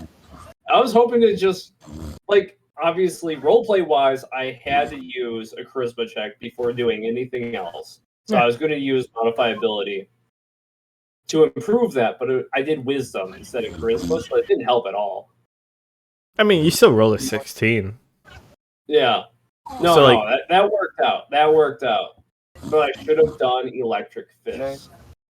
Oh yeah, change it to fist, so you also got the electric shock onto it versus, or like Yeah, and strength. like or I feel like a non-lethal electric punch ought to have some sort of taser effect to it, right? probably. I mean, Or if you Voltage, supercharge it, you could restart someone's heart. You know, just punch him here and here and just in the it, old jolt. it's that type of stuff where like with the normal like electric shock, do I make you roll like a I might end up playing the fact of like if you're rolling 19 or 20, I roll a D100 to see the chance of paralyzing someone for a turn. Or anytime like you use electric ability, like if you're, because you're rolling for hit or whatever, like if you roll that high, or like it'd be something like if you roll nat 20 for sure, do I treat it the same as like archery, or do I treat it the same as the like a melee weapon where like Pathfinder it's 1920 times 2, so like 1920 chance of paralyzation or for 1 turn, or like if you hit a nat 20 high chance of paralyzation for 3 turns type of thing. cool to have a debuff option for some of my elements instead of them just being all different flavors of damage. What are you talking about? You know, stunning somebody or paralyzing somebody for a few rounds. I mean, you could always call non-lethal. Oh yeah. Okay. Cool. Cool. Manbear, you're more than welcome to dip on out if you're ready. Oh, okay. Sorry, Night, I've been night. in and out for like the last half hour. That's I fair. didn't. Donnie was having I a was bar getting fight. perked up at the term taser fists. I mean, if that wasn't gonna wake you up, what would? Richard poking him in the side of the face. Probably. I'll talk to you guys later. Have a Yeah, good night, later. man. Yeah. But yeah, like No, I I'm saw super Richard jazzed walk at up the and just idea of, like poke him a bunch. Yeah, I mean, if the you ever idea of called like defibrillating. I'd say if you ever called like non-lethal damage on elemental stuff, I would probably try to do something more alt, like for electricity it's easy, paralysis, but like ice it's more like slowed type of thing. Like I would treat it more of a status Where it's effect like than less physical damage, more elemental effect. In effect, right? yeah, less Like damage, what it more sort of effect. would be. So Yeah. like for instance, fire if you did non-lethal, I would, and you rolled like a 2 instead of 2 damage, whatever. I'd probably be like, all right, you end up burning the guy, but he only took 1 damage, but he's more like, oh, I need to get this fixed versus like, I mean, situationally, yeah, like icing, he'd probably be slowed quite a bit versus free. Like you're not doing so much frostbite, but you're just slowing him down, type of thing. That's the way I Cool. probably would go with it. Like, well, that's where my mind was. I just wasn't really sure how to say it because I'm like, okay, like I know I have weaponized gauntlets. By the way, Dan, I'm not punching these guys with my like deadly fist weapons. So that, I mean, like I was thinking about that. Yeah, and Punch a hole right through their chest. those gauntlets only work when you don't modify your fists, which you didn't, so it's a good thing you called that. So they're just normal Yeah, fists that's punch. exactly why I called it because I'm like, okay, these things are still on. Yeah. Yeah, that was fun though. I'm glad the grapple and throw went a lot more seamlessly than I thought it would because like I totally forgot how that shit worked. This is my first time using that the spinning throw. Honestly, that's why like I shrunk the map out, because I'm like, the whole point, like when I remembered creating when we discussed creating a character, like I was using a like close quarters fight scenario throughout the whole thing, because you're melee with a lot of like MMA style techniques, I'm like, all right, let's figure out how to like fight this. And then all of a sudden you're like, I can only reach one in like 30 movement. I'm like, yeah, this bar is a little big. That's kind of like the situation I've always wanted to find myself in, is where I could just grab people and throw them around and just get like in a straight up like bar fight. Or it's like most situations up till now, it just made more sense just to punch things. But this was like nice, just using my grappling and just throwing people, clotheslining. Yeah. Yeah, I'm not gonna hurt you. The floor is.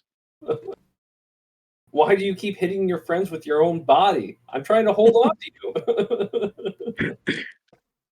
Yeah, and essentially, if someone took, oh, excuse me, I pretty much treated it like if someone took more than 8 damage, like 8 damage or more in one hit, or no, 7 in one hit or more, 7 or more in one hit, or 10 damage total, they were incapacitated. Because I mean, it's a long day. They've been drinking, whatever. It wasn't gonna be hard to knock these guys out. So I just wanted to have a quick fight with you and just take some people out, let you burn off some steam, and at least attempt half the abilities that you haven't been able to use. It was nice. It was a nice refresher. So, but yeah, you guys are headed out. I'm surprised Gnomeface didn't grab more than one. Out of all those rolls, I was hoping he'd grab like, I'll take this one, this one, and this one. Been super aloof lately. I don't know what's gotten into him. Pretty tired, honestly. Yeah. We'll have to tell him to chug a monster beforehand. Yeah. Maybe But- it's because he's been drinking like a beer before the sessions. It doesn't get me tired, but it feels like it really knocks him out getting, having any sort of booze. I mean that I can feel it every once in a while. Like I should correct now redact it. It's I have a certain point where if I drink a little bit up until that point, it starts making me tired really fast. But if I drink past a second point, like past that point, then it's like, oh, I have a second wind of energy. It's hard to put into words. It's almost energized. It's just like, once you get past a certain mode, it's just like, I don't want to say you're in party mode, but like, I'm Yeah. definitely not tired. It's generally like I think like 2 beers in an hour or something is what it comes down to. Like when I was hanging out with friends, like having 2 beers in the first hour and I was ready to go for a long night type of thing. But like if I had 1 beer in an hour, like I was probably only gonna have like 3 beers that night and pass out. But granted, if I went all of a sudden started going hard the second hour, then maybe not. It was that type of thing that I noticed. Yeah, if I'm slowly drinking, it makes me tired. But if I drink fast enough, it gives me like extra energy. Probably the sugar, Maybe. and I'm slurring. Maybe you should switch to Jaeger bombs. Oh yeah, we should tell Kenny to start doing bombs. Maybe cherry bombs, Jaeger bombs, some kind of bombs. I mean, cherry bombs is just sugar in your mouth, and that's about it. Well, there's Red Bull. Yeah, that's the point. That's sugar. Well, caffeine. I'll give the taurine a little credit, Yeah. and it's got the B vitamins.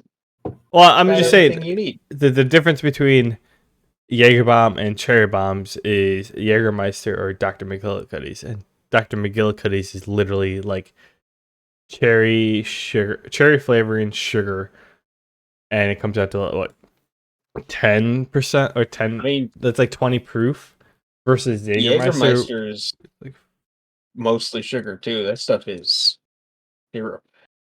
True, but it's also like 40, 50 proof. Yeah. I think McGillicuddy's is 40 proof, isn't it? I think it's like 30 proof. No, I think it's 40 proof. I think it might be 40 proof. All right. So Jägermeister's 30% alcohol, so 70 proof. Oh, wow. That's way stronger than I thought it was. Well, I still keep a bottle of it in the freezer just for colds. yeah, It's my cough syrup. just for It's cold. No, I knew a couple Jaeger. shots of that, and tell you what, man, you're feeling all right. So like I knew Jägermeister is equivalent to what, dependent a cheap whiskey or vodka, or no, vodka's like 35, whiskey's like 40% or whatever. I've heard it Estimating around described as an absinthe liqueur. there. It says serve ice cold, so keeping it in the freezer works. Oh yeah. But yeah, so Jaeger's 35%, which is equivalent to most vodkas. Dr. McGillicuddy's is equal to like Malibu. Okay, so I've had some McGillicuddy's, but just with Red Bull. Jaeger, I've never had. Do you ever drink that on its own, or is it just a mixer? I've had plenty of Jaeger bombs like this. I mean, I'll take shots. I haven't had just a drink of it. Well, correction. It's not a sipping beverage. I have done it that way, but not preferably. It's if you really like the taste of black licorice, then yeah, you if you get it like this, if I poured this in like a nice little whiskey glass with some ice, it would taste like I'm just drinking black licorice for a while. Although, I'm pretty sure when I was in Germany, we like, because every place except America absolutely loves fucking Fanta. Like, exactly. Everybody else likes vodka. That's your opinion, but you're in America. If you go to Europe, if you go to Mexico, fucking Fanta is the greatest thing in the world. Huh? Fanta. The soda? Yeah. I was in Germany and they had their music, or when I was in Germany, so we were there for the 2 weeks or whatever. The end of the second week, like we were leaving, like we got done with our class or a class with the other students. We got done Thursday, Wednesday, or whatever. So with our professor, we took a travel trip to Cologne for sightseeing, came back to Darmstadt. They had a music festival in Darmstadt that weekend. It's a pretty big festival for that area or whatever. All I remember is, what was it, Nina? The person who sings 99 Red Balloons was actually headlining that night. So we ended up that weekend, like we end up just like, hey, fuck it, let's go to a concert. Let's do it. They had a drink there that was literally like, I swear, 50-50 Jaeger Fanta with like a splash of lime juice. Shit is delicious. I'm not a huge fan of orange soda, but like they put that together, and I'm like, I want like 5 of these now. Have you tried that mix since then? No, but I haven't had Fanta since then. I imagine to be popular in Germany. That's where it was invented. Oh, that makes sense. But like Fanta, like it. I mean, everything kind of like tastes a little different over there. But like, no, I keep forgetting to actually buy Fanta because like, or I should correct that. I'm pretty sure it was like a citrusy type thing, but like I could only it. I asked them like, hey, what is this? But like most of the shit in there, like they had a bunch of like stuff, and I actually bought enough. I think if you bought like 3 or 4 of the drinks, you got at once. You got like the sunglass, like the cheap sunglasses that like everyone sells. These were like black, and they had Jägermeister on the side. So I got a pair of sunglasses because I bought everyone in our group. I'm like, yeah, let's get around, and it was delicious. Wow. Maybe I'll try that Jaeger with orange soda or Fanta if I can find some. No, you can find Fanta anywhere. I don't buy soda. I don't So know. I really don't know. Well, you don't buy Jaeger either, so Yeah, I don't buy Jaeger either. But I know Jaeger's in the liquor aisle because I visit that quite often. You have to like black licorice in order to like Jaeger. I like bitter flavors. I like things that most people might not find appealing. So Oh, then you'll love Jaeger. yeah, Wait, what'd you say? I was coughing my lung out. I said I like bitter flavors. Like I like IPAs. I like a lot of things that a lot of people might not be into. So No, I'm dead Black- serious. Have you had black licorice before? yep, as a kid, I preferred it over red licorice. You like Jaeger. Legitimately, it tastes like liquid black licorice. Sounds good to me. That's why like Jaeger and Red Bull, like it tastes like candy. My buddies and I took Jaeger bombs and we're like, that's like literally candy right there in the liquid form. I'd try it. But- Jaeger and orange soda with dash of lime juice. You said right? Pretty sure. I mean, I would try it just Jaeger and orange juice. Maybe not a 50-50, but like start with 50-50, but leave room for more like Fanta. I know those two were mixed. Those two were the base. They might have had a splash of something else in there, but like yeah, it was mostly Jaeger and Fanta, which I need to get some Fanta and try it out. 70 proof. Yeah. This I thought it was around 30%. I forgot it was 35%. It's Yeah. 35% alcohol and 65% sugar. It'll punch in the liver and the pancreas. Yeah. See, I bought something from Sugar Shine. They make moonshine, which I guess is not technically moonshine if they're mass producing it. It's not moonshine if you're paying taxes. Yeah, but that's how they market themselves. And I bought moonshine from them. Again, quotation marks. That was at least 120 proof. And you just buy on store shelves, and I liked it quite a bit. And so I'm like, okay, let's look at some of their other options. I'm like, okay, I gotta look up reviews for some of this shit because I don't buy flavored booze all that often.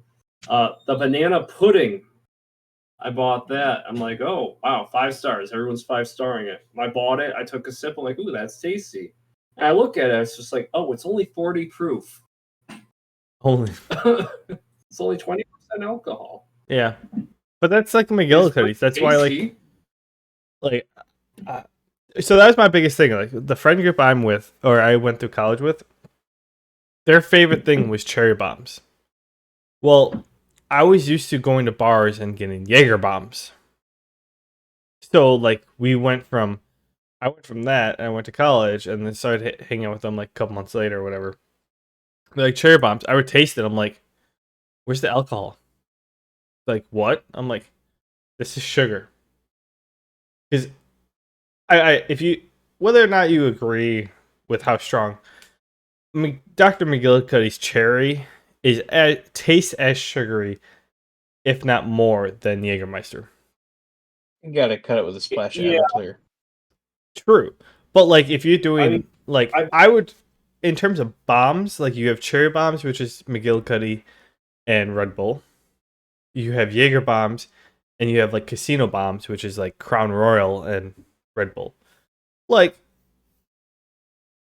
Dr. McGillicuddy's or the cherry bombs is like the minimum, and by the time you actually take in the shot, it's like 5% alcohol. Versus like a Jaeger bomb, you're still doing 20% alcohol. See, the way I've always seen McGillicuddy's, About- it's an in-between drink. You drink it to keep a buzz alive. You drink it to keep your energy up, but you don't drink it to get drunk. You don't drink it to start drinking. No, That's how like I was granted I might have been where I came up was different, but like when we would take shots or whatever, we'd either do like Jaeger bombs, a shot of Jaeger, or a shot of whiskey or something. So it was a real big thing because I when I was because I was working in the factory or whatever, figured out I prefer whiskey more than other stuff. Get to college, mix with them. I drink whiskey. The entire other group drinks rum. So it's already like they like more sugary stuff than I do because rum is sweeter than whiskey, to me at least. Only ever had one rum. It was dirt cheap and made me vomit immediately. Well, that's good. Dirt cheap. Yeah, so not a lot of experience in that Dirt department. cheap whiskey will make you puke too. Yeah, thankfully I started with Maker's Mark, which was kind of mid-shelf. Bourbon whiskey, yeah, that's a little extra. But yeah, so there's a huge like difference in opinion starting off, and then they're like, yeah, let's all have a cherry bomb. So I'm like, can you make mine a Jaeger bomb? Like, you guys can have your cherry bombs. I want to taste alcohol a little bit. Come on. Yeah, I don't want a mouthful of sugar. yeah.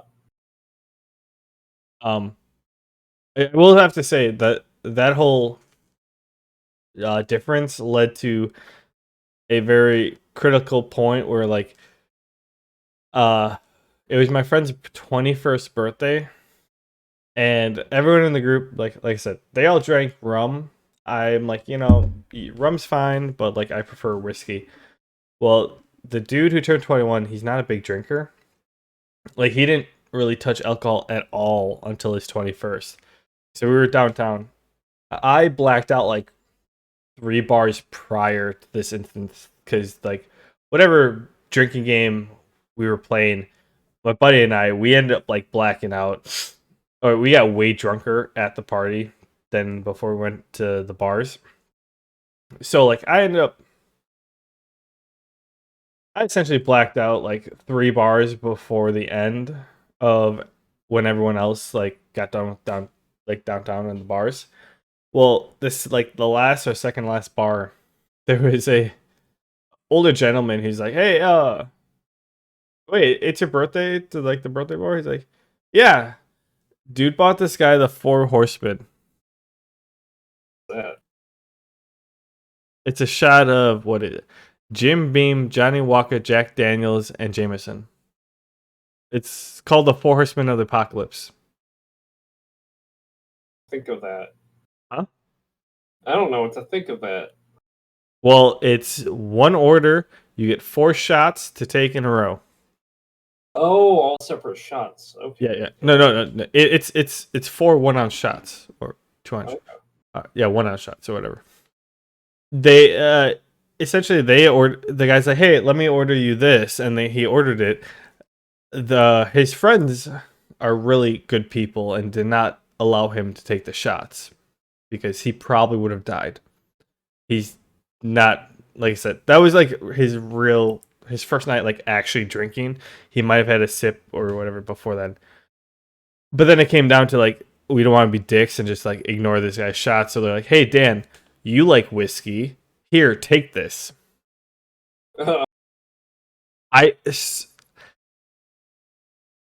All I can tell you is I woke up the next day, went to one of my friend's house because I had to pick up my bag with the alcohol there. And we were discussing what was happening the night before, and they're like, "Yeah, you took like at the end of the night, like we ended up going to blah blah blah, and some guy bought the birthday boy like what I think they said it was the Four Horsemen, and we had you take it instead of him because we didn't want to kill him." I'm like, wait. Do you mean the Four Horsemen of the Apocalypse? They're like, sure. I don't know. They just said Four Horsemen. I'm like, I took a Four Horsemen. Did I puke? They're like, no. Well, not while we were with you. Like, we walked back together. I'm like, that's why I feel so bad today. That'll do it. I'm like, that's why I woke up still drunk. Well, I mean, honestly, at that point, I didn't feel bad that morning because I was still drunk when I woke up. And they're like, "Why? Well, do you know what it is or whatever?" They're like, all they knew is it was whiskey. And they're like, "You like whiskey? None of us do.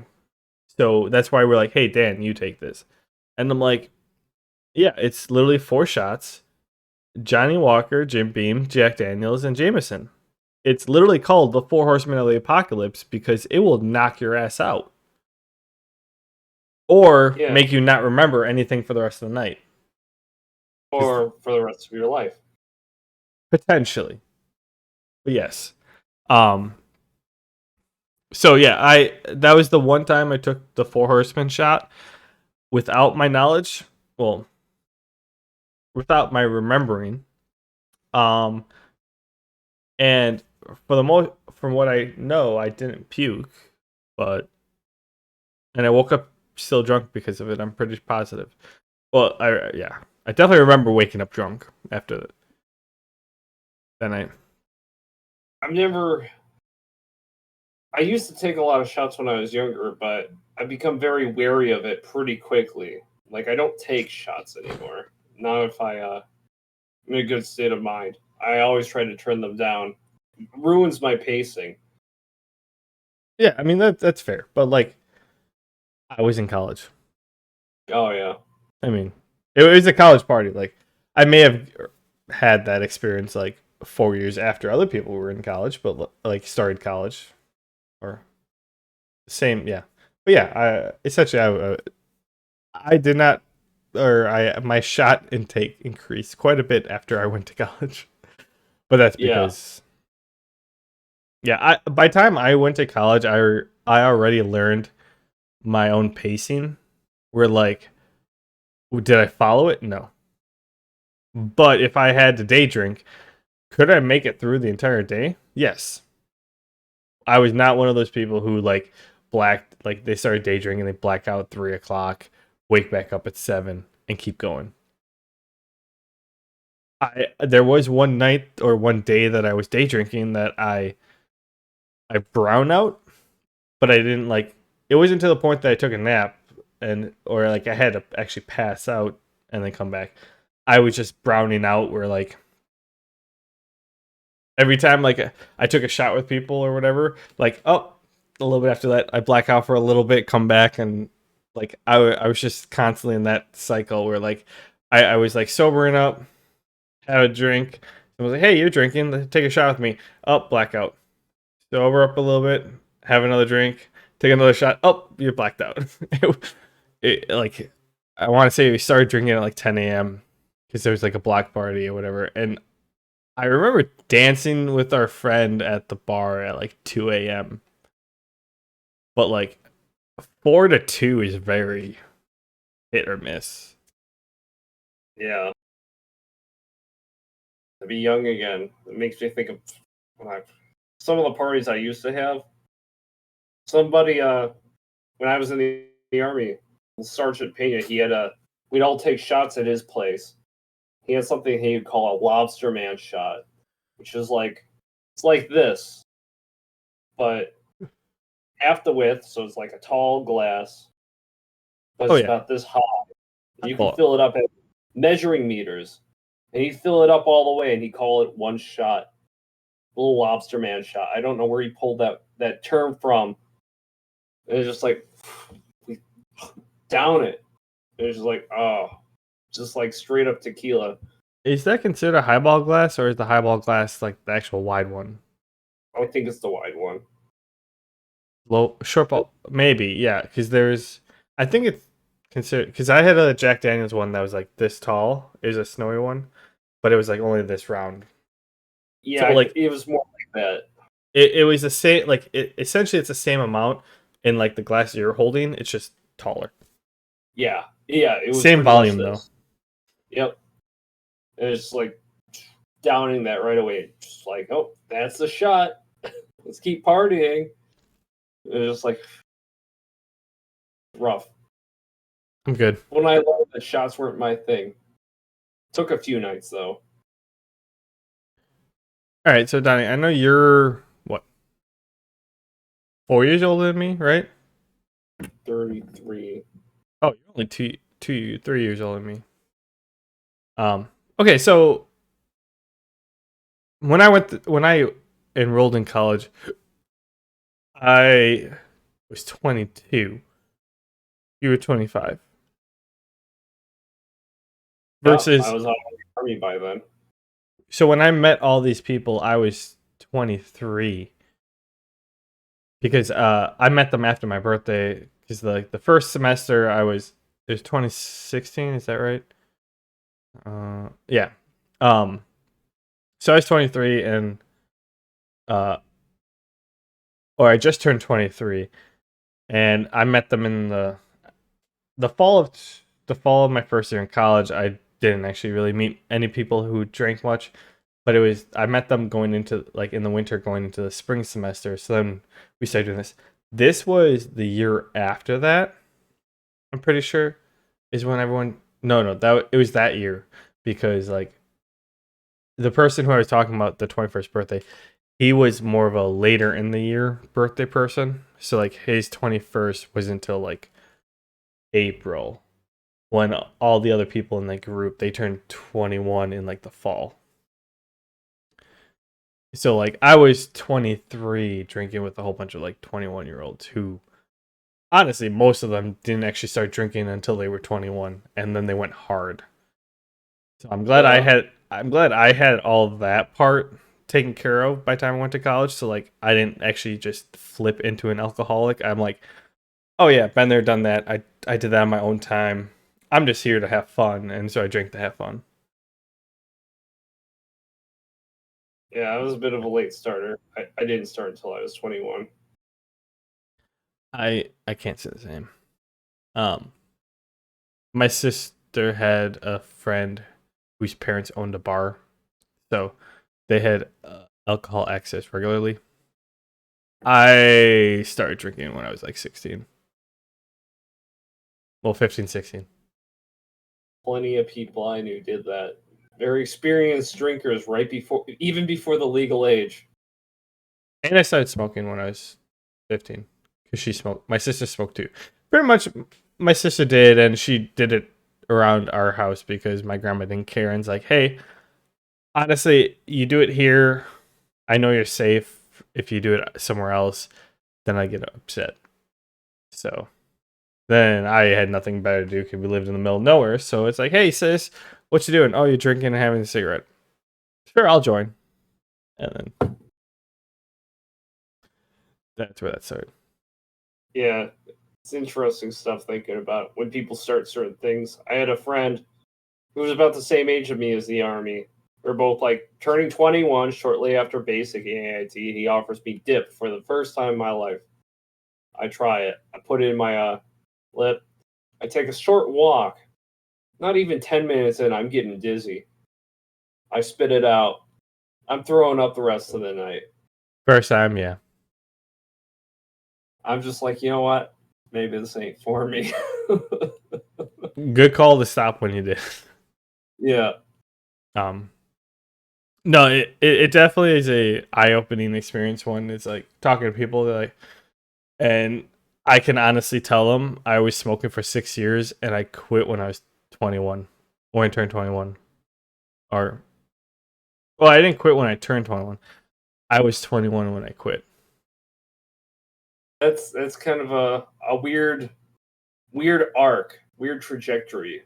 Because it was like some of my friends, like they started like smoking or experiencing some of that like when they're in college or whatever, and I'm like, and it's like, yeah, I used to smoke, I quit already, and it's like, you're like 23. I'm like, I smoked for 6 years.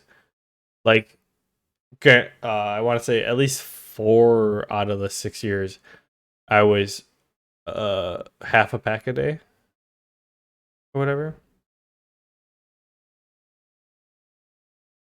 Yeah, so That's a lot. well, Like before you're 21. yeah, My mom. I quit when I was 20. Well, okay, it was at least 3 years that I could buy it myself. Before I got something. I say to finish that off, 3 years I bought it myself. The year before that, I had a neighbor who was 3 years older than me, and my sister who was a year and a half older than me. So I had access to it, or they bought it for me before that. So yeah, my mom had an interesting approach to this because she didn't like smoking. She hated it because my dad was a chain smoker. Dyed the walls yellow with it. I was always kind of curious why he liked it so much. And my mom was like, okay, she took me and Ryan, aside when Dad was going, just like, okay, before any of your friends offer you one, I'm going to give you guys a cigarette right now. We both smoked, took a puff, had a coughing fit, hated it. She's like, it's not good, is it? We're like, no. Like, okay. There, your first cigarette was from your mom, and you don't like it. There's no reason for you to take it from anybody else. Like, yeah. And then we didn't. I mean, it's not. It's maybe a little crazy, but like, it's in a controlled environment, which is the biggest thing. Yeah. It worked too. Never really liked smoking. Cigars are the only thing I'll smoke just because they're kind of exotic and you don't see them every day. And you don't inhale them. Yeah, and you don't inhale them. That's big. Cigars Granted, are nice. you do get the nicotine or the tobacco from like in your mouth, but like you don't get in your lung. You're not supposed to get in your lungs. So, Oh, speaking of cigars, have you lit any of those Cubans you got? No, I forgot. They're still here. I might. You should I'll do something about the humidity before they dry out. I should. I will light one up this weekend for sure. What you're saying is true. I was going to do it last weekend, but then I forgot why I didn't. There was a reason, but I forgot to light one up. I was going to put a moist paper towel in, at least on like the corner that like where then it's not direct contact, but just to keep the bag moist. If you're doing it that way, keep a close eye on it. Checking for spots every now and then. There's a real fine line between just humid enough and mold. That's fair. It was either that or separate. If I'm gonna smoke one that day, like pick one out in the morning, throw it in a bag with the paper towel, and then leave it sit for a couple hours, and then go light it. Versus just have it sit consistently with one in. And the ideal is 70% humidity at 70 degrees. So it's easy to remember. Some people like a little less humidity. Some people like it up to 80%, which is, I mean, I wouldn't. Well, I mean, it was 60 some percent or 65 to 100% humidity today with at 95 degrees. Is that close? Can I just get some humid air from outside? Or does it have to Yeah, be I a mean, little with more the humid? temperature, temperature shouldn't be an issue. If it becomes an issue, put them in the freezer. That shouldn't be a thing. Isn't there a thing where like if I needed one more humid, um not even a moist paper towel, but like take a paper towel, put like a dot or two of water on it, put it in the same bag the um with the cigar and put it in my window with the sunlight and just let it sit there for a couple hours so that the like Water evaporates and creates a humid atmosphere. yeah. That could work. All I know is, once the humidity leaves the cigar, so does the flavor, and there's no getting that genie back in the bottle. That's fair. do you want to keep them as dry as possible? You want to keep them humid. You want to keep them at 70% humidity. Don't let that fluctuate, huh? Yeah, don't let it drop. If they dry out, then it's like might as well be smoking a cereal box rolled into a tube. I Is there mean, a special? in all honesty, these are probably at that point by now because even the whole week of picking them up and traveling them back here probably would have dried them out quite a bit. Granted, it is a sealed paper bag or plastic bag, but plastic bags only so well. But maybe I'm sorry, what was that, Owen? maybe I'll You let were one of saying you. something? So is there a special container for those things? You just keep them just so for like Yeah. as long as you need. Yeah. You can get a like desktop or tabletop humidor. I've seen humidors smaller than a shoebox, and it's just a wooden box, and they can be as complicated as you want. You can have electronic humidifiers inside of them to maintain the proper atmosphere, and it's like a little device the size of a soda can, and it just makes sure it's got distilled water in it, and it keeps the humidity at the right level. Um, but then there's even cheaper where it's just these little plastic bags that you soak in water, and they have them, I guess, calibrated or engineered to keep it at 65, 70, 75% humidity. And just every once in a while you take it out, rehydrate the thing, and put it back in.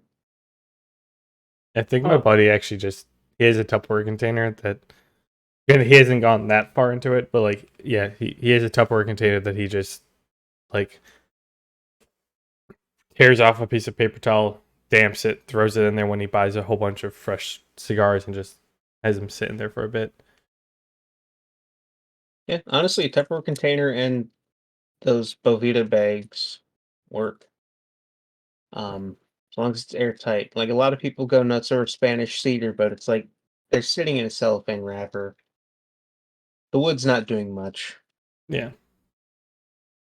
Well, that's why I haven't been too careful about these bags. Is that one? They've been in here for what, a month and a half, and I haven't seen any flakes fall out the bottom.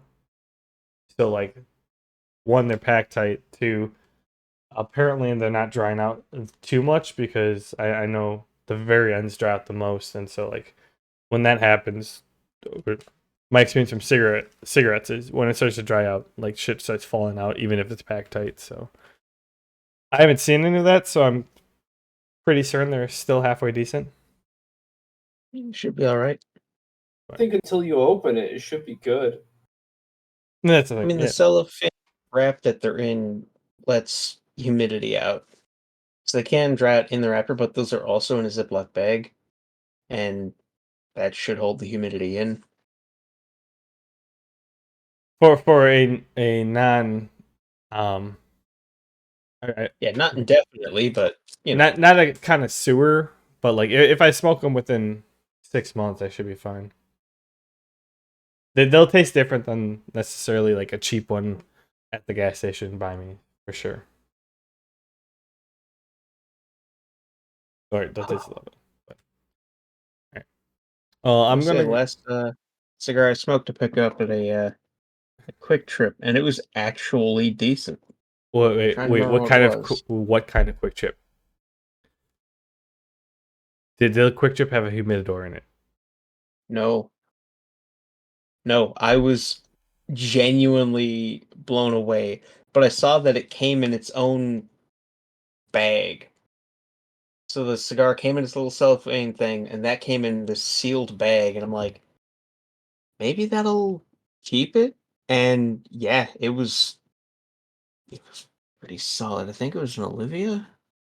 Because I do know that in like not Milwaukee, but like the out like Waukesha area, there is a couple, or I saw one. I know there's a couple out there. It's a quick trip where they like bought out a gas station that like was more of a tobacco outlet type of this thing, and they called it like quick trip tobacco outlet or whatever, and they had a humidor in the gas station or convenience store.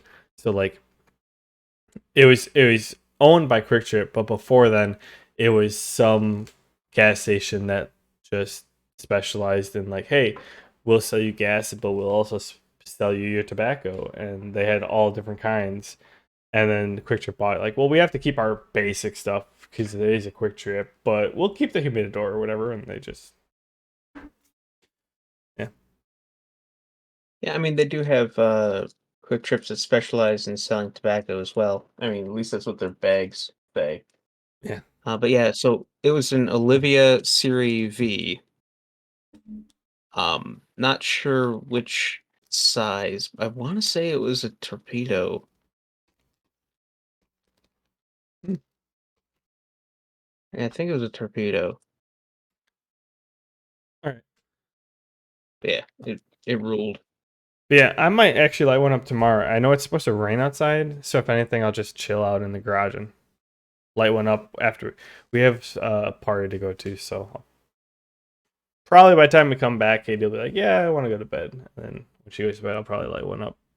So, but otherwise, I really have to go to the bathroom, and I probably should let Zeus out for a potty break. So it's been fun.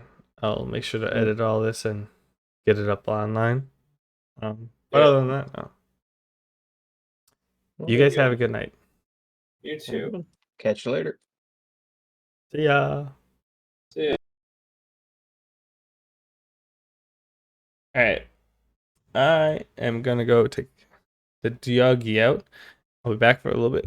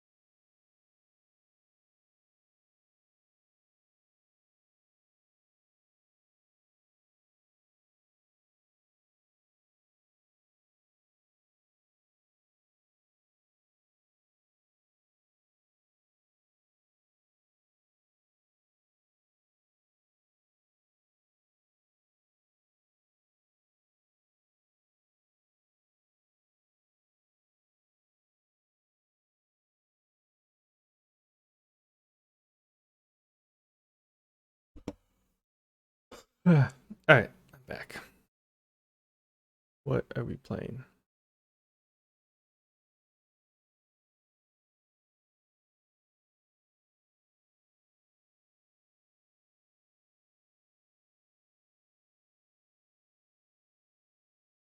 Um,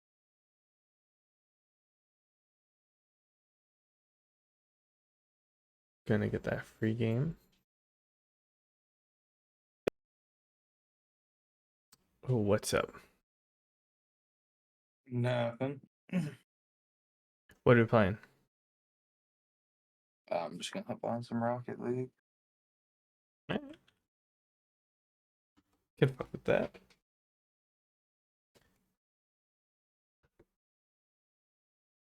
I'm a whole new man now.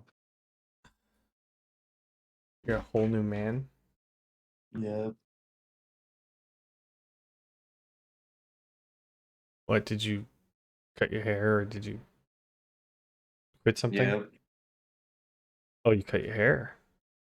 Yeah. How do you feel? Kind of sad. I get that. I almost felt bad. I felt guilty for some reason. Nah, I get that. I have to look more professional. Oh, did they tell you that? Or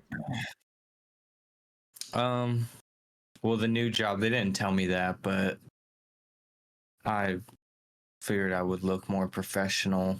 People would view me better with my short hair than me looking like a hippie. I could see it.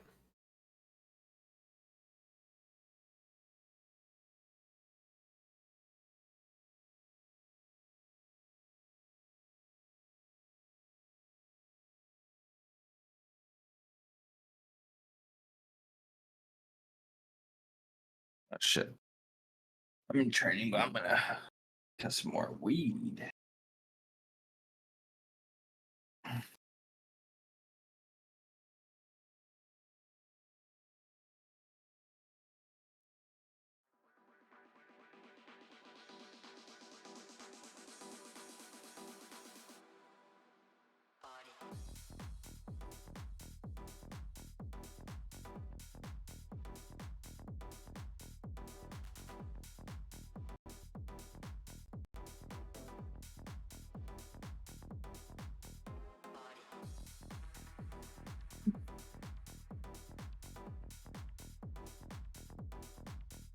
Hmm.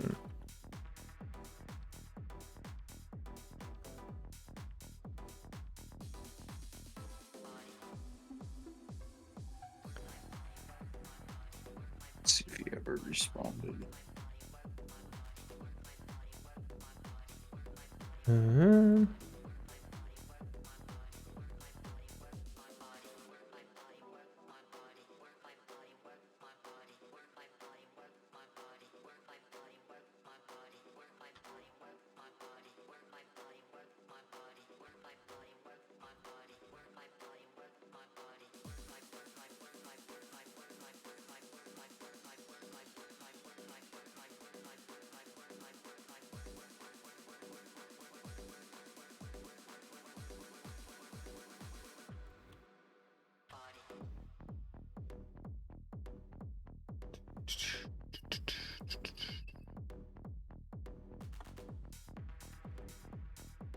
I think I'm gonna dedicate tomorrow to playing guitar. I haven't got to sit down and play for a while. Oh yeah. That sounds pretty good. Sounds like a good plan. I don't think I have anything to do tomorrow.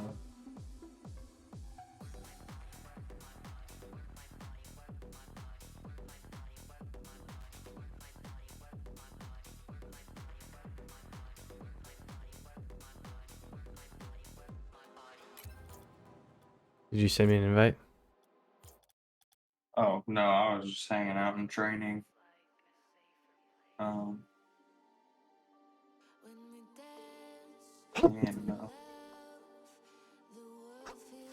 Ah. Oh.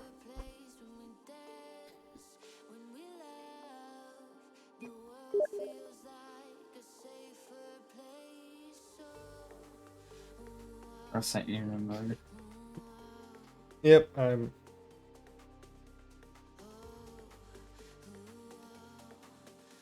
don't have allergies, but I'm having at the moment.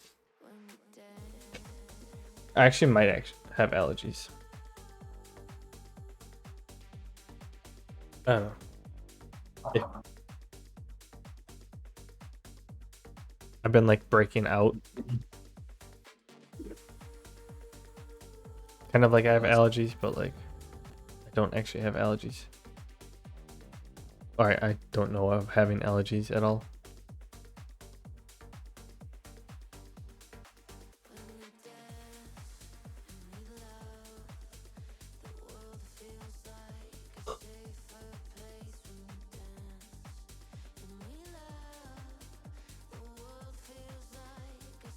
Give me 2 seconds. I'm gonna jump in and call someone sitting here by himself. There. Hello, sir. Oh my goodness. How are you? Good man, how are you? Pretty good. Just want to let you know that Trent and I are gonna jump on some Rocket League if you'd like to join us. Sick. I'm actually like jumping off though. Okay. Pretty quick here. Just gonna finish up this mission and then and sit there and go watch a movie, I think. So That's fair. you go kick some friggin' ass. I saw that someone, I saw the notification or like the symbol on Discord, and I'm like, oh, who's in there? And I saw you by yourself. I'm like, I'm gonna go invite him. Cause Thank you, I appreciate that. Yeah. See, I don't know where the other beanbags are. I know the one's in Mexico, so he has to pass. But yeah, Reed's in Mexico. Ryan's doing autocross-ish stuff, racing stuff somehow. I saw TJ in a Snapchat, and then Adam and Megan are at a lake. Last I saw somewhere. That sounds like No a lot of idea fun, actually. where specifically, yeah. I mean, I think it would be a good time. Like, yeah. So, anyway, I would have said something earlier, but like, I just got done with the just got done with D&D, and then we were just shooting the shit, and then I'm like, yeah, I probably should take the dog out. Came back and Yes. and was like, yeah, let's play some Rocket League. I'm like, all right, and then I saw you were here. I'm like, I'm gonna invite Tate, but yes, I appreciate that. So, well, tomorrow night potentially. If you are free. We have a 4th of July party we're going to that starts at 5:30. Okay. So depending upon what time we get back. It's all good. So that Well, not a yes or no, something just that's depending on my time I get back. So. Potential. Potential. Take it. All right. Yes. All right. Sounds good, man. Thank you. Have a good night, man. Love you. You too, buddy. Love you too. Bye. All right. I am good to go.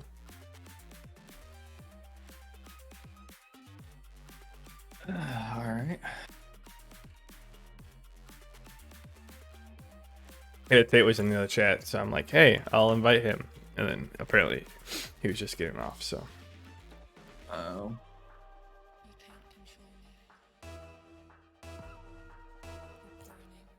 I've also been playing a lot of War Thunder lately. Oh yeah, you did play that.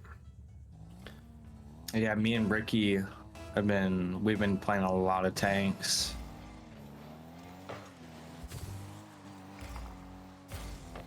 Are you kidding me? Hello? Oh. Huh? You can wear your pumpkin so you can finish getting dressed. Yeah. Excuse you. Fuck, dude. Of course, right when we get into a goddamn match. Yeah, you got family stuff to do. Yeah, I'll be right back. I'll That's probably right. get kicked. But... Oh.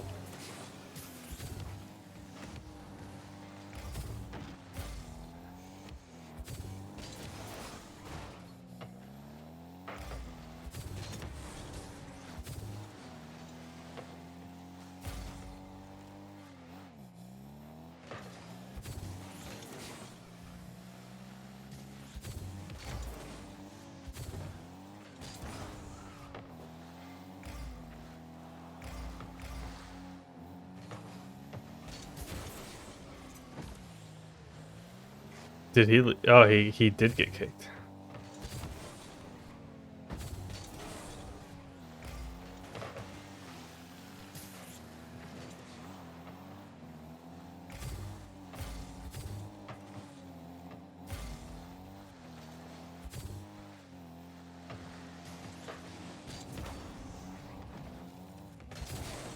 Oh, I tried to bump him.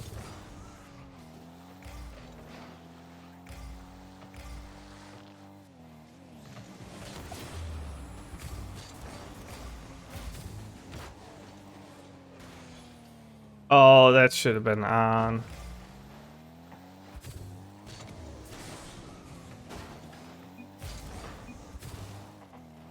Sorry, I suck. I can go. Oh, I suck again.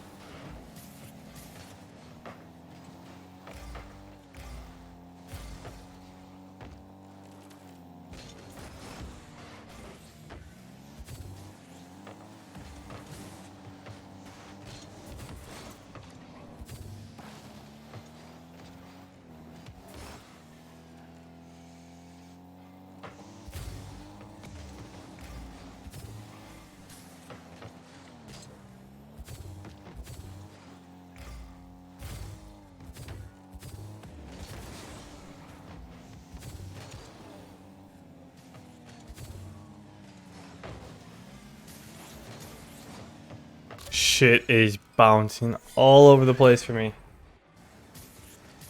Oh. I might have to turn off buff.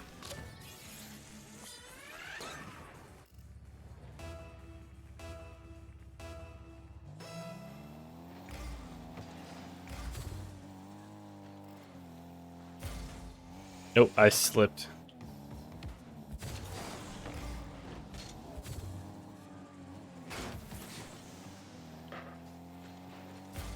Do it to him.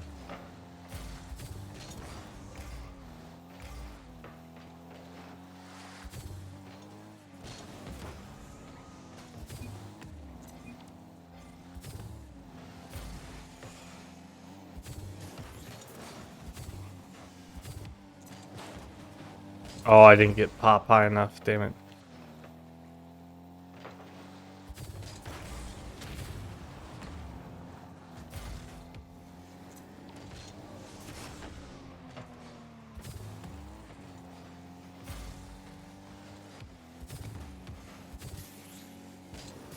Oh, I suck.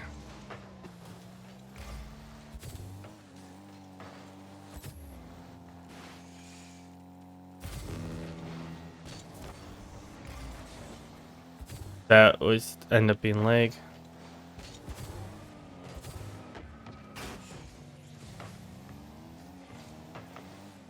Oh, nice save.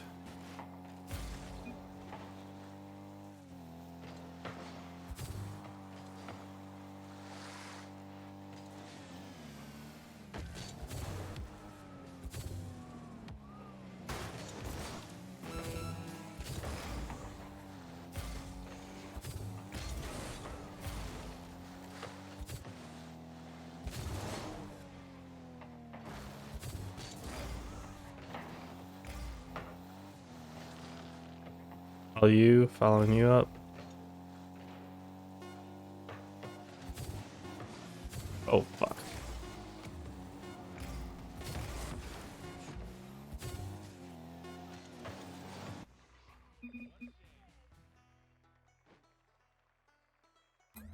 Team Grinder. You know, I actually should have stayed in that match. Oh, okay. Let me turn off this.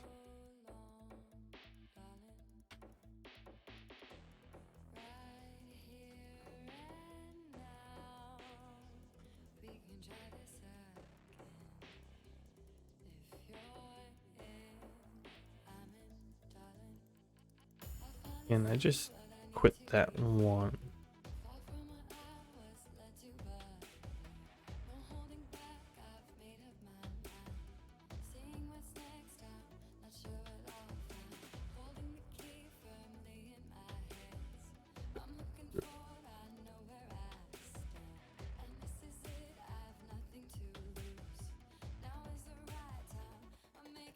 There we go.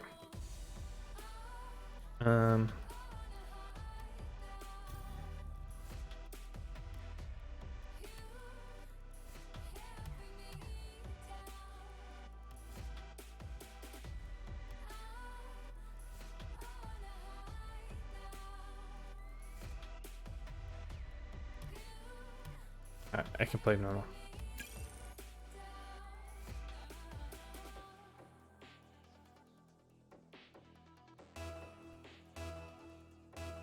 Estimated queue time 1 minute 5 seconds. Oh, like 10.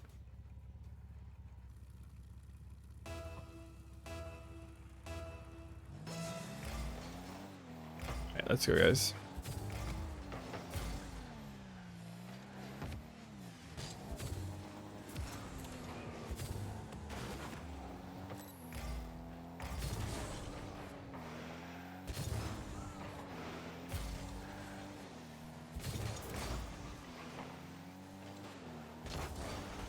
Oh, I was not expecting them to whiff.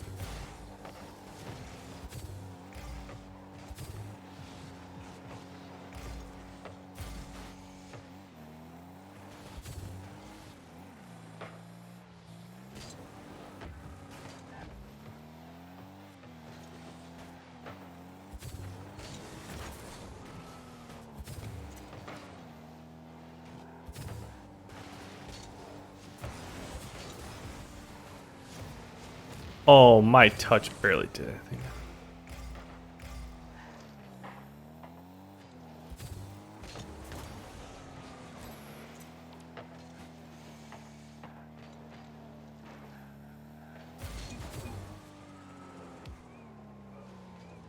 I got a close touch on that one.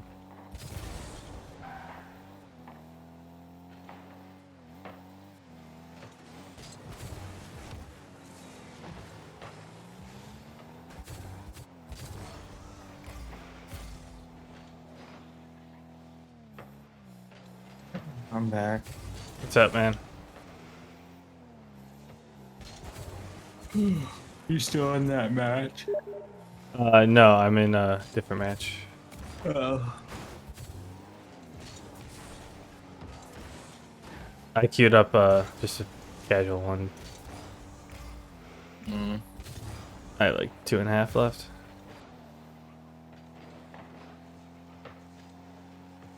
If my teammate pops off, nice.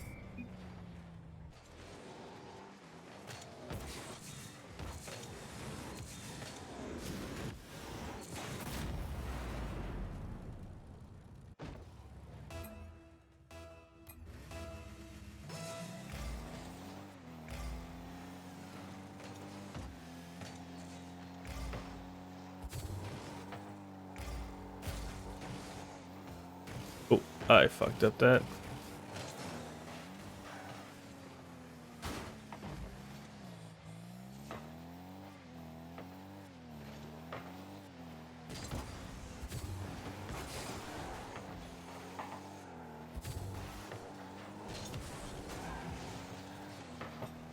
I went for the bumps, got hit on the ball. I will take that.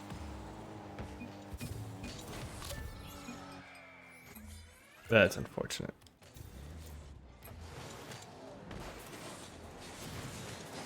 Are you in the lobby or still in the game? Still in the game, but I Okay. think if you... Oh no, casual, it yells at you. So if you queue, it might let... Oh, I'll just sit in training until you're out.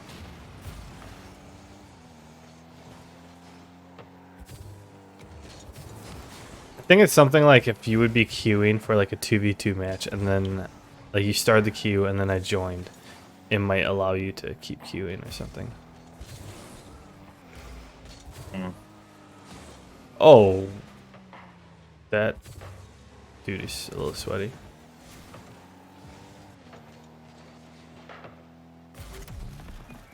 Okay, we took the lead.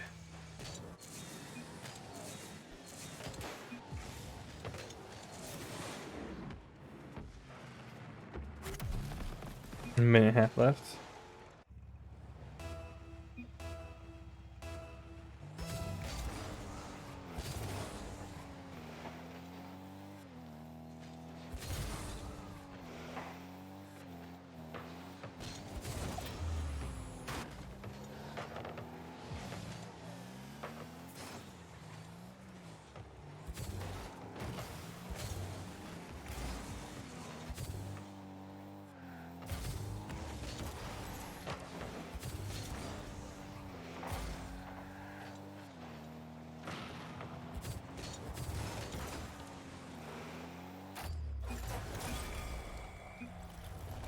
Just a nasty setup.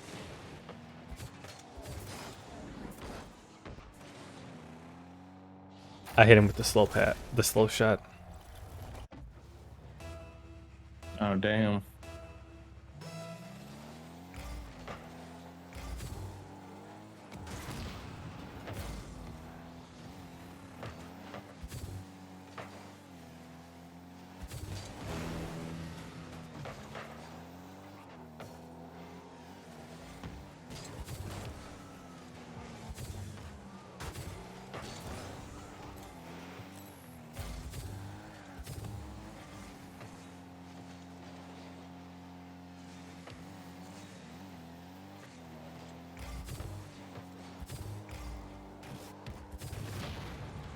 Oh, I thought I got away from him.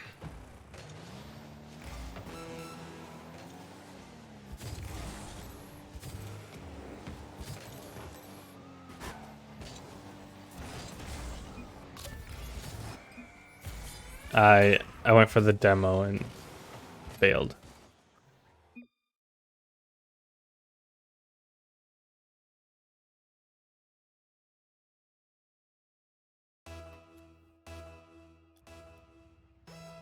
Shit.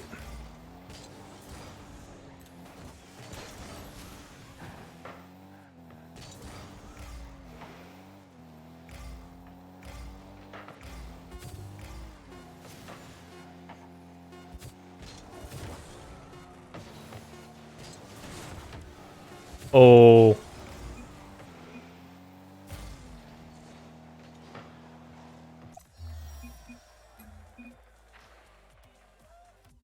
All right. I am ready when you are. All right.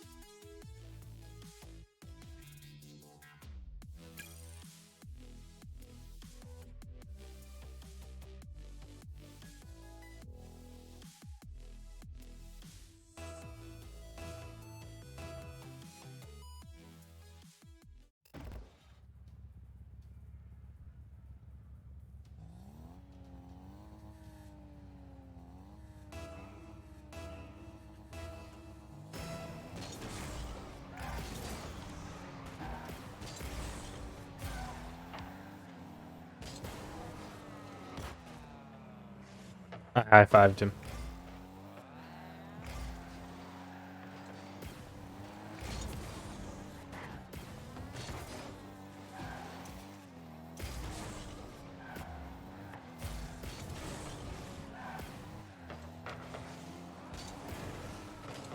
Oh, Oh shit! I fucking pre-jumped.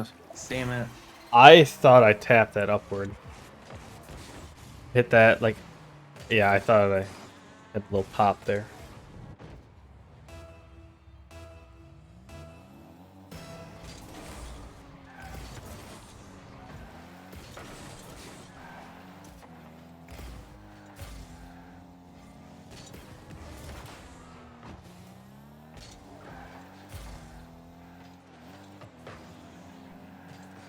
I just took that boost. Nice shot.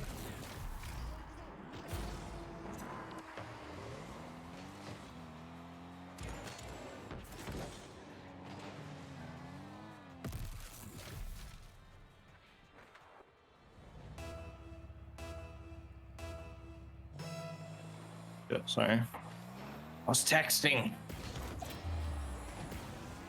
Yeah, I looked over.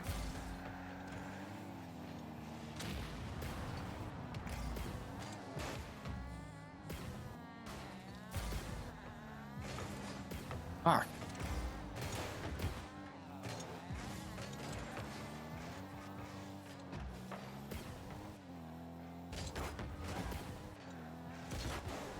Oh, okay, showing off. Thank God. Oh, and then I fucking put it.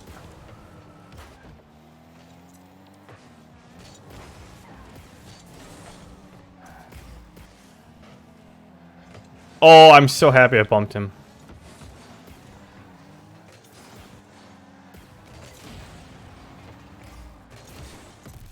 Thank God.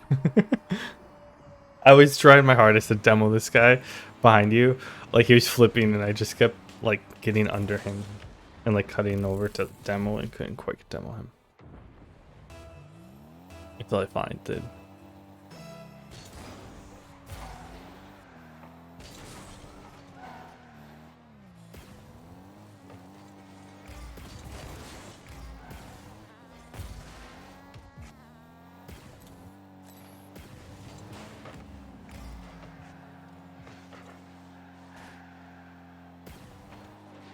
Fuck.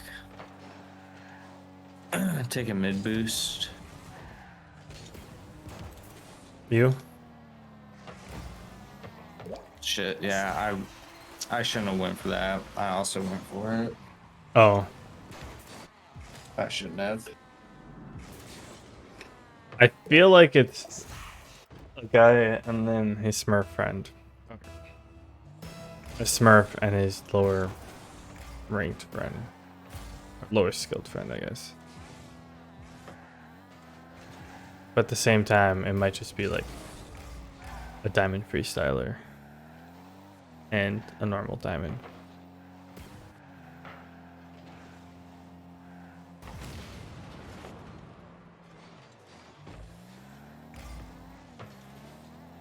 Fucking leg.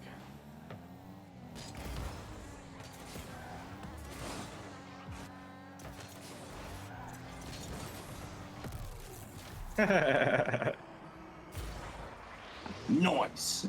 Well, the guy got me on a demo because of leg, because on my screen he hit the side, like I hit him on the side, and then I got demoed.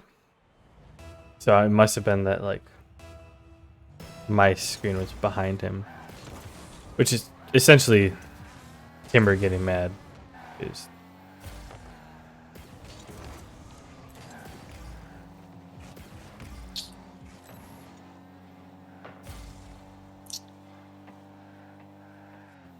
you challenging or no? Yeah. I hit him. Oh, fuck. Damn it. I was gonna challenge here, and that's why I was asking, like, are you challenging? And then you turned back, and I'm like, oh shit.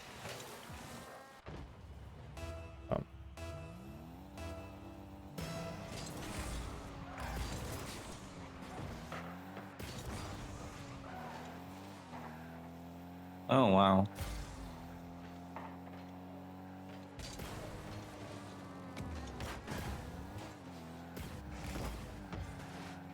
Wait, he got that boost?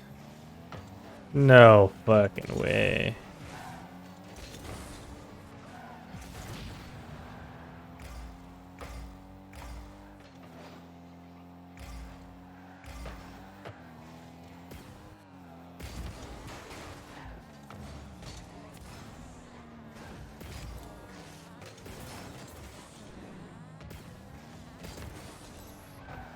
All right, now I'm out now.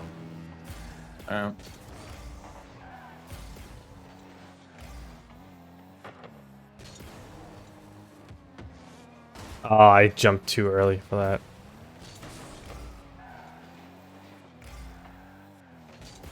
I'm up. Nice. Oh. Oh my goodness. Nice. Way to get in the way. Okay, I saved it.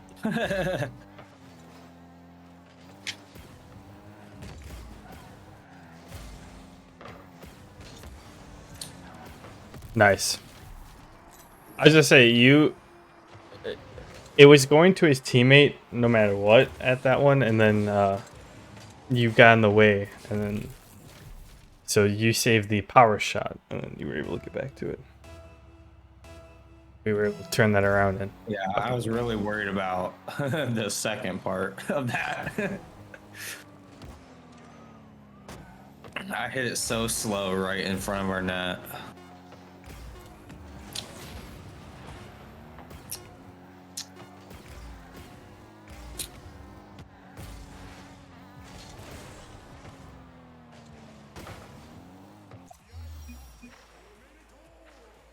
yeah, I'm pretty sure Real Med was like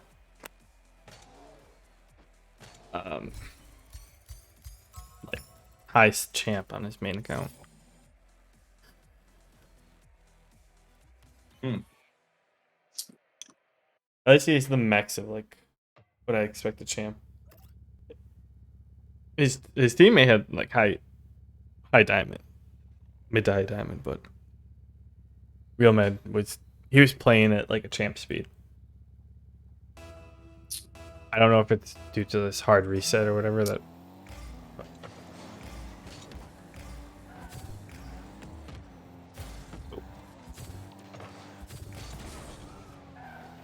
That's my bad. I had a harder touch than I was expecting.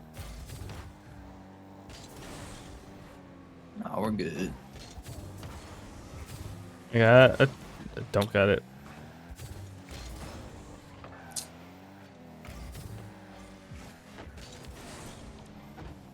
Yeah, I can challenge, and that's about it.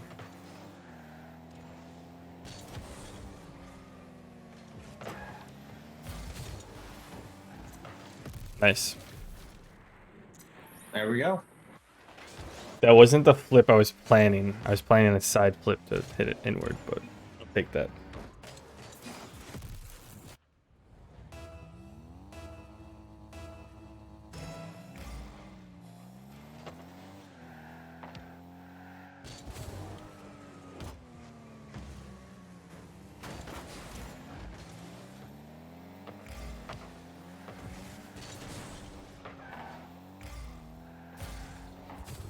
Oh, it's off. Oh, I thought I could double that.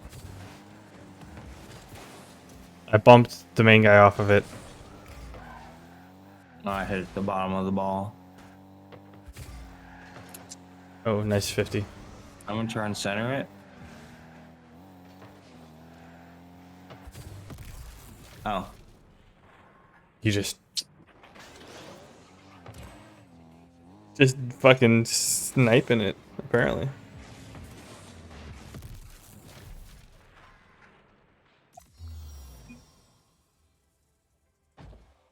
Yeah, for my screen, that was, I'm like, that's either in or they're saving it. It was.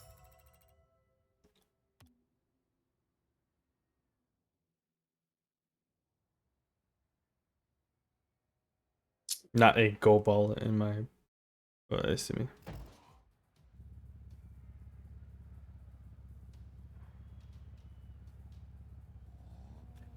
Going right. My step parents got a new German, like a new pup. It's a German Shepherd purebred, and it's so cute. Damn. Was it expensive? You know, I don't ask those questions. It's not up to me. Because I know. Is it a purebred? You said? Yeah, Oh yeah. yeah, they're expensive. I know my buddy got one, my buddy from college, and I know how expensive it can be. Cause he ended up getting two. Cause he had one, and then it passed from not kennel cough, but something similar. Damn. Out of the puppy? It was like a year That Took- still sucks. Damn. missing. Oh damn it! What the fuck? Not bad. Yeah, it was like a year and a half, or whatever. Between there, but yeah, then after like a year after that, he got a new one. But it's like he,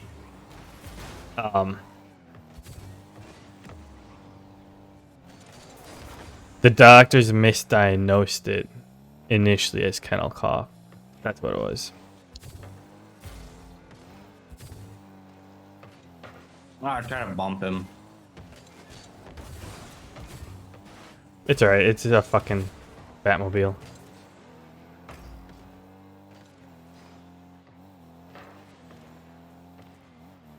My boost.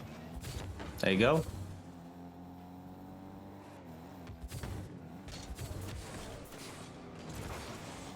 Oh my god, I suck. No, that from when you hit that, that was a hard spot to actually hit it in. Bumped one. Oh, damn it.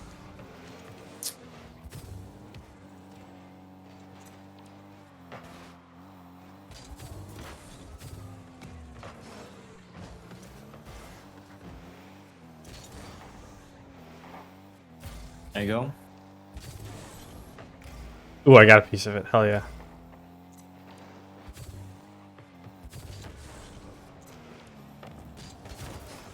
Oh no! I thought you was one of them. No, I was following my ball. Damn.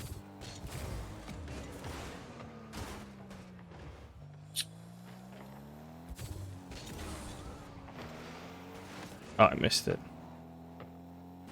Did you get the corner? Okay. I think so. It's there now if you want it. I meant the other corner, but I fucking demoed a Batmobile. Almost got him on spawn too.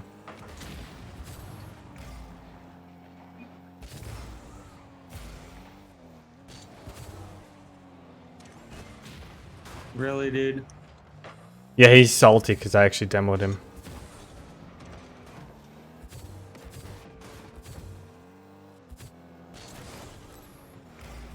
That's a typical Batmobile player. Oh, fuck me. It's typical Batmobile. One, they're ball chasers, and two, because they're hard to demo.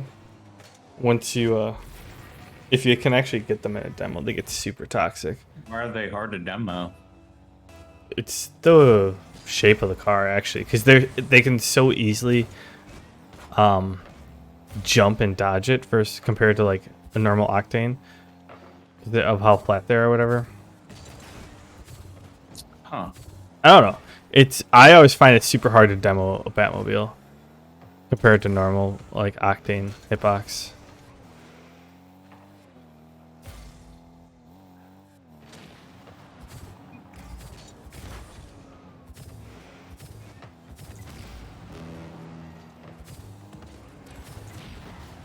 Nice. You bumped me into that one.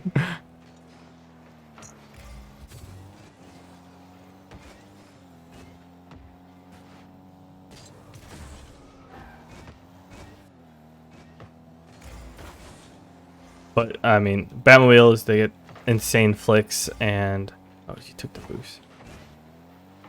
Yeah, like literally right there, his teammate was going for demos on me instead of going back for boost or going back for goal. Damn. Going left.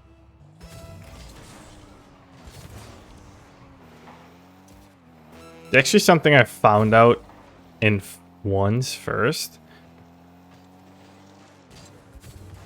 Oh. I didn't expect them to be on top of each other.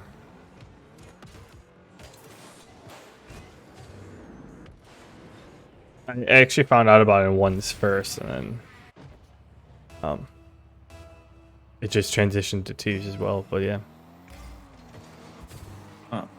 it's just kind of annoying to play because it's longer than a Dominus hitbox, but it's also flatter than a Dominus hitbox.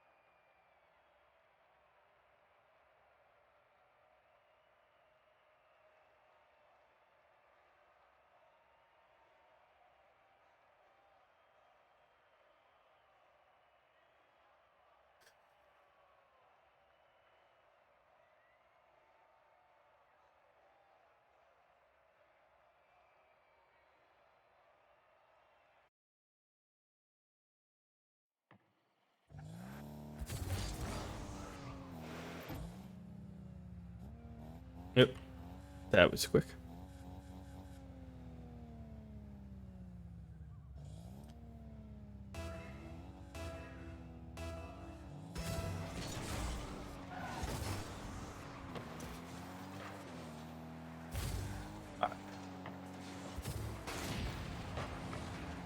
Oh, here's the Bumblebee car.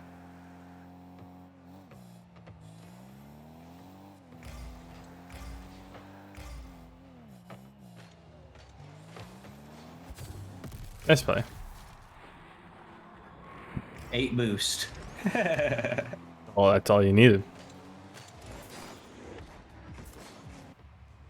That guy took a long time to respawn. Oh, I thought I recovered. Damn. I missed my rough. flip.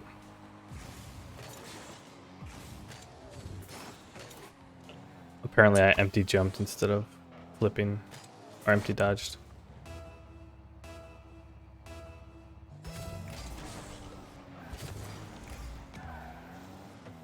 Well, got it right back.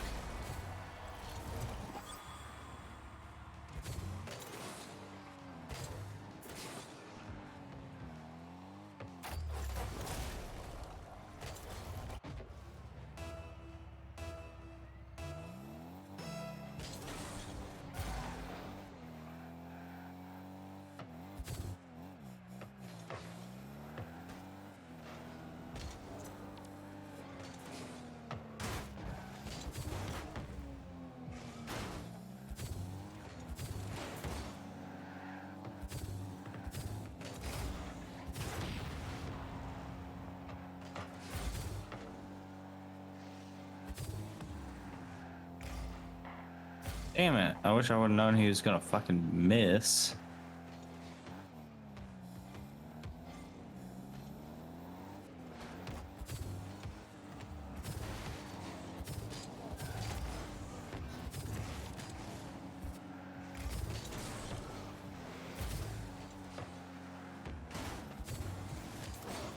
God Ah, damn. son of a... You tried, man. If they weren't fucking fighting over the ball.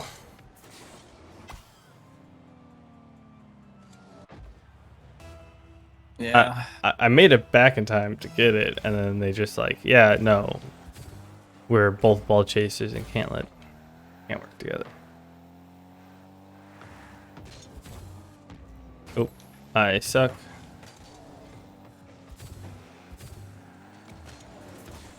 Nice save. No, he fucking took the corner.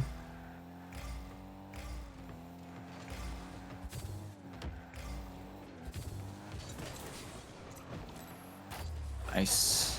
Thank you.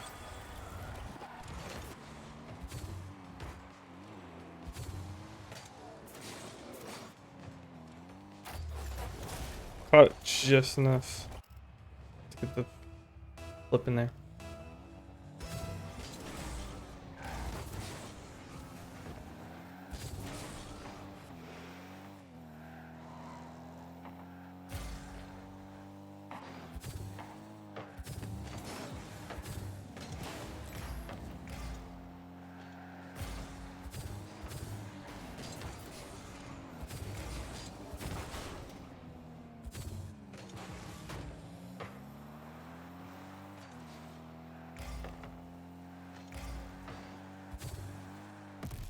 Ah, he went for boost.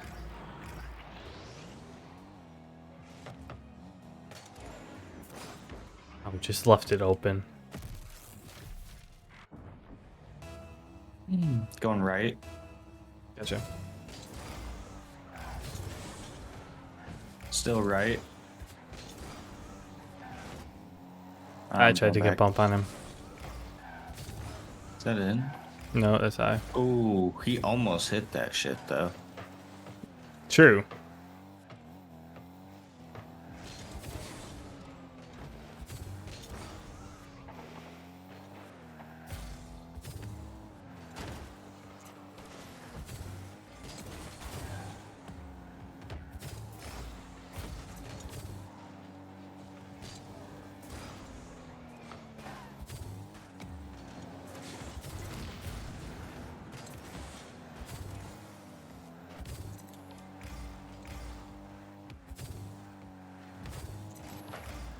Oh damn. Yeah, I was not trying to score that. Oh shit.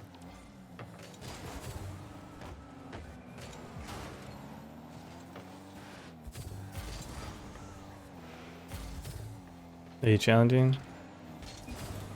Oh damn it! I barely hit it and it fucked it. Yeah, error abandoned my screen and I didn't think you touched it, and then all of a sudden it was past me. I should have quick aerialed. Oh yeah, always in those positions.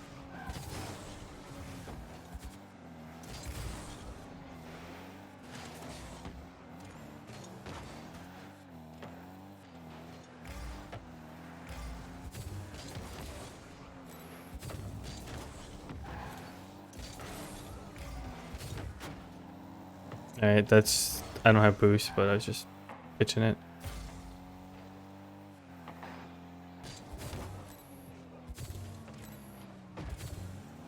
Oh, you're up with me. Oh, I thought I hit that shit. Wait, what the fuck? Why did I just land like that?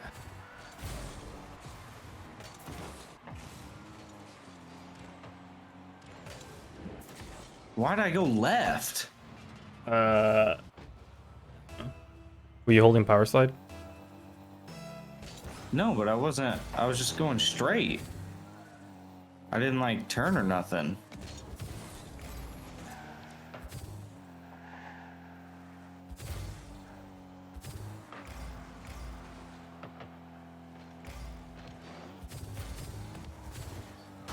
I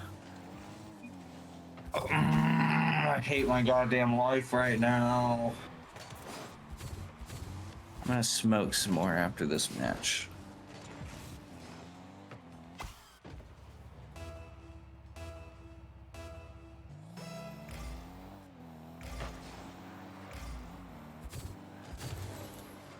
Oh, I suck at...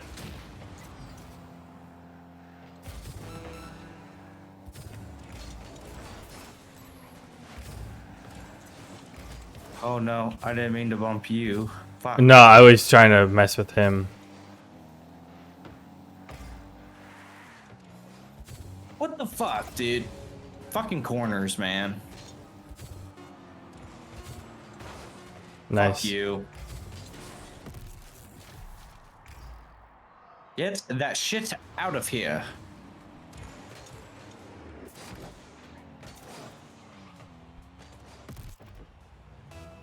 Going right.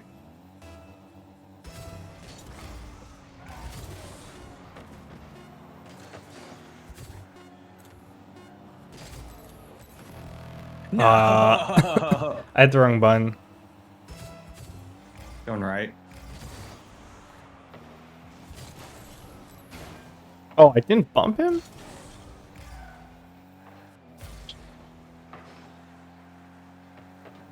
You going? Fuck, I missed it. Bumped his teammate, so he's gonna take it solo. I don't like this. Thank you. Much. Damn it. See, I should have went for the demo there or called for a pass. So I just drove straight like an idiot.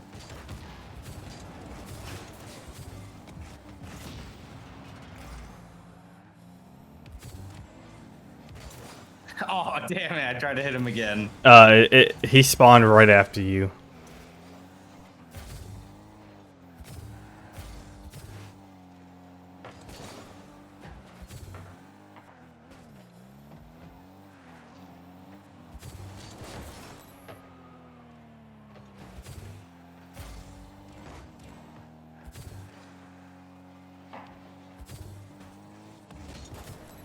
Oh, that's my bad. I'm hauling ass back, but I No, don't, you're not yeah, gonna I'm make not gonna it. make it. No, not when he's like C3. I thought I beat it. I thought I would 50 him on that one. I knew it was close, but I thought I had it closer.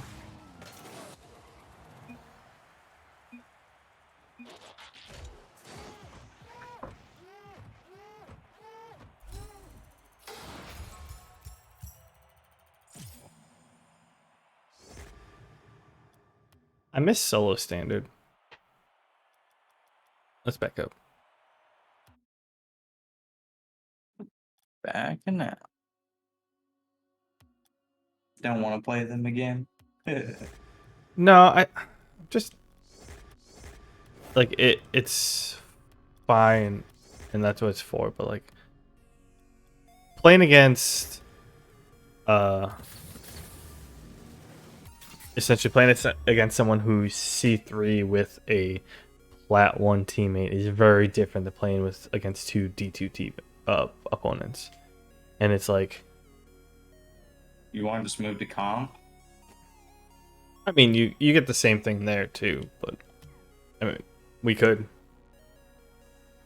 It's just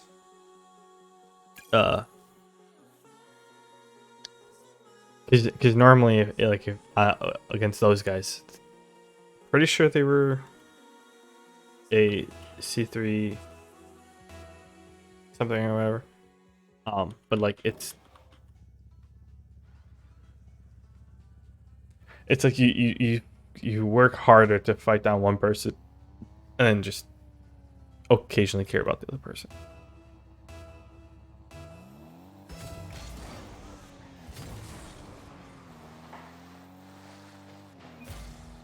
That was perfect. Oh, damn! Oh, he touched that. I'm back.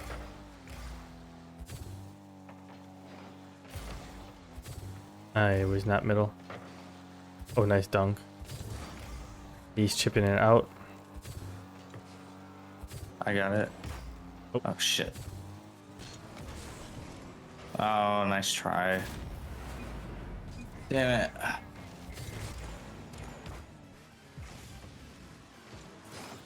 Did I bump you on that? No, I kind of last second moved out of the way. I should have just fully committed to it and probably would have got a better hit. Come on. Oh, fuck me.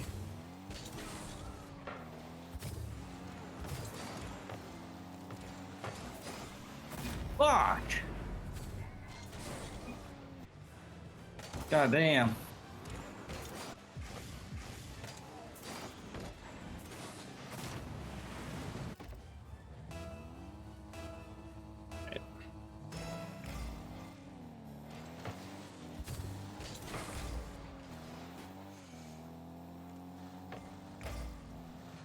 He's hitting over me. Oh, he left the boost. I'm waiting for his touch. You go, you go.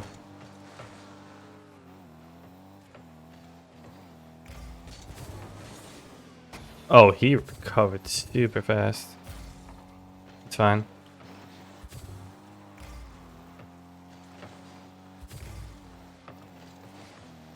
There you go, there you go, there you go.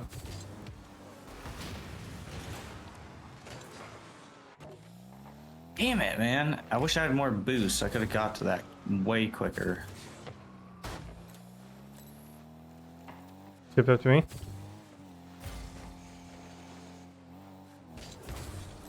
Oh.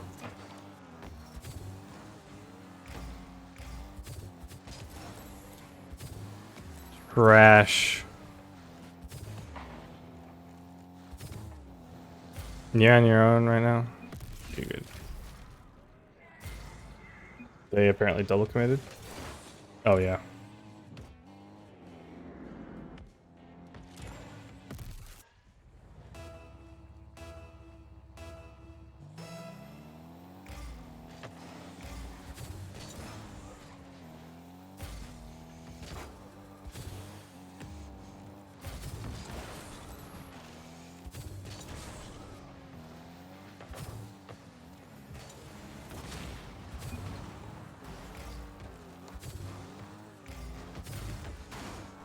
I yeeted him.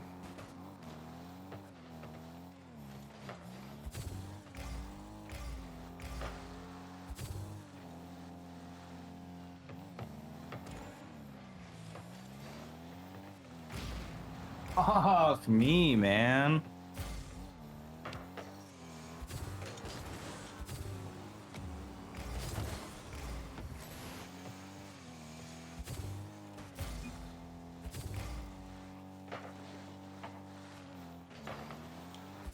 Oh, nice dunk.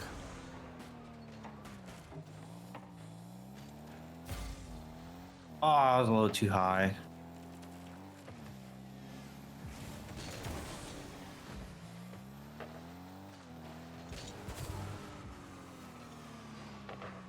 Nice stop.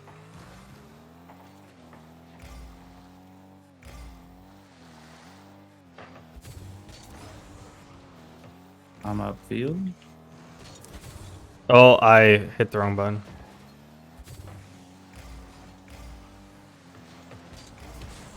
Nice Thank you, pass. fuck. That was a shot. Yeah, when I saw you going for it, I'm like, I'll stay here in case he's trying to pass it. And I saw that, I'm like, gonna need a little help. Oh my god, he whiffed. Oh, I fucking whiffed there.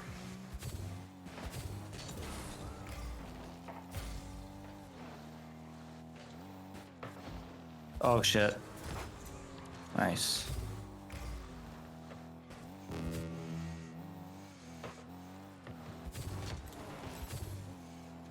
Oh, I'm ready, son. Oh, damn. I should have stayed out.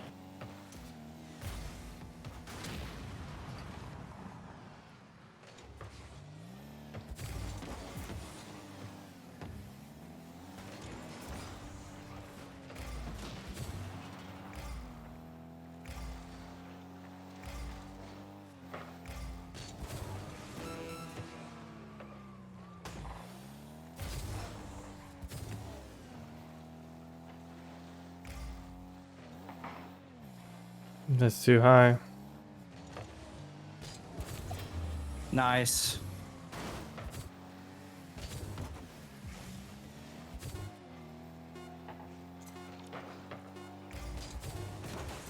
Oh, that went high. Do it.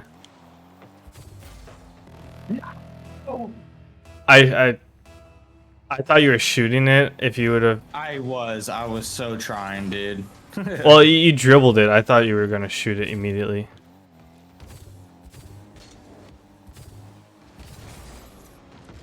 I'm on the other side.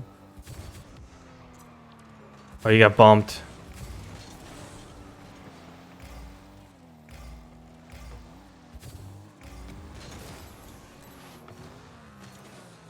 You. Okay. Hey, oh shit! I thought you were mid. Damn it. I was I was collecting boosts. I took corner. Went for a touch. He didn't touch it.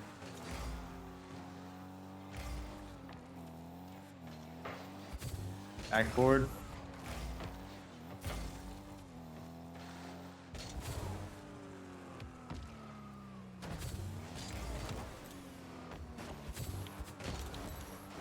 That's the best I got for you.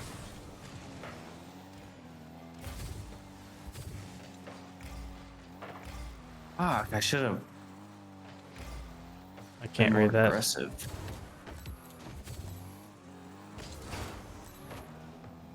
Are you first? All right, I go. All right. I go. Oh. Oh fuck! I said you first, and then he hit it to backboard, and then I'm like, okay, well, I can go. What are you doing, dude? They're back passing it so they can get boost.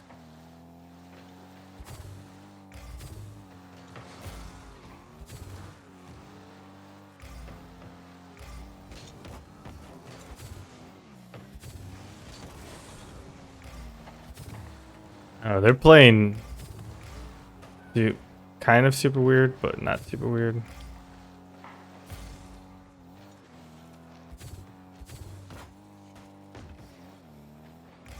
Left.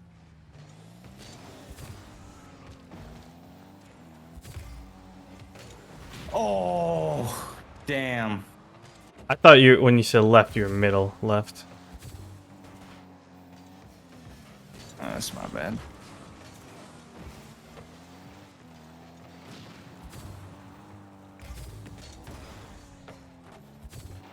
Took their corner. You turn. He's not Oh going. wow, way high.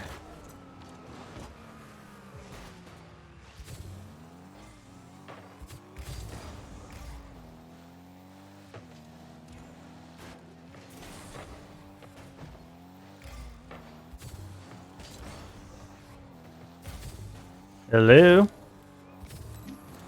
What's up? Hello. My camera's not on, is it? No. No. Okay, good. I just got back to my hotel room. Oh. I'm Okay. eating some legit street tacos. You said some legit Mexican street tacos?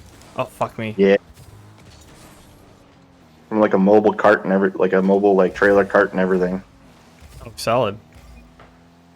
They were solid. Oh, so you're done eating them. Okay. Yeah, I just got back to the hotel room.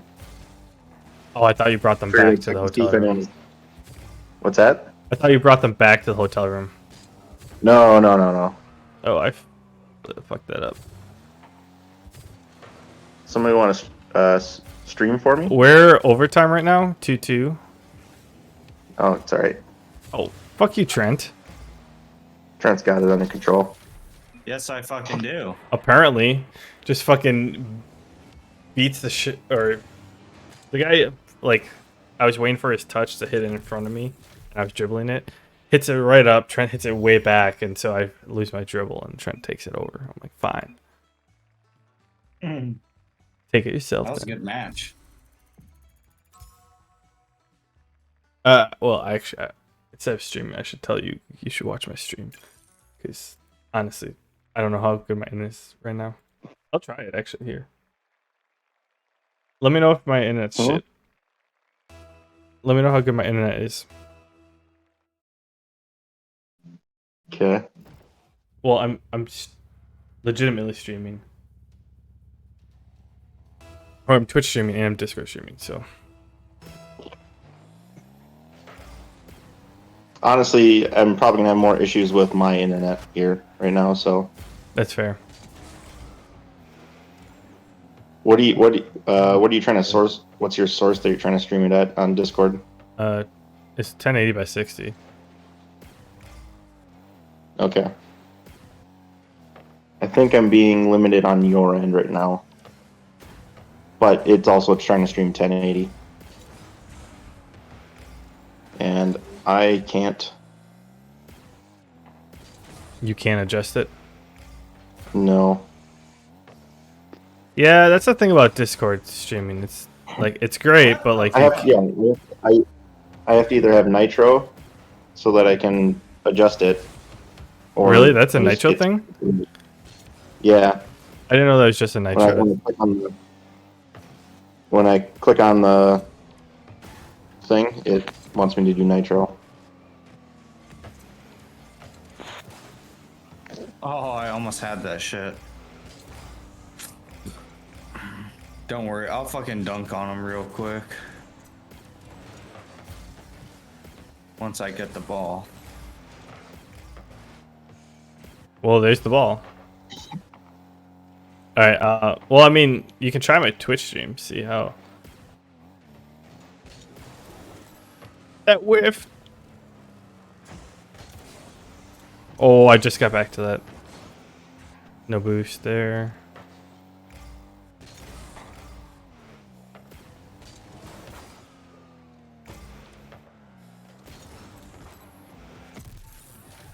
No, I'm doing good with Trent stream. He's got it on 720/60. It's dropping a few frames, but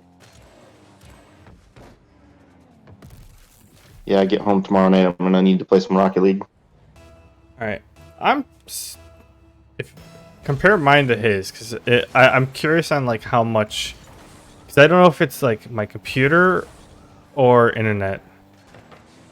I mean, I'm pretty sure it's my computer, but I'm doing the same quality as him. Oh, I'm missing. Fuck. I tried to bounce it off the ground so it just bounced over that dude. And it did nothing. Yeah. Yours is worse. Okay. I think Yeah. that's just a computer rendering issue. Because I am like, it has to render when I stream, even though I'm not actually like, I'm not actually streaming off my computer, but it still renders it to the What the fuck? Dude, I barely touched that fucker. to how I my plugin that I use to like transfer from one to another. Yeah, well, I mean, you've got a bunch of different stuff running too, so. Or maybe that's just how I watch it, and you're just not used to that. What? Missing every other frame? Actually, some nights that. Yeah, I play at 60 frames a second, but I actually miss every other frame. Nice. Thank you. I'm essentially playing at 30 frames per second, but like I play at 60, but oh shit, you. I just skip every other frame. But do you do that by just blinking really fast? Yes.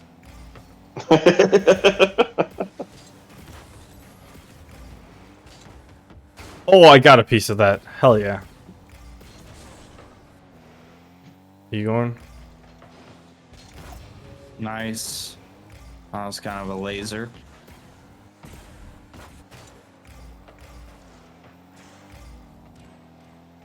Ooh, here we go.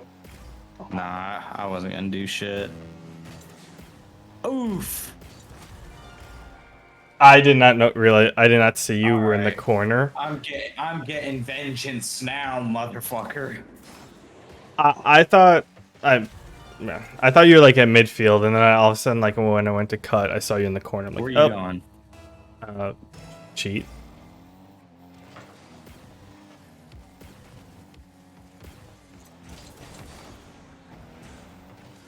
I always cheat. Oh, That's dude, sin. dude was so focused on stealing the boost. Oh, I fucking celebrated. God damn it. You asshole. Fuck you. Oh, you still almost had it. I don't want to watch this shit. Alright, I'm going left.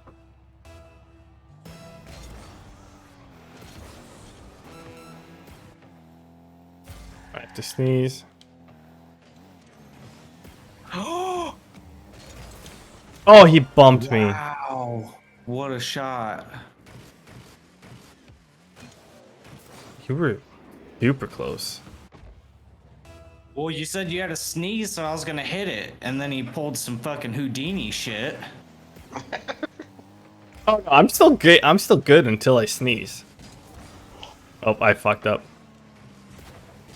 Like the only time you really have to worry is like the quarter of a second after I sneeze. Is, you know, you can't sneeze with your eyes open. Oh, come on. That was a good try, though. I was hoping to land. Hang on. Can we run that back? Oh, this is calm. No, we can't. God damn it. Oh. Hang on. I'm gonna smoke real quick because.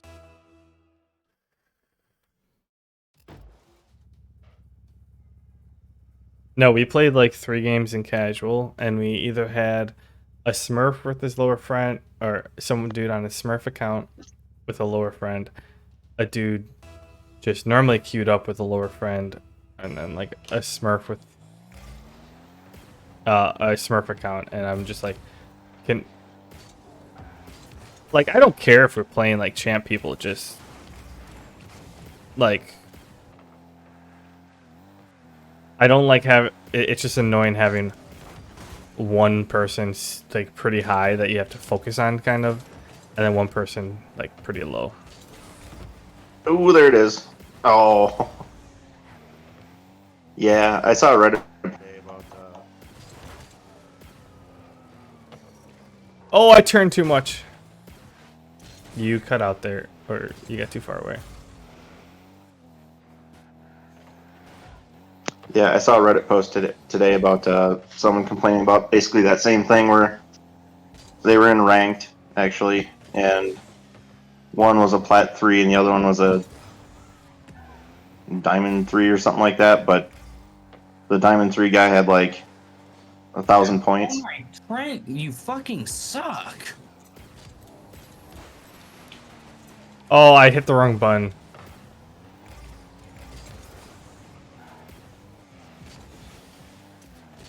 I hit the camera button again.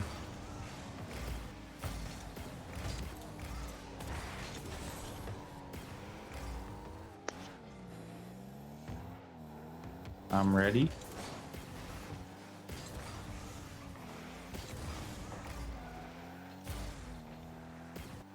Oh, that motherfucker.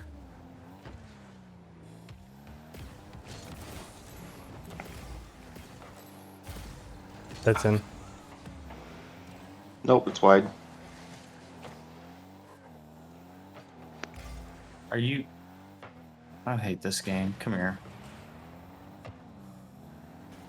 I'm doing something a little risky, but... Yeah, I didn't know if it was a pass or if it was just a... Oop. You? Nope, I go. Now you. Okay. Well, I end up bumping both of them. Oh, shit.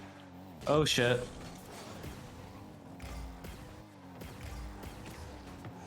Oh, I missed the fucking demo. You? Ooh. Taking their corner. Oh, shit. Sorry. Oh, fuck.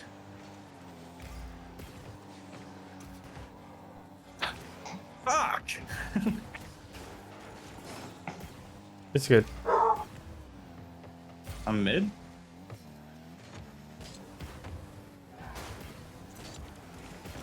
I got too close. That's my bad.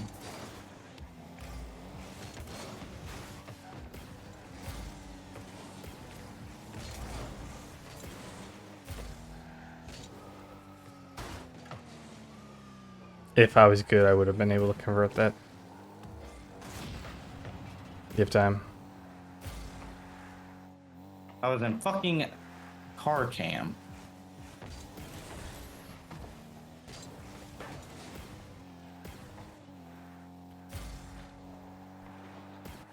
So how's Mexico?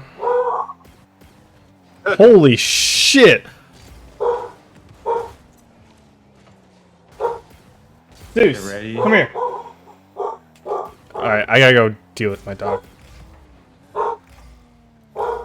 Nope, Katie's up and she's pissed, so I'm just gonna let her be. There you go. That's I bumped the him. best thing you can do. I waited too. Oh, nice.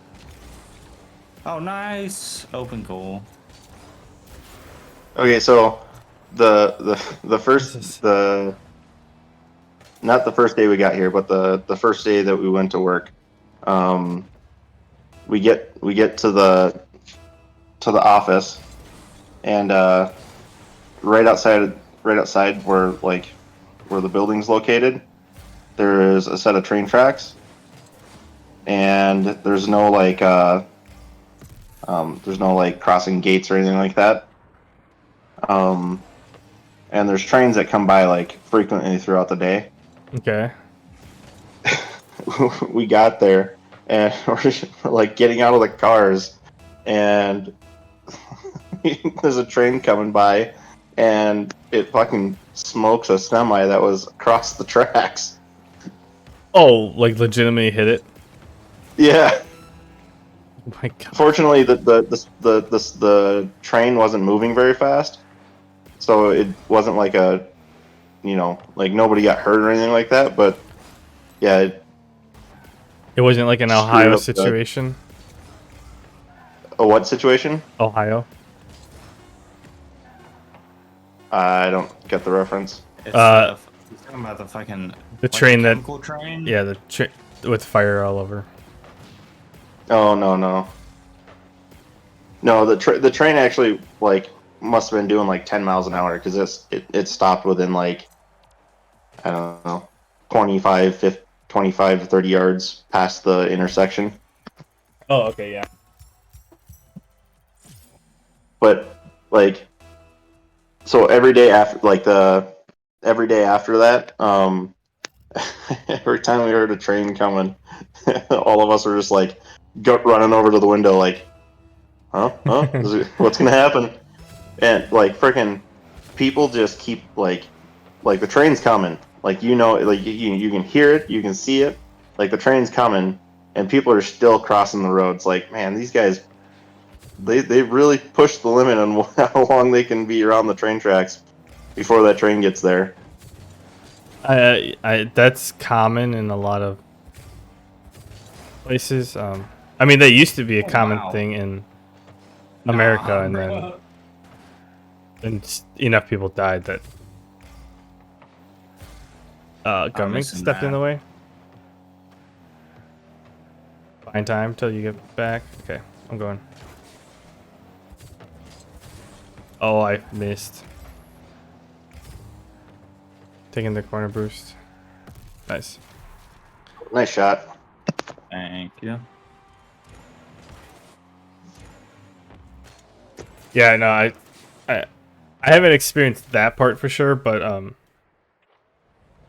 don't. It doesn't surprise me. It's surprising, kind of funny, but also at the same time, like, damn, like.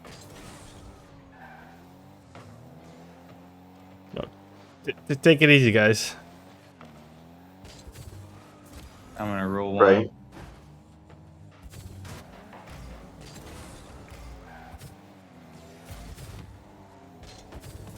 Oh, that hit too hard. Nice. Nice.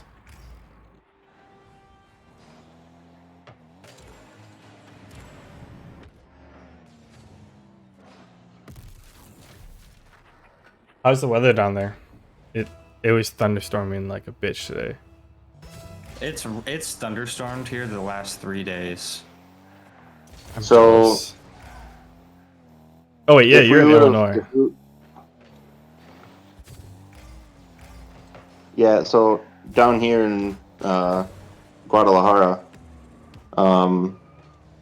last week it was the hottest place on the planet. Yeah, because it's Oh oh damn! fuck. It was the middle of summer. Yeah, Because that coincides with the summer solstice, right? right. Yeah, yeah. But I mean, it was hotter than the Sahara for about a week straight. But this week we've been like getting a little bit of rain pretty much every night. So that's helped keep the temperature, you know, A little better. right around 31 degrees C during the afternoons, or at least that's what it was in the shop. Not bad. Which I think that's somewhere in the 90s, I think. Yeah, that's 30.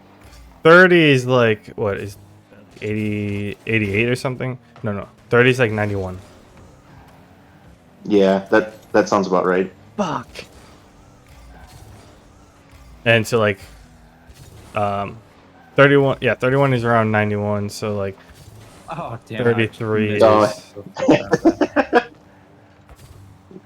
33 is kind of like what, 95?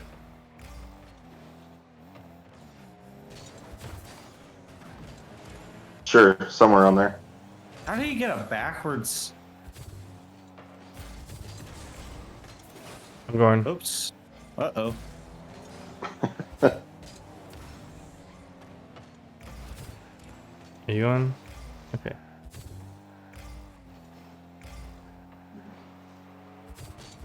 I fucking went too far forward. I suck. Yeah, that doesn't. Meanwhile, we're dealing with or not essentially, but we're dealing with smoke from Canada. This is Canada wildfire Oh yeah, fires. yeah. I'm hoping that that's gonna be all cleared up by the time I get up there. It's pretty bad here, so I don't know how it is in Wisconsin. Milwaukee kind of looked like this. You remember the smog in China before COVID? Like, it, kind of like that level. Yeah, ours look like all of Moline. Just everybody went out and bought a pack of Newports. Like You know, it's entirely a possibility. it was just like a Washington fog outside that was just smoke. Yeah.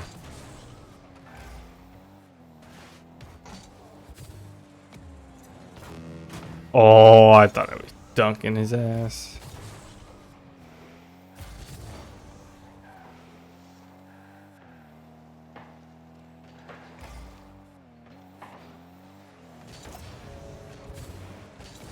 God, and I missed my flip.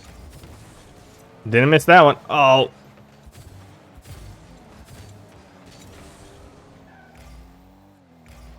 I did miss that one, actually. Oh, you going. Oh, you lucky bastard. Oh, that was close.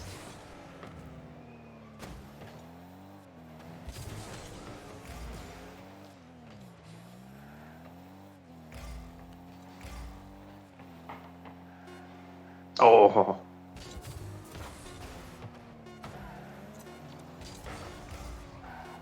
Yeah, I think it's on, like... Oh, I missed it. Oh my goodness. I think it's... Like, I mean, all that stuff is usually, like... you have, like, the eye of the storm where it's...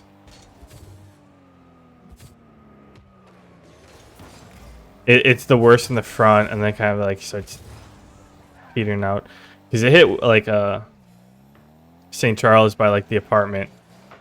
I saw it pretty bad, Oh, that Bullseye. might just be in. Nice. There we go. When I went to pick more stuff up from, that was like 2 days ago actually. It looked like fog or like a smoke, but like I couldn't tell if it was like the California or the um Canada, or if it was like nearby, because it looked like there was a space like further up the river that there was just a bunch of burning trees, but it might have been the Canada ones. If he's saying he got it, then it could very well have been that, and it hasn't actually hit me yet. I don't know if it will. It might get pushed too far east before it comes to me. Yeah, I'm hoping that it'll be all cleared out by the time I get home, You or got at what, least mostly. another week there? No, I'll be back tomorrow night. Oh, okay. I didn't know if you were coming back tonight or tomorrow night. Tomorrow. I'll probably be back home right around midnight. Oh, solid. Like landing or home? Home. Solid.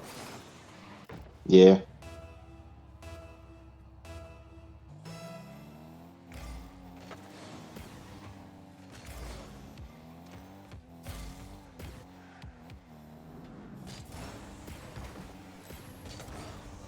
Yeah, I had no idea what I was doing with that.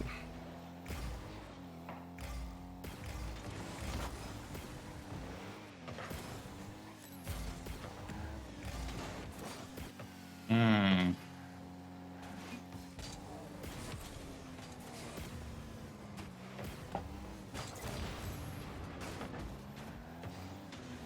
Oh, you're fuck.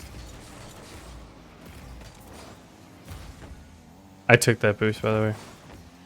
Bumped him. You going? Okay. Good touch. Nice. Nice shot. I think I had like 12 boosts or something. I'm pretty sure he had like 12 boosts until he picked up that 100. It looked like he was low.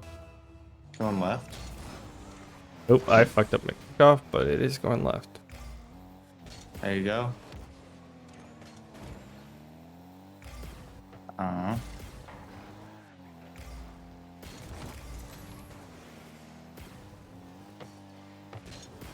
Oh, I was watching him and not the ball.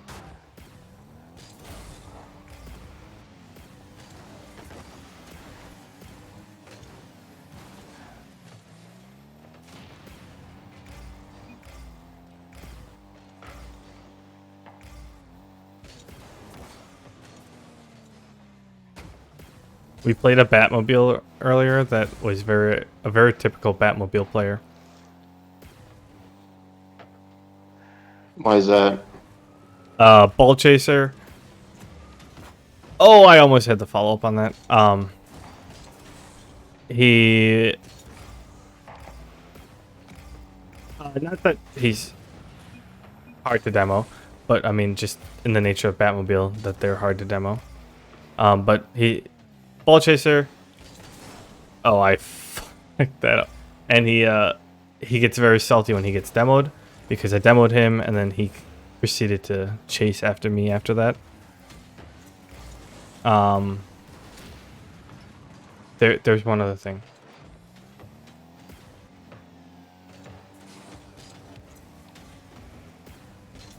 I don't know. I coordinate like 3 different things that's typical of all like Batmobile players, and it includes those 2. That was close. Oh shit. I had that. Come on.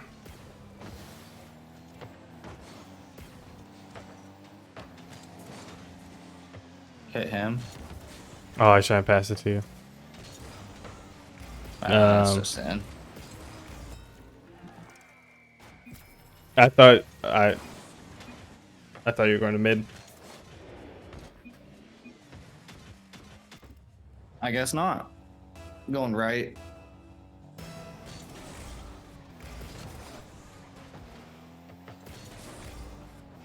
You going for it? I'll go for it. Fuck.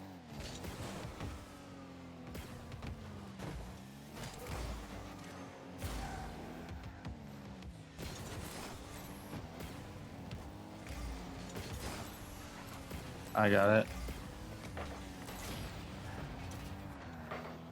Oh damn it! I didn't see that guy. I didn't see him either. He was blending in with the background.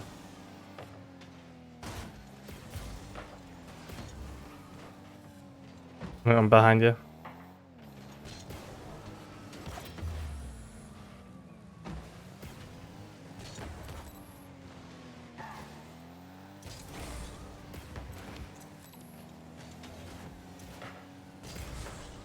Oh.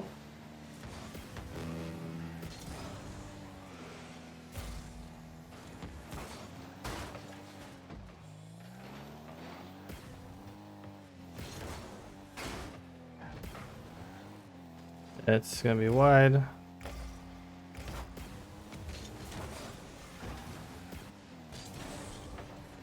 Nice touch. Good clear. Oh my god! Oh my god! I didn't go because I thought you were going. I thought both of them motherfuckers were gonna hit it. You were going, and then I'm like, all right, Trent's got this, and then Well, just I backed off because I thought he was gonna fucking send it back. I was like, Oh. oh well, he's got it. Well, that's what I'm there for. I can stall until you get back.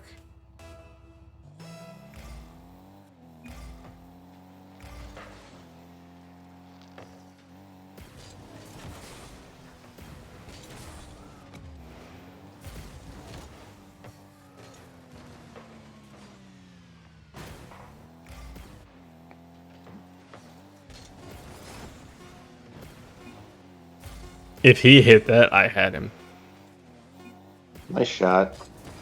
Great pass. Oh, he didn't get it. I wasn't sure if it was on, so I thought I was gonna hit backward at first, so I slowed down. Fucking perfectly middle, bruh. I should have just committed. All right. You assholes. I had a plan. Hang on. Let me go to the bathroom Oh and fuck. Oh fuck. Alright. go to the bathroom and get a Go to drink. main menu. Ah man.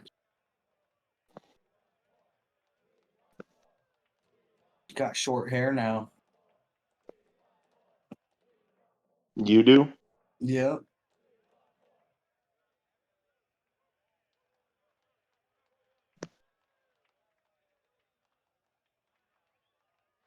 Okay, it's weird. I've noticed that, so, watching on my phone here. I'm watching the stream, but it, like,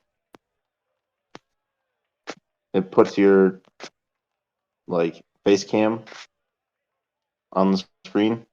Mm. And right now you're, like, sometimes the stream will pop, like, stall, but your face cam will still be going. And then right now your face cam is frozen and the game is still streaming. I don't fucking know that. That's weird.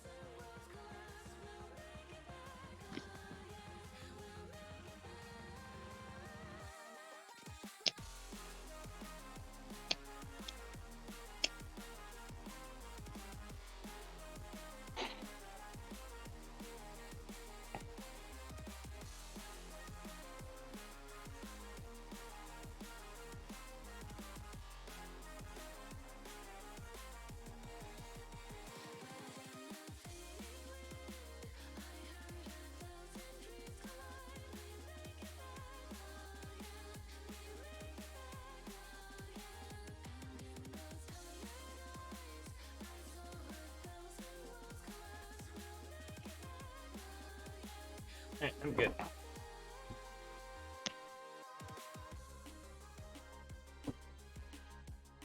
All right. You're in You ready to Guadalajara. destroy some kids or what? Yeah, do it. That's CDT, right?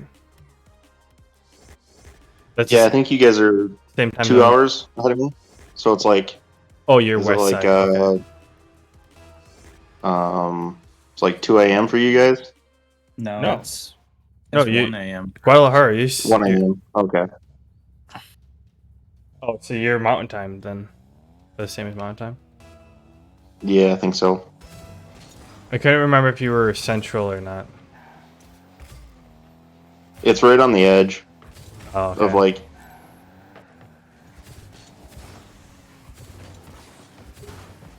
I just went back. I'm going. Demoed him.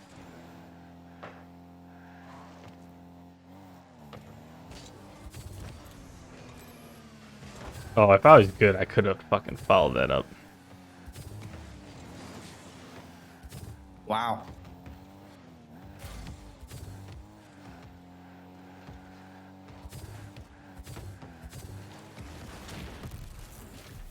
That was. Nice. I didn't even have to demo the guy for that. That was a good shot. Legendary.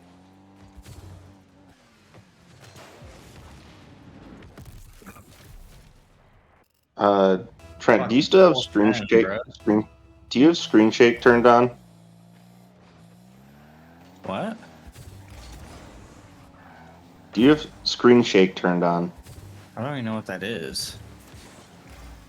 Probably. Well, it doesn't look like he does most of the time, but then I've noticed when people get demoed and then like during the goal explosions, the camera shakes a bunch. Sorry, camera shake, that's what I meant. I don't know.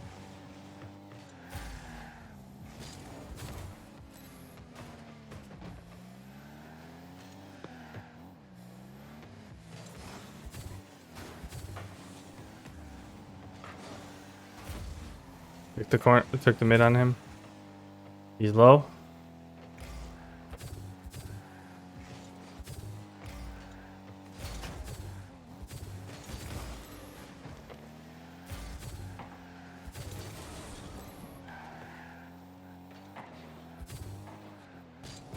Oh, I'm up. I got this. Nice fake. I had fucking front row seats to that shit. I thought I was gonna get booted by you. Yeah, They're probably so confused. I don't know. I jumped for that. I'm like, yeah, I got that. It was. The way Trent was setting up for it, though, it almost looked like he was going to be able to doink it back into the net, though. I was trying to backwards hit it down. Yeah. Get that shit out of here.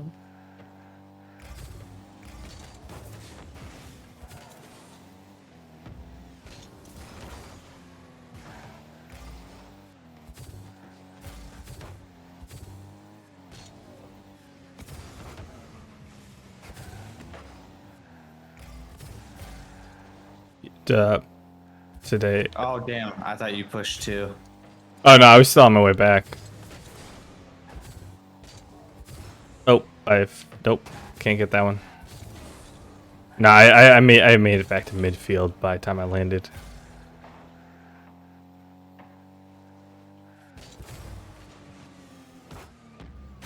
Nice bump. Nice shot. Thank you. Felt good about that one. You two are looking like a couple of straight ballers out there, making kids forfeit. I have to say, we definitely have individual plays like popping off regularly. We're getting there on this on the team plays. Cancel the search real quick. Oh, nope. Too late. What? I was gonna have Trent check to see if he's got camera shake turned on. You can check now. camera. Yeah, here, I turned it off. Oh yeah, there you go. You You're had gonna it go on. up like you're gonna go up like 2 ranks now.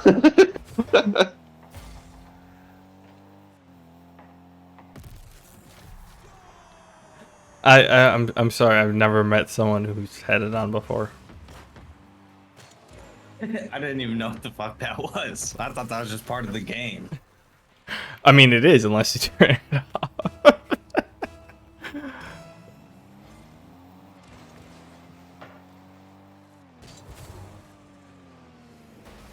Oh.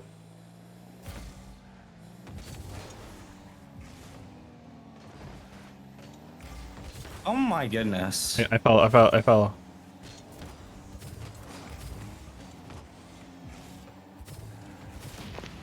Alright, he got me, but it's fine.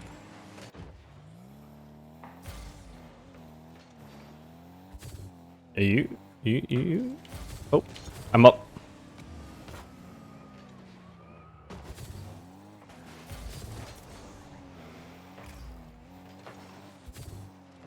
You 50? Okay, cool. Oh, he fucking whiffed. I left mid or corner for you.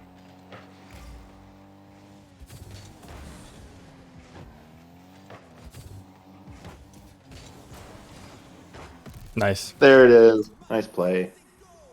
I think that was going in either way. Yeah, he panicked and flipped. Maybe Tex might have got to it. Actually, it was slow.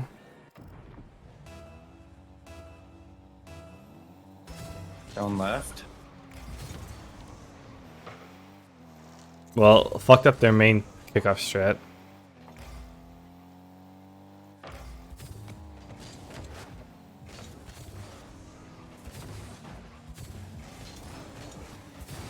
They're fighting each other.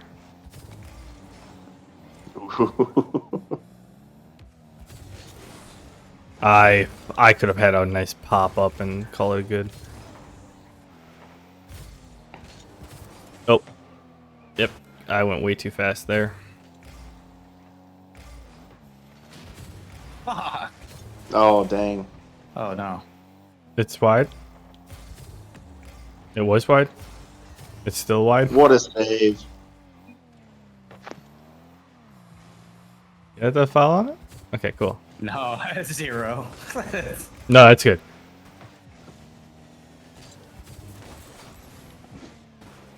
It's you and him versus right now.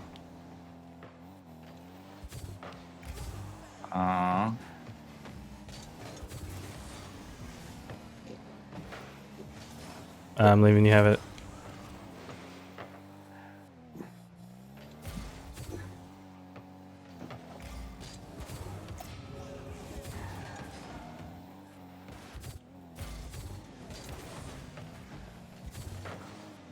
Oh, get the fuck out of here.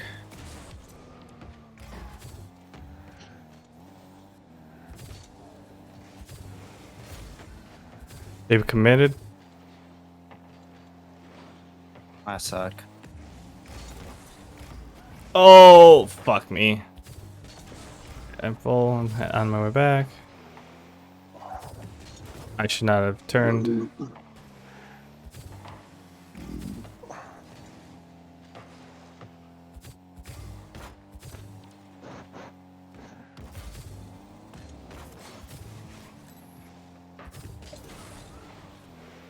Consider me back.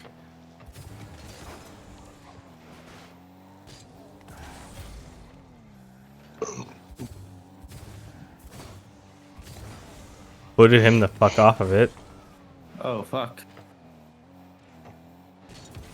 Yeah, okay, thank God. I mean, that wasn't going in, but I'd prefer it not to be that close.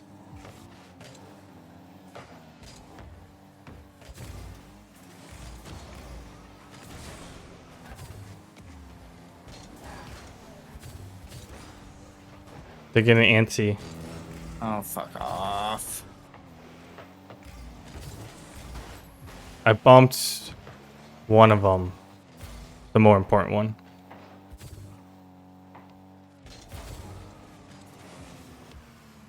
That's wide.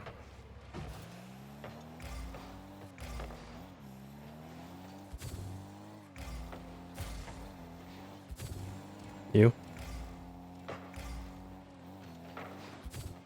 Oh, can't go.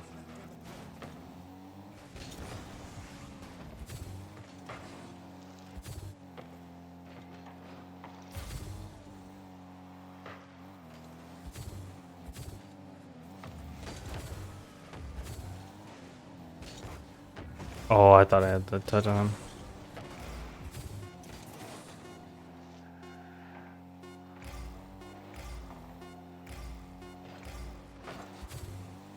Oh, nice 50.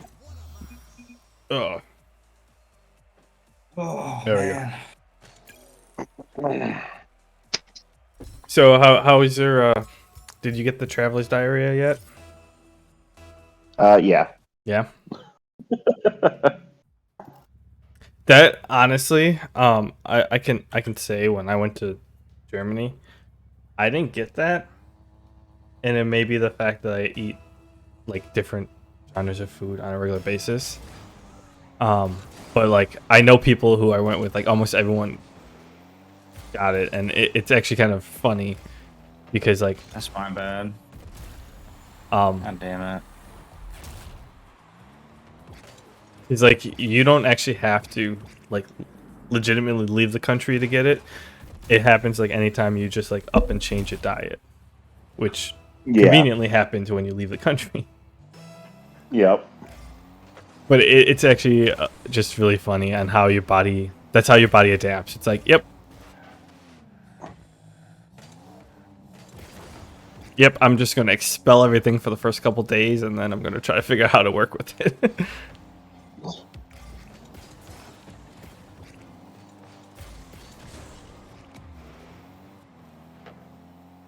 Yeah, water is super important in your first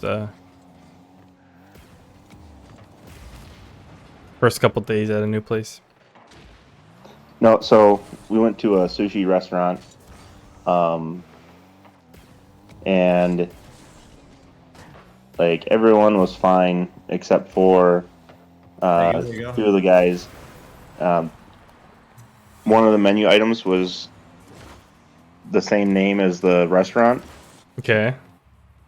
So the one guy was like, "Well, that's their like dish that they have named after the restaurant, so it's got to be good." So How he got special? that. Yeah.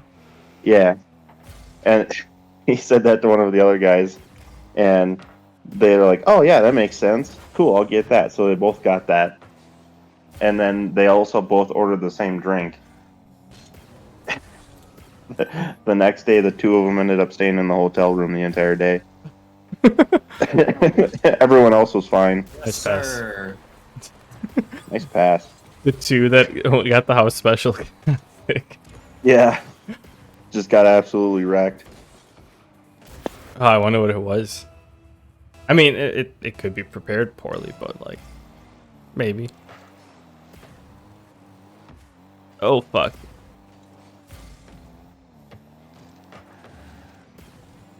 You got that? Okay, cool. Yeah.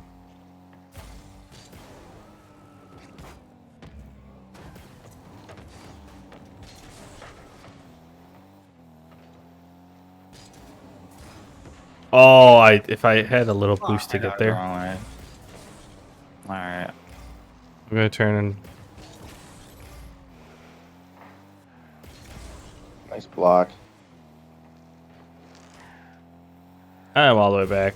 I will be there in a second, please. Please keep your hand and feet inside the ride at all times. Get the fuck out of my way. I'm ruled one now.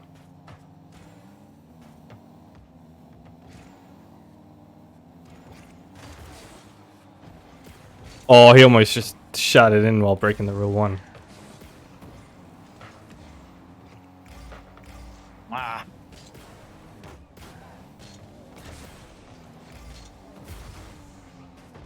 Oh, I even stole his corner boost. The disrespect.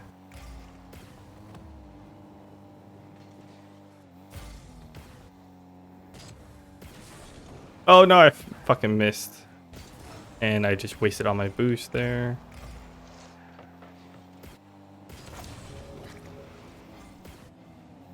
I went too fast. Damn it. How was that not? Guess it doesn't Nice fucking bump. matter. I feel like it should have been more than a bump, but. Oh yeah, that definitely should have been a demo. You had wheel trails on. The only time I count that is when or I call it the angle, like.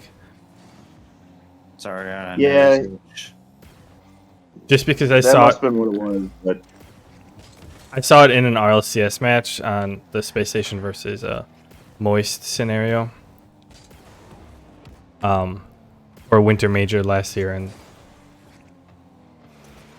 same thing happened where it was just like you don't have enough force. It's the only time when you can be going supersonic and not demo someone is because you don't have enough force in the direction perpendicular to the normal or something. no, so you have to be going supersonic, and the front end of your car has to make contact at a angle that's within like plus or minus 45 degrees of the normal of the surface that you're hitting. Oh my fucking god. Yeah, but that's true, but it comes down to the fact that like the force that's directed at the person is not enough to because the result of what you're explaining is the force that's Yeah, but they're not calculating force on it. They're just it just needs to meet those conditions. True. Yeah, but yeah, it's a good way to rationalize it though. Like not even that. I guess it is rationalizing it in my brain, but like it's kind of like chicken and egg, where like it's the explanation, but it's also two different ways of explaining the same thing type of thing. Where one is like the theoretical part of it, and the other part's the practice part of it. So like theoretically, this is what's happening. Practically, it's because we're taking into account stuff that we're just calculating versus actually the force is calculated while the angle and the direction are not pulled, it's sampled type of thing. But yeah. Oh dude, I could go for. Have you had any good tamales yet? No. Oh. Well, okay, you're leaving tomorrow, right? Yeah, so I won't have time to. What time in the morning are you leaving? The ride to the airport shows up at 11.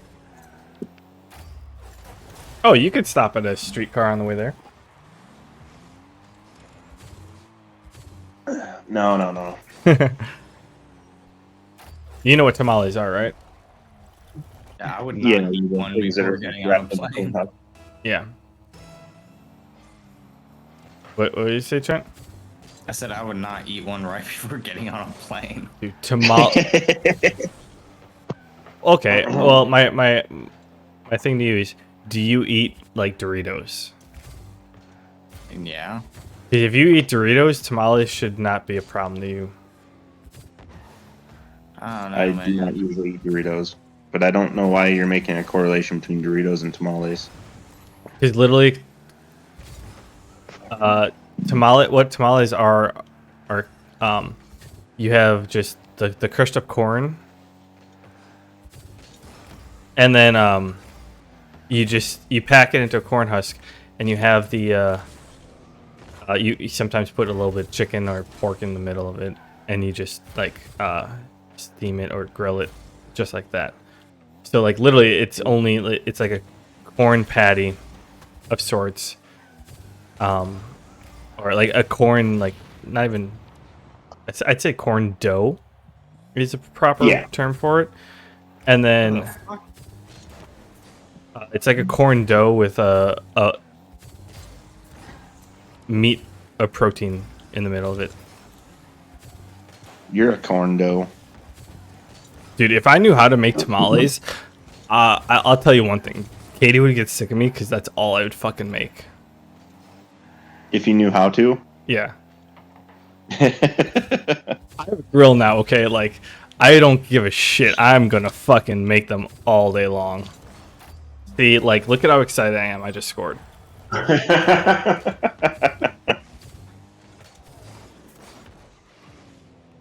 Like, legitimately, when I worked at the shoe factory, there was a Mexican that him and his wife and his sister-in-law or whatever, they would he would sell tamales. It was $1.50 a pop or something. It was 10 for $10.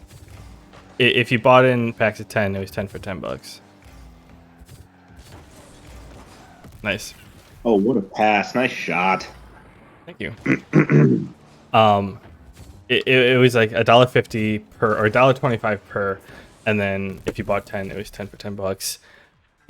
I talked to him one time. Him and his wife and his sister-in-law literally would the night before end up like cooking because they would have orders of like probably about 1,000. Oh fuck! I read that wrong.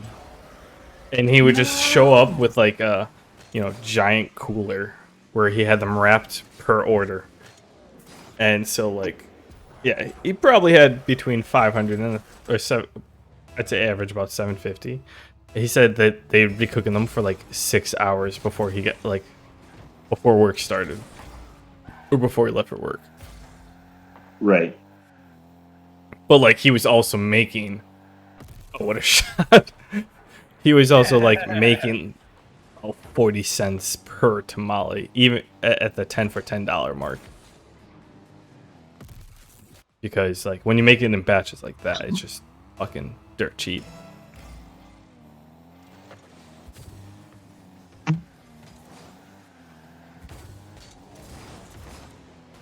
Oh, if I was good. Ah, if I was good. Oh. What's up, Zoe?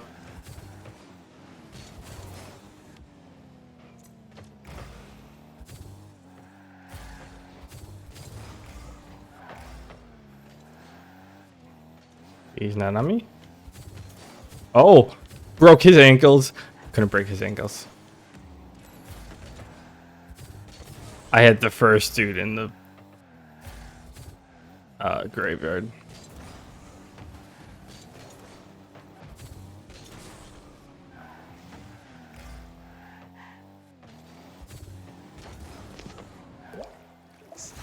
That dude, I was trying to fucking. We went in like a little rule 1 there, and I was trying to fucking not be a bitch. He fucking backed out. Got you. We I'm got fucking this. dunking on his ass now.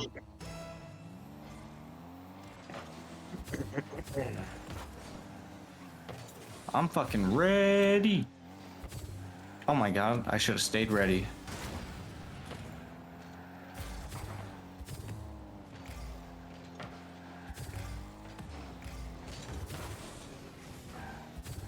Watch out.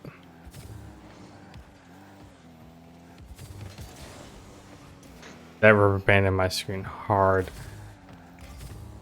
Hard. I bumped him a little bit. It wasn't much though. Oh, I thought I got enough interference. Now I'm getting angry. I threw. Oh, I thought I actually had a decent hit on him.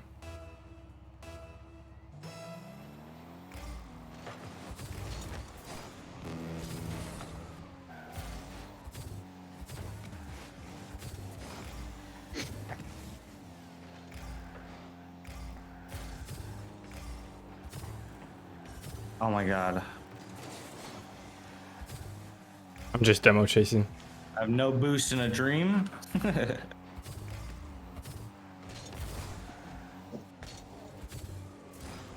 Oh, I had a read on that. You. Oh, oops. Okay.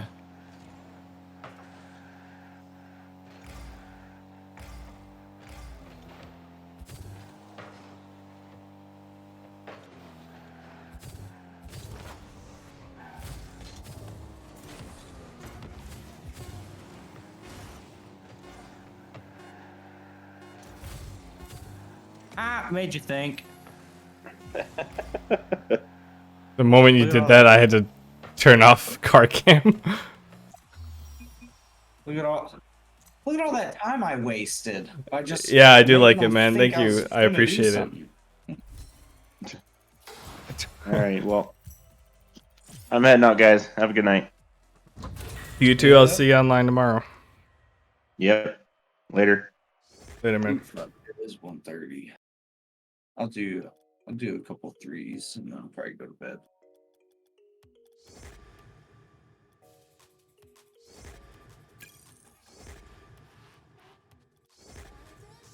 You should invite back. I don't think Actually, I get on. No, I know he's He not doesn't gonna. choose even on. Oh no, he has it on Steam. No, I just saw that he booted up War Thunder, and it's a running joke because essentially like he goes to bed and he'll wake up in the middle of the night. He's like, I'll go play something, and every time like we'd be playing like just Rocket League and going to town, and then all of a sudden I see him pop up and like play a different game. So I would always send him a bunch of invites, and I finally confronted him. I'm like, why the fuck don't you accept my invites? He's like, dude, I'm just trying to like chill out, play a game for a couple games, and then like bounce on out of here or whatever. I wonder why he seemed so offended that I was using my wheel on fucking Heat. Because he's just weird. Don't listen to him. why He's a would I fucking not- he's a fucking KBM player in a racing game. Like, why would I not want to use it? Like, I feel like Heat is a great game to use it. No, it is. Honestly, yeah, arcade racing games are phenomenal for wheels. But don't listen to him. Like I said, he plays Heat with KBM. I get along with Aaron, but I'm not going.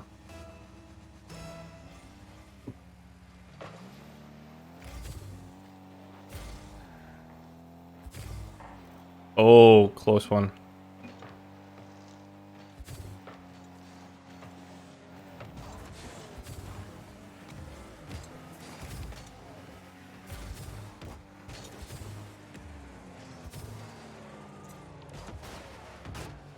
Oh, I couldn't catch up to it.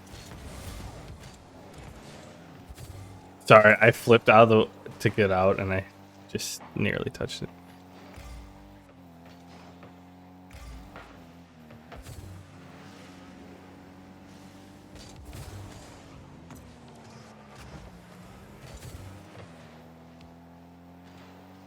fuck. Oh, they had that too. If I didn't demo him, the dude, he bumped his teammate away to get that shot. Fuck. Oh, I fucking whiffed. Ah. I was just still.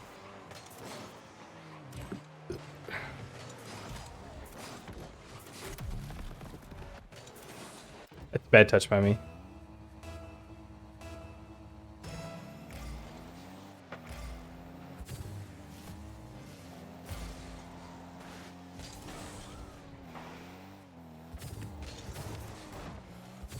Had a little bit of a touch on that.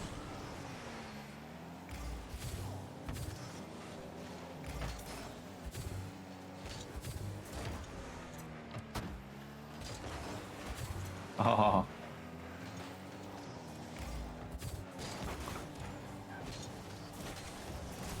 Yes, sir. I was trying to flip out of the way and I ended up got it. Someone bumped me, so I apparently I got in someone's way.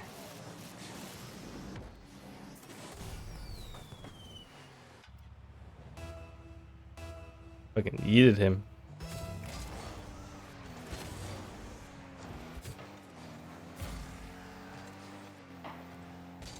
Well. Oh. That's bad.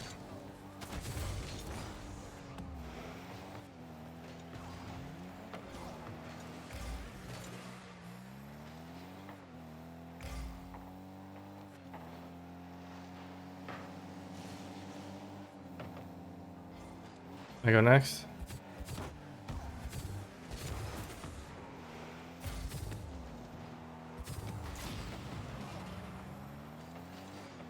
Dude, I'm at 26 demos for the night. Do you know that? God damn.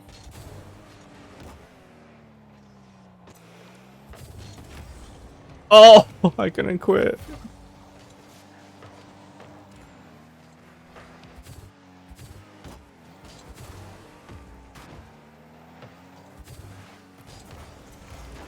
Oh, almost snuck it in there.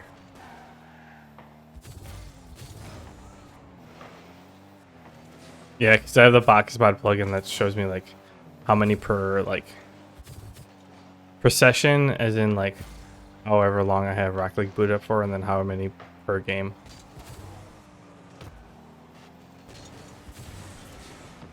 Oh, that was almost nutty if I could have followed that up.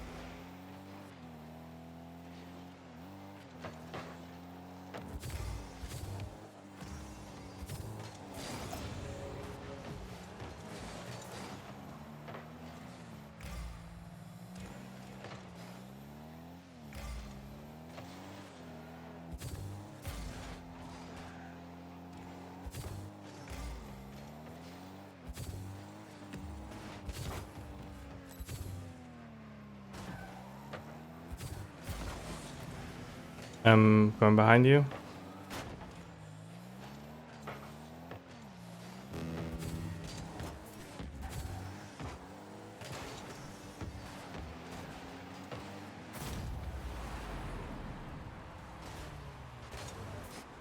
That's just chaos.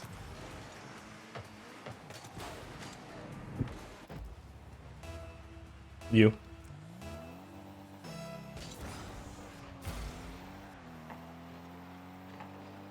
Oh, close.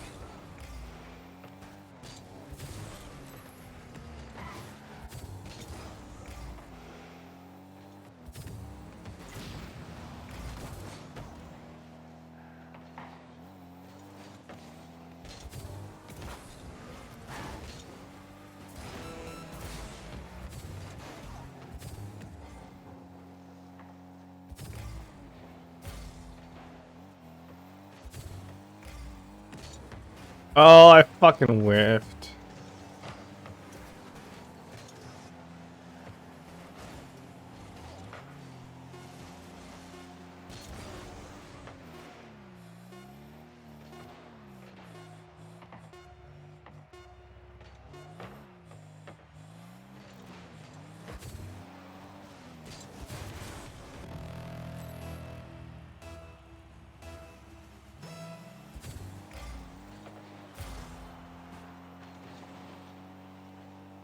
You turning or no?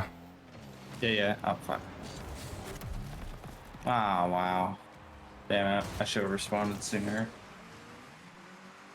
Oh.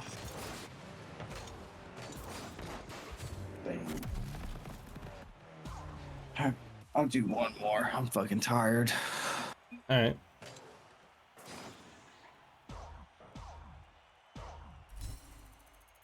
I mean, I've been streaming 6.5 hours.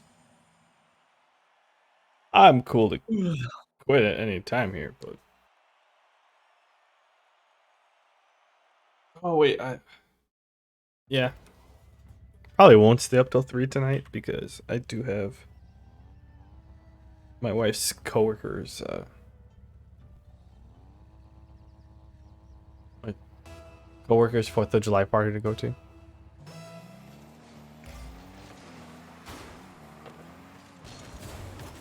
Sorry. Oh, you're good.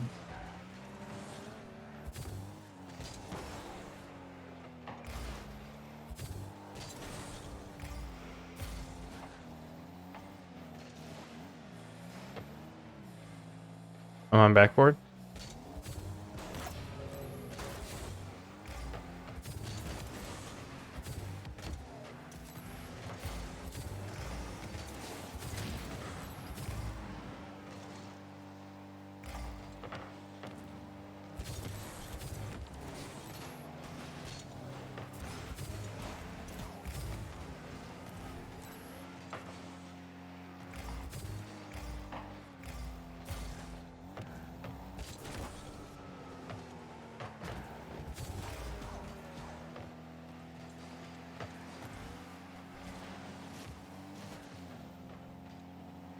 I can go.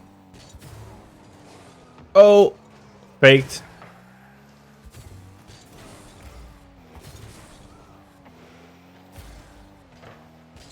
Oh, I didn't realize that was on. I should have figured it was on. Yeah, I know better than that. Boop. You or me? Me.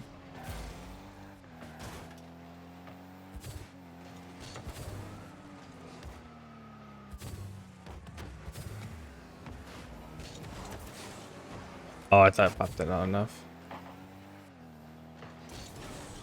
Wow.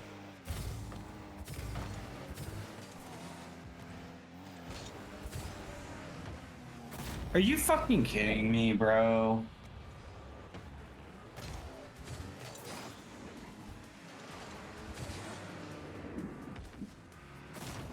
Oh, I didn't boost. I got on those. I just got a boost straight down. Why flip? The flip doesn't help.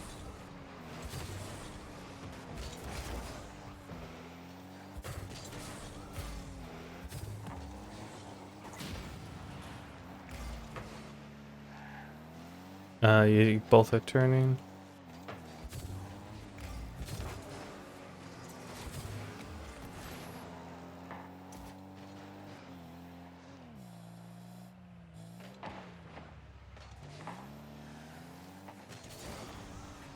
Left mid boost for you because I didn't have a choice.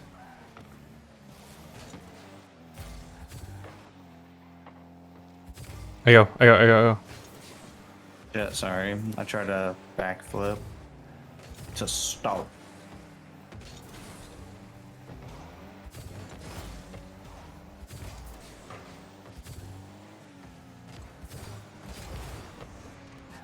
Oh, fucking bangers.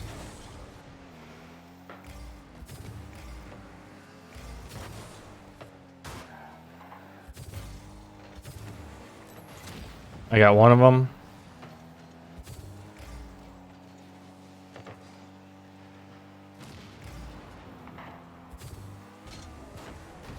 Oh, I miss. Zo, are you there?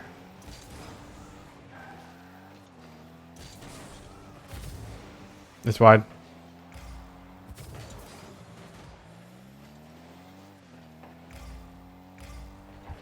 Nice.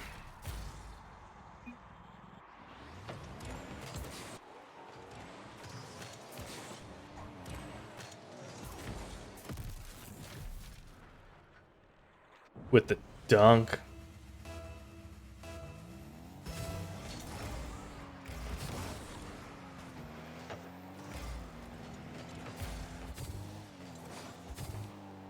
Oh, wow.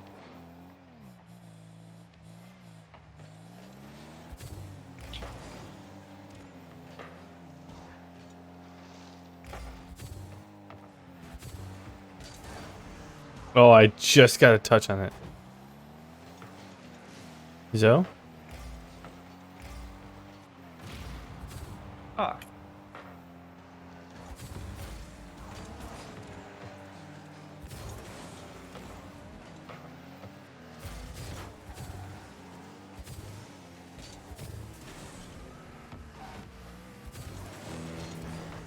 Oh, I tried to get a bump on someone.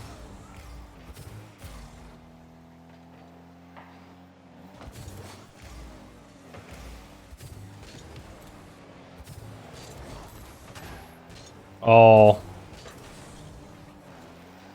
Nice shot.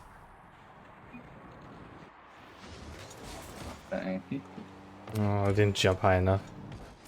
Pretty sure I saw him jump early enough that I should have.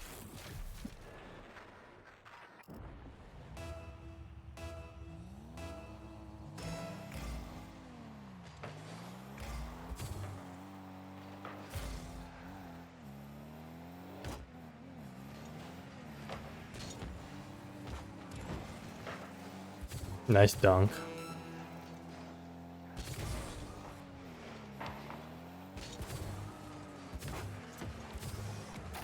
Got him.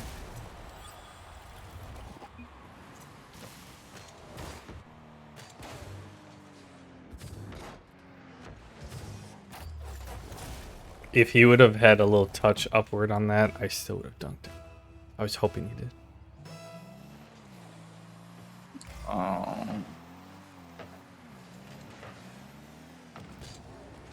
Not me.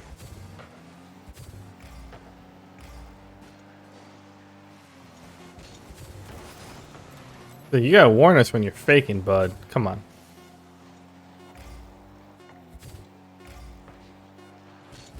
Come up, faking. Alright. I'm gonna hop off of here.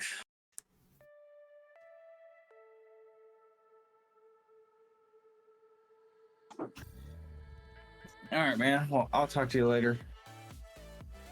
Peace, man. Gonna have to come up by you and play some more disc golf, or you have to come down by me. Yeah, we'll definitely needs to do that Hey, very soon. Have you done a normal tournament before or no? No, not a normal one, because I'm not. Are you talking about one like that you have to be signed up with PDGA? Well, most of them you don't have to be, but it just helps to be. I guess you get your rating for it, so. See, I haven't yet, because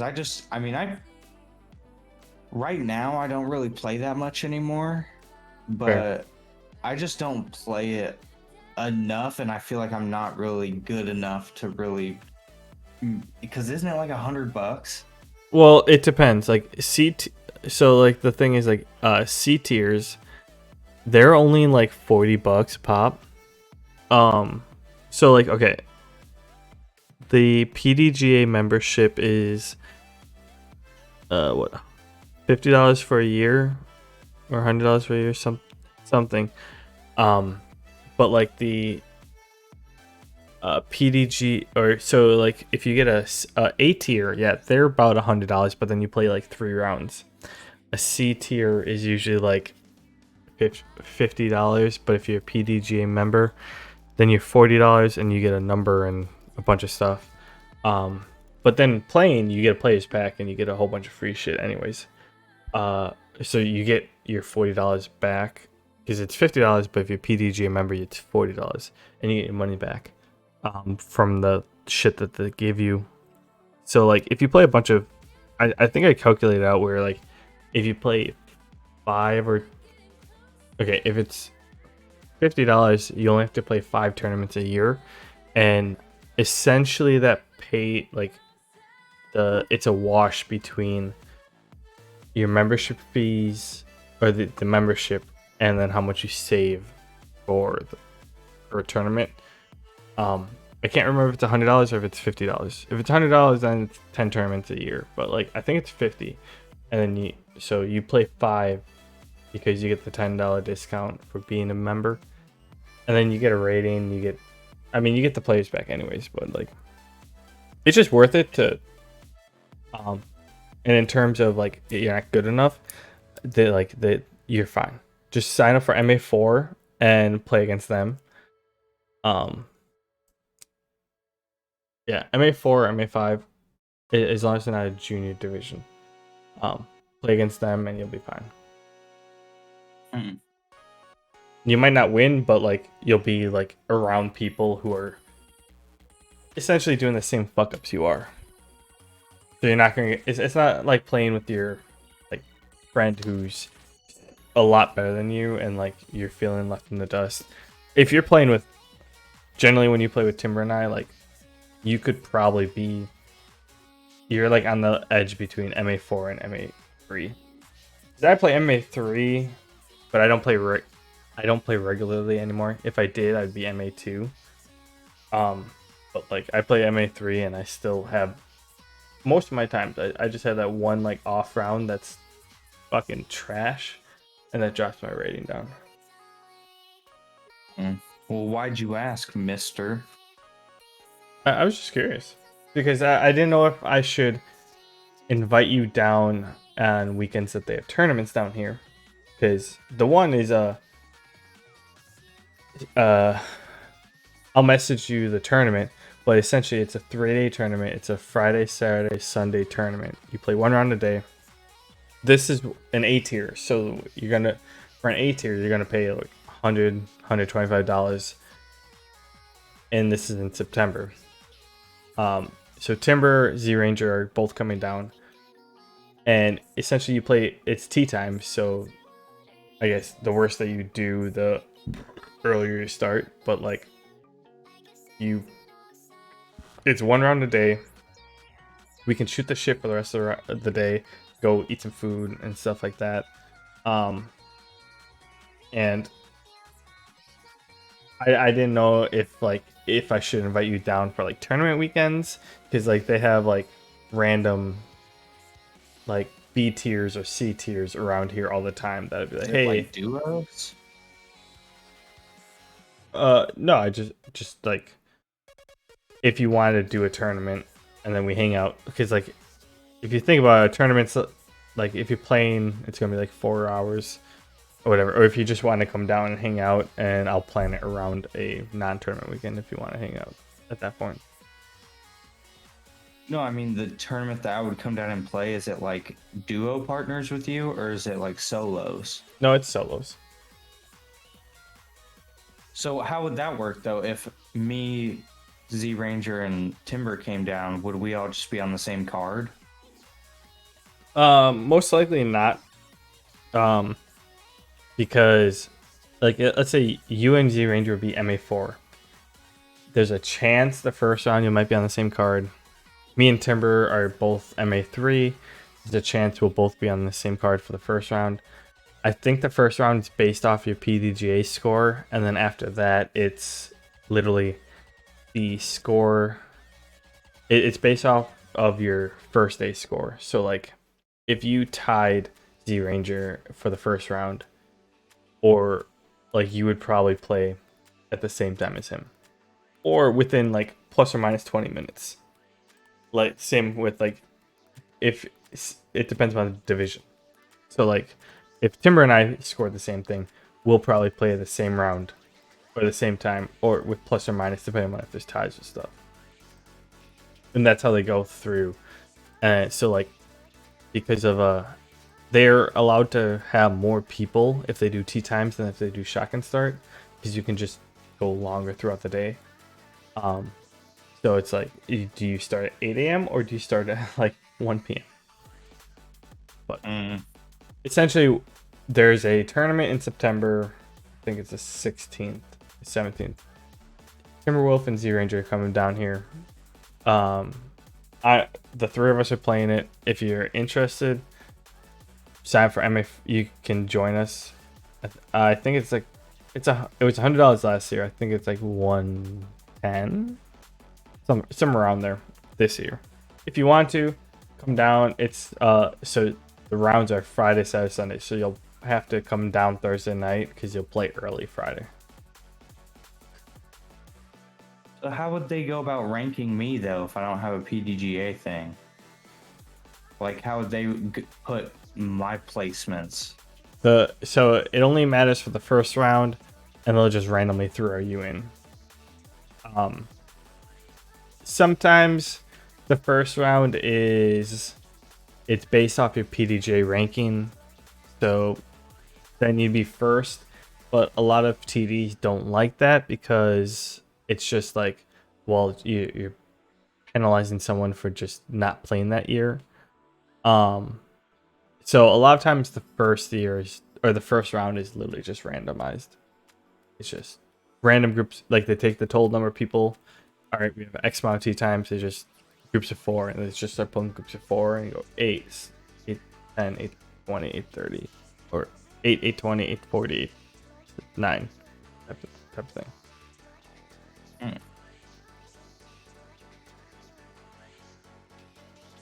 I'd say if you never played a tournament before, give it a shot. Even if you think you're bad, it's just a different feeling. And it's called Disc Golf Scene. I don't know if you've looked on it. Just look up a C tier. A lot of times C tiers are just like you go to one course, you play around in the morning. It's a shotgun start, so everyone starts at the same time, but on a different hole. So like they'll have like each card is 4 people, and so they'll what 18 times 27 or 18 times 4 is like 96, or is that 3? No, 144 or something. So they'll just have 4 people or 5 people on every card, and you all start at the same time, get done, have lunch, come back, play a second round, and so you normally start at like 8 o'clock, you finish at like You play 4. with that same, so the same people who are on No. your card. So you get different people the second round that day. Usually, so the lunchtime or the break, they call it break time, but it's essentially lunchtime. Give me a second, so we're chatting. So what they do is at that point, like the initial round, they just randomize it, whatever. The second round, it's based upon your score. So like whoever's winning plays hole 1. Like let's say 144 people, the leading scorers are -4. So, okay, the person who's shooting -4, they're on hole 1. -3, oh no one. -2, there's 2 people -2. They both go on hole 1. -1, okay, there's like 4 people -1. They'll take the person with the lowest rank or the oldest PDGA number, plug them in on hole 1. That's the card of 4, and they'll move on from that. So they actually organize by score the second round, but the first round is normally just random, or it's based on your PDGA rank, and if it's your PDGA rank, then they just throw you wherever. But like, that's my suggestion. If you've never played a tournament, honestly, like tournaments are a lot of fun. Just because it's like you just join it. I mean, it's kind of like the same feeling, except of like just going to a course and like there's a bunch, like there's someone there and you're like, hey, let me join your card, and you join the card and you play the whole round. Except on this one, like you're trying to kind of like, so you might get a little upset yourself, but then sometimes you can lock in better. Yeah. Essentially what I'm saying is the Arrangement and Wolf are coming down in September for a tournament that's down here. It's an A-tier tournament, a 3-day tournament. So you'll be playing Friday, Saturday, Sunday. So they're coming down Thursday night, leaving Sunday after we're done. If you want to, you're more than welcome to come down and join us. You'd be playing, I'd suggest MA4, which is what Z Rangers sign up for.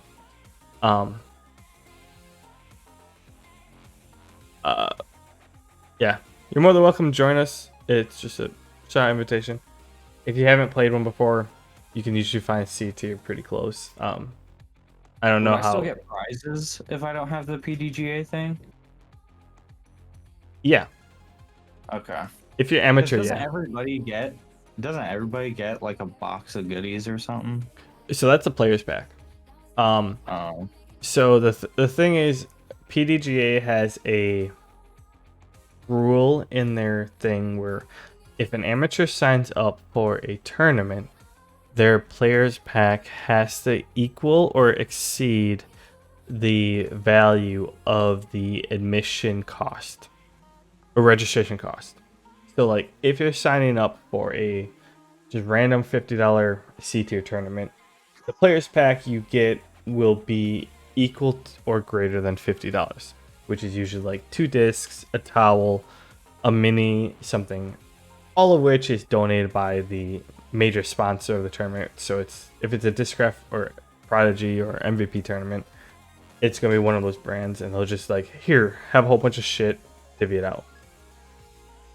Or like the A tier that is gonna be down here in September, or like the one I'm going to in July. That one's like, so A tier down here, I think it's 125, something like that. So like the Titan Open that I've been trying to go to every year. That one for the last couple of years has been like around $100. This year it's like 135 because it's actually bigger and they're going tea times, so they do 3 rounds on 3 different days.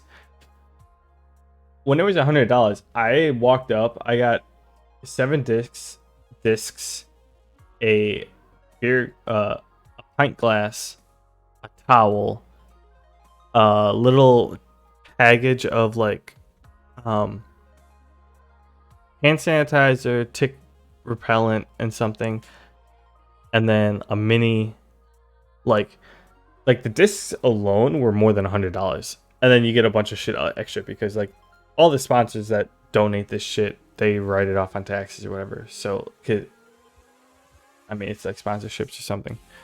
But yeah, like all those discs that I have in my trunk is literally from sign up for tournaments. Damn. So if you're like, yeah, I never threw this brand before, find a tournament near you, sign up for a tournament. They'll give you a couple discs, and you're like, oh hey, I'm gonna try throwing this. Oh shit, I'm earlier.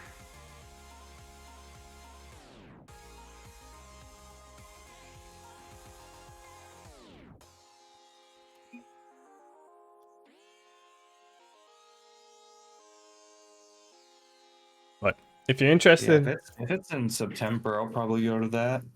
How do I sign up for it? I'm just guessing I pay when I sign up. yeah, you pay when you register. It's disc golf scene, like scene is an SCENE.com. Make an account on there, and then yeah, sign up that way. I think registration just started for the tournament in September. I'll send you the link to it on Snapchat or whatever. Oh, we're playing threes. All right. Yeah. I'll send you a link to it, but as I said, Timber and Z Ranger and I are also they're driving down. So if you choose to do it, you can hitch a ride with them possibly. I don't know. They're headed from Madison, or you can.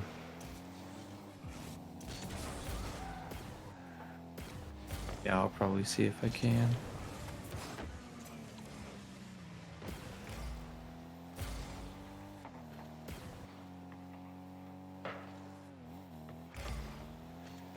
So wait, yeah. so is A tier better or is B tier?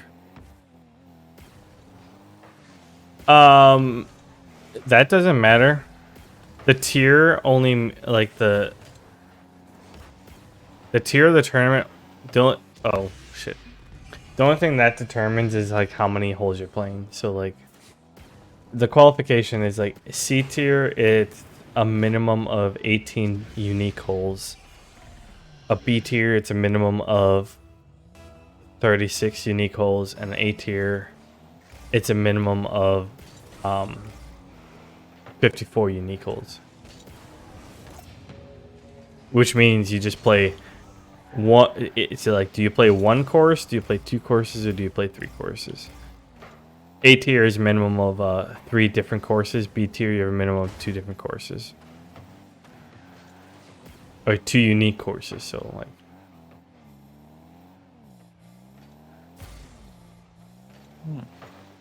So what do you think I would be in? Not MA4. So If you haven't MA4 played, bro? yeah, if you haven't played before, just sign for MA4.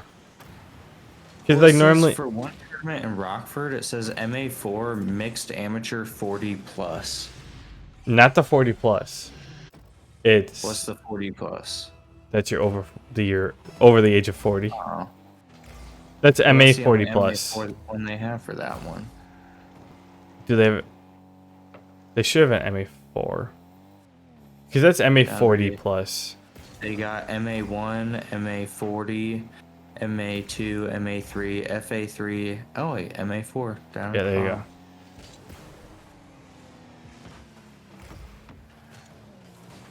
Dang, it's only $25 to enter. Is that a C tier one? Yeah. Yeah. C tiers are normally cheap, and they're usually just like 1-day tournaments. B tiers are like usually 2 a weekend or whatever. C tiers are fucking. They're a commitment. But yeah, they're a whole. They're a weekend tournament. Like you have to plan for that.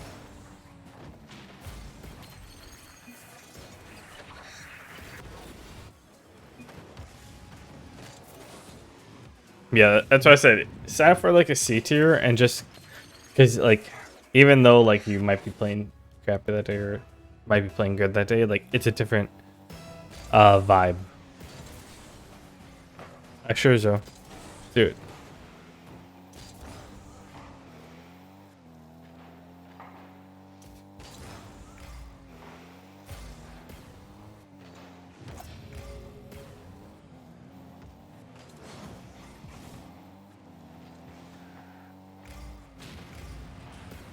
The first thing is just sign up for disc golf scene, make an account, and then just follow a bunch of tournaments around you. And then like if you can find one that you have if you have free time that you can sign up for it and play it, then What's that one called that is in September? I will send you a link to it because I'm streaming. I don't want to dox myself. Oh. Yep, you're right.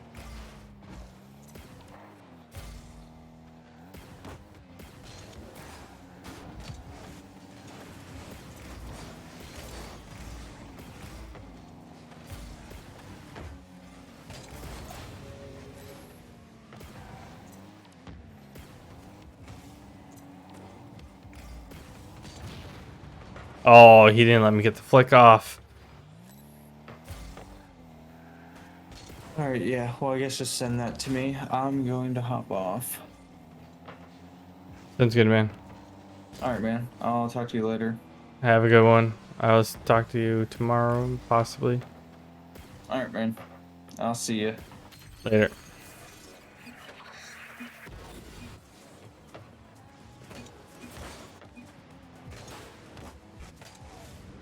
Yeah, so, I mean, if you want to, we can 1v1. I'm fine with that. Wait, no, you have to redeem points for that. You don't get 1v1s for free.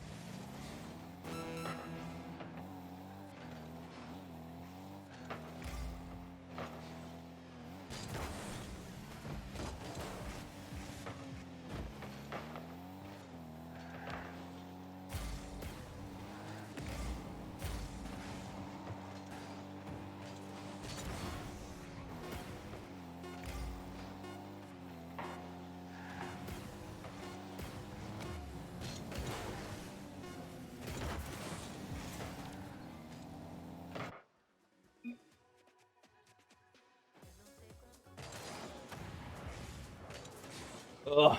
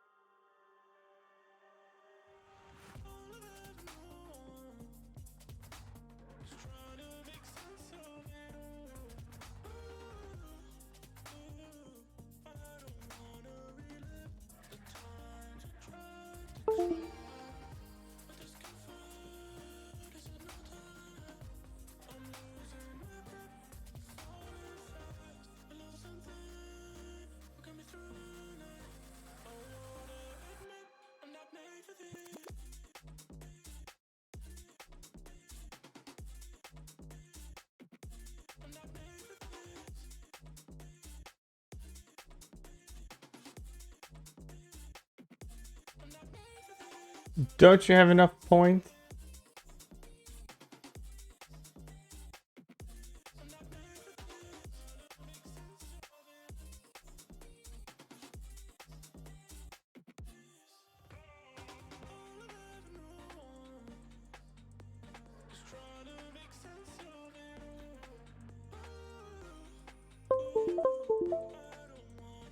Yeah, did it work?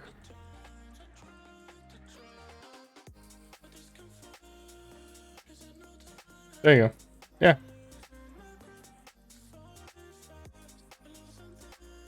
Ha ha ha.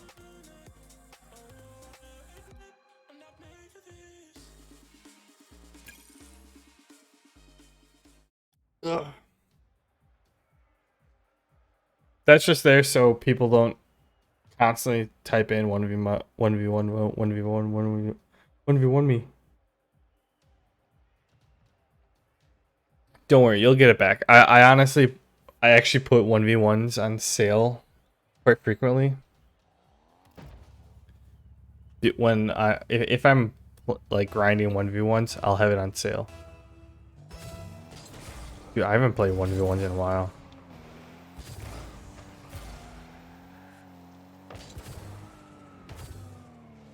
Oh, fuck me.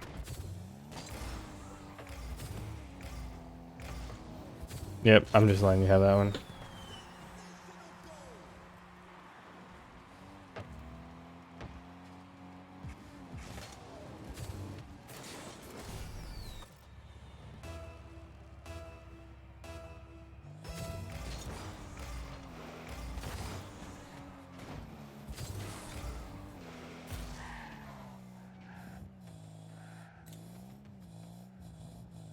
Oh, I can't fucking control my car.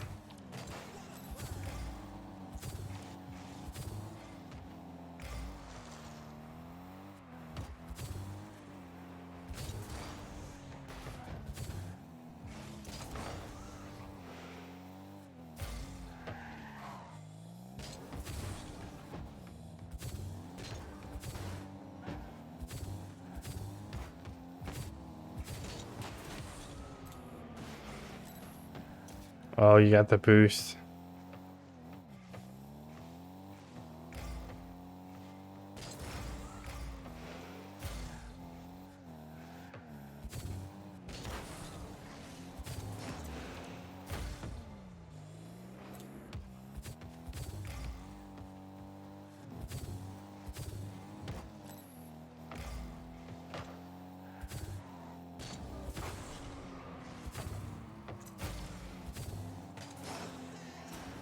Oh shit, I went in the goal.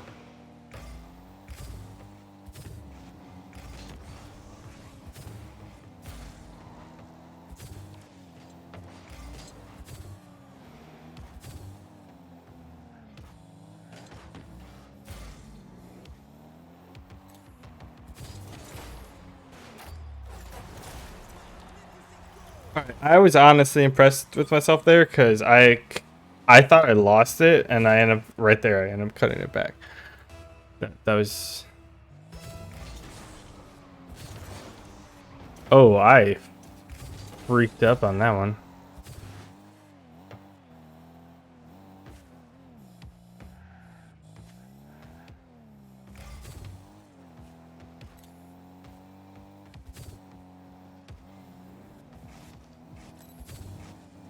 Yeah, I honestly suck at dribbling. Once it's on the top of my car, I'm fine. But like,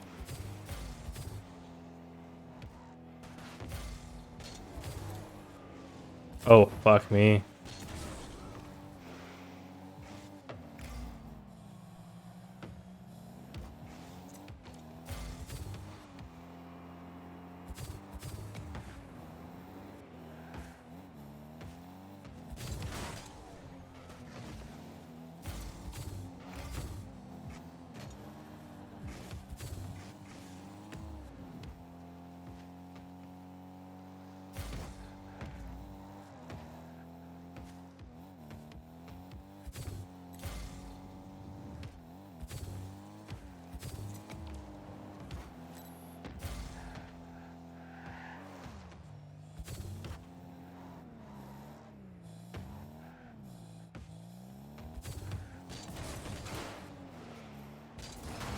Oh, I suck.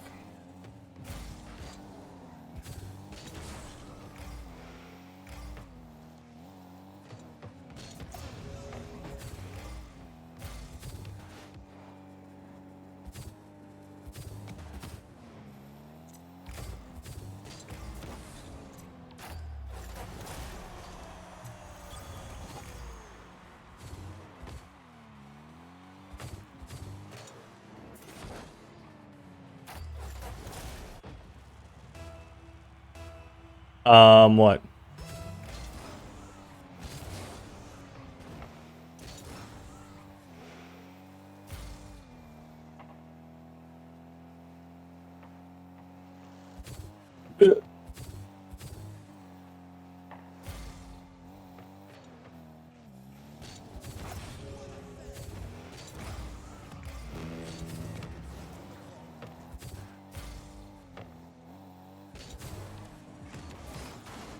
The save.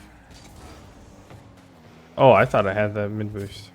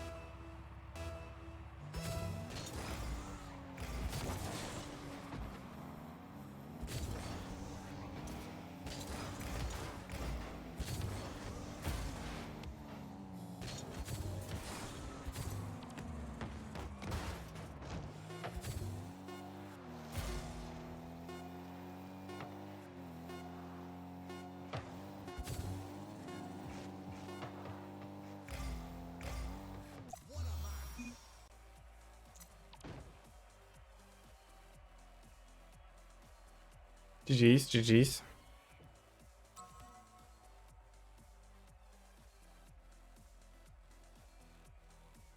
Seven ads. Oh, yeah. It's helping stopping you from cheating. Just kidding. Yeah, you can't hear me right now because you're an ad.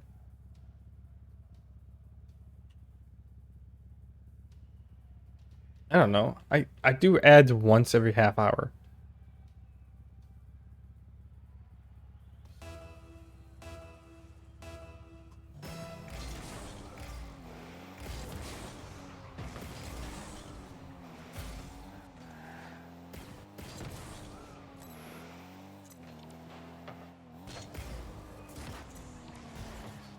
Oh, I didn't do it well enough.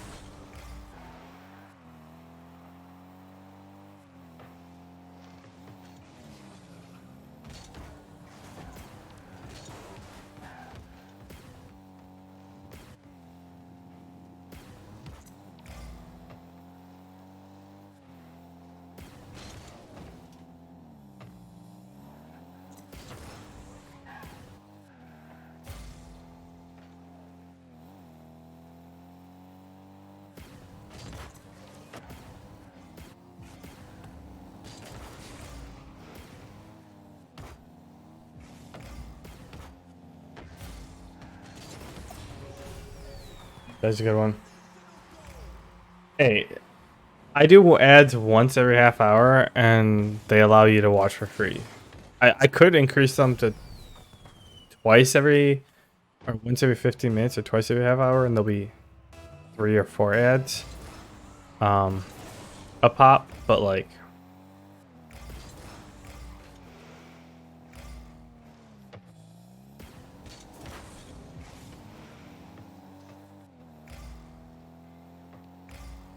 is that something you prefer? I don't know if that's what people prefer, is ads more often or just a bunch of ads all at once.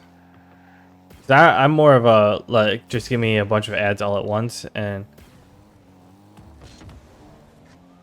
call it a day. Oh, I fucking sent that.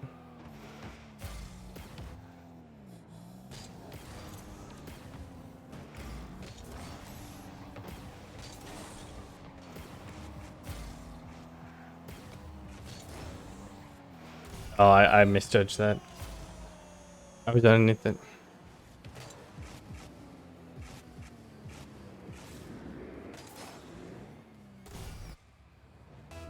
Essentially, those are the two options.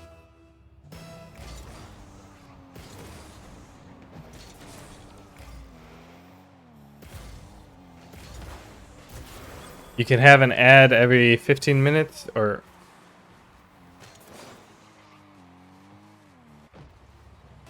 Technically comes down to like an ad every 5 minutes.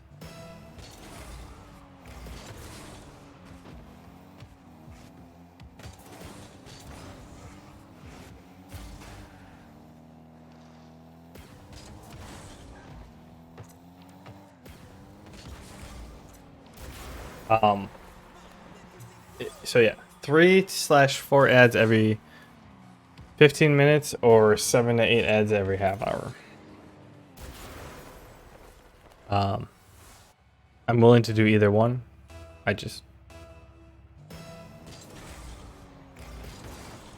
It turns off pre-roll ads, which is my goal, and so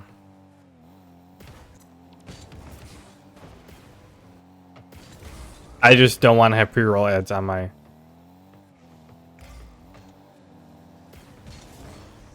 Oh, I freaking whiffed on that one. Yeah. I don't want pre-roll ads, so I put ads every half hour.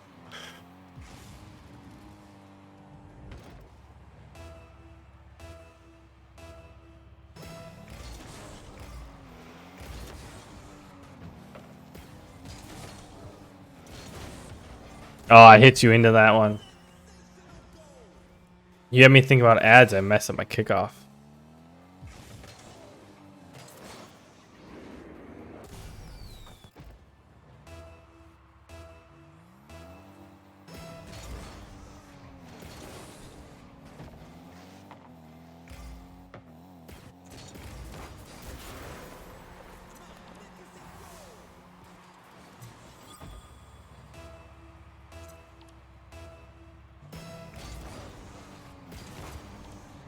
Oh no.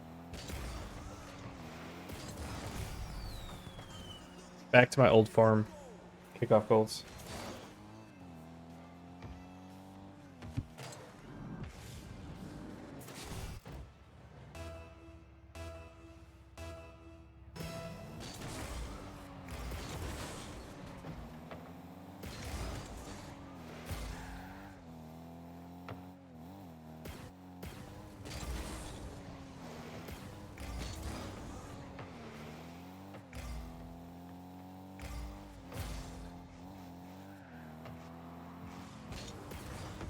Oh, that was a pretty good one. I'll give you that. I thought you were going when you first came off the wall. I thought you were going way faster, and you slowed it down quite a bit.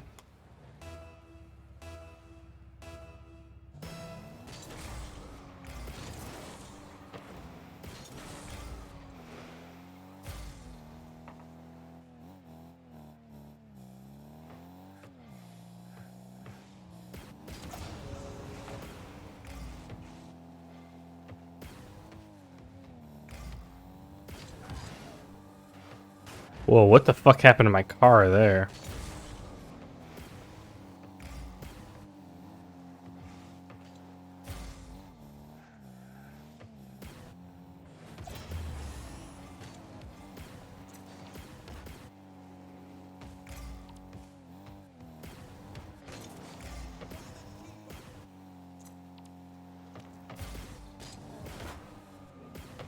Oh no! I fucked up.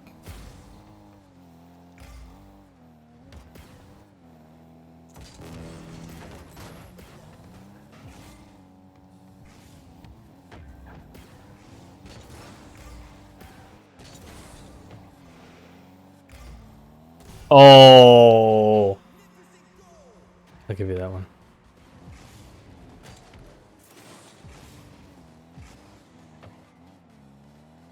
I saw a post and I'm like, all right, I can read it off the post.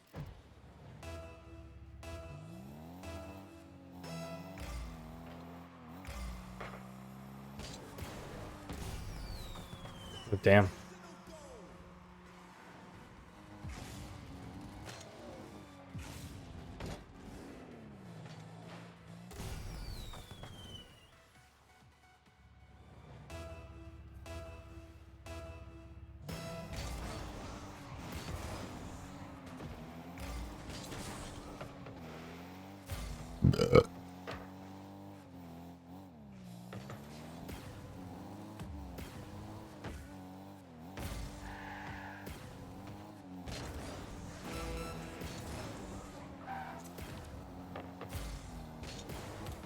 Oh, shit.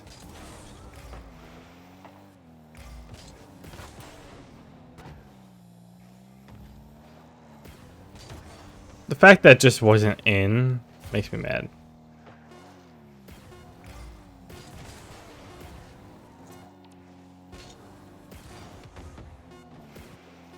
Can't even tuck that in. Hey! Let's try and keep it up.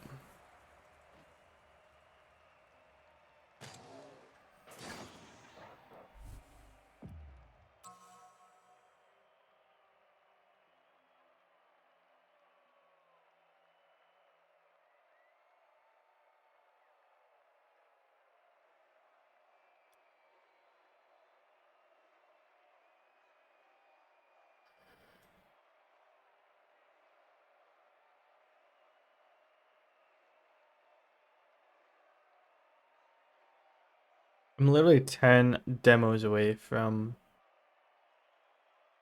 8,000.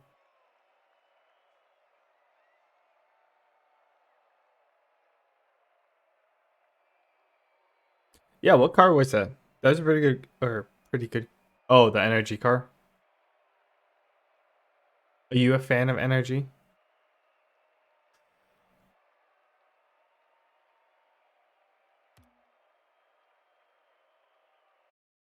I'm more of a SSG or V1 fan.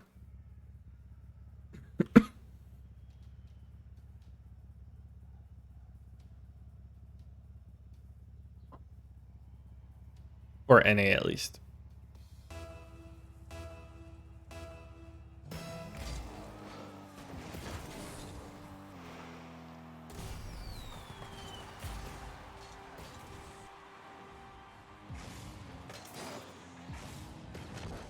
Dude, that landing was insane.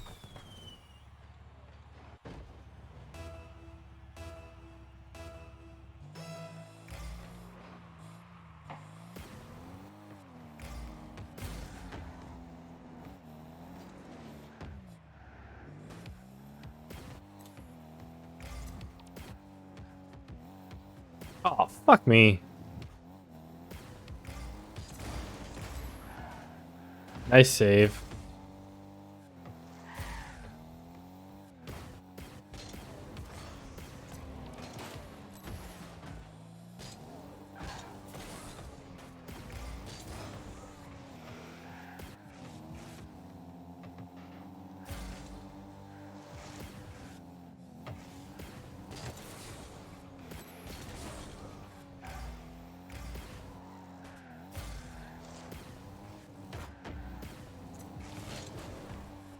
Oh, frig me.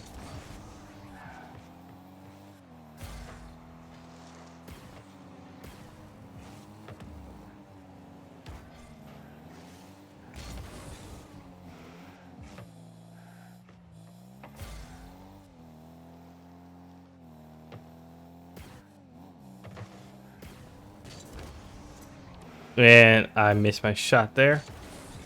Missed my shot there.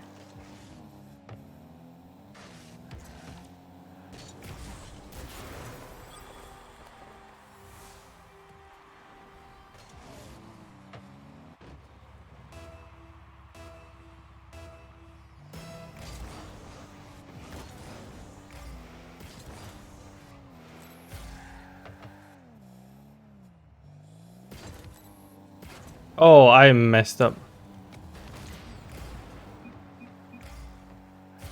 You don't like demos, do you?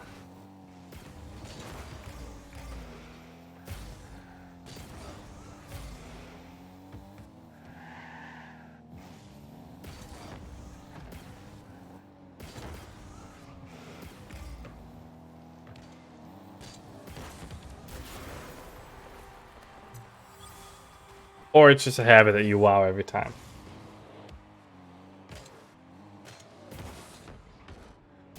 Which, in all honesty, if you want less demos from me, you play 1v1 against me.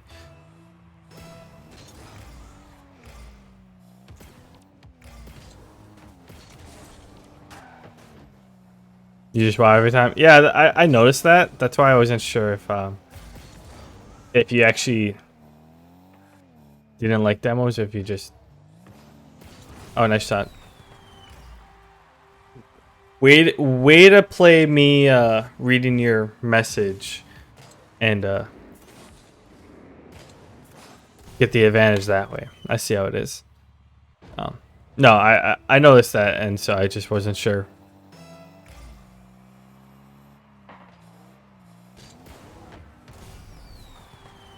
I thought I had that. Hang on. How close was I?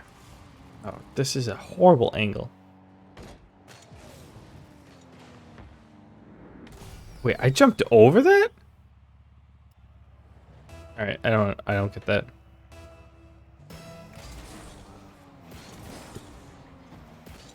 Oh wait, I'm not actually trying to.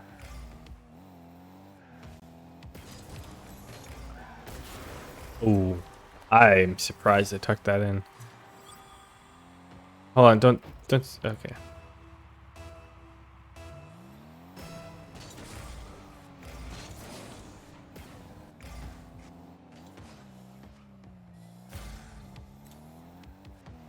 God, fuck me.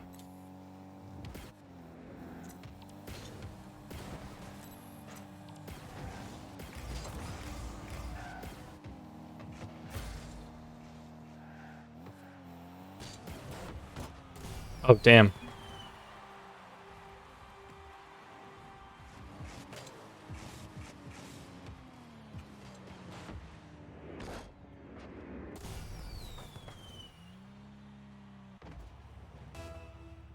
Yeah, you're pretty consistent at your air dribbles. I'll give you that.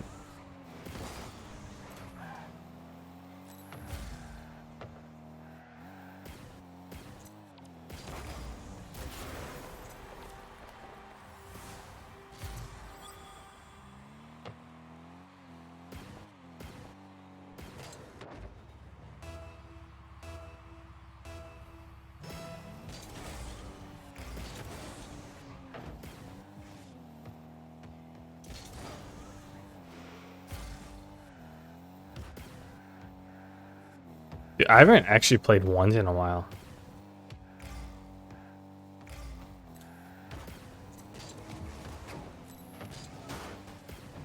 Oh, I fucked up my landing.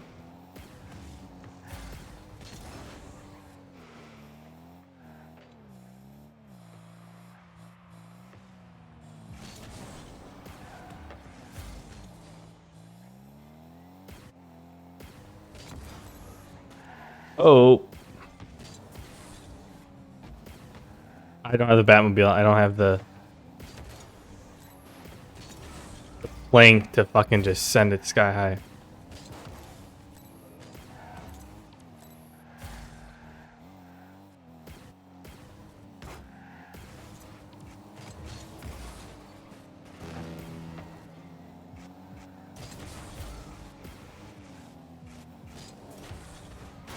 Oh! Oh, I fucking thought I caught it enough.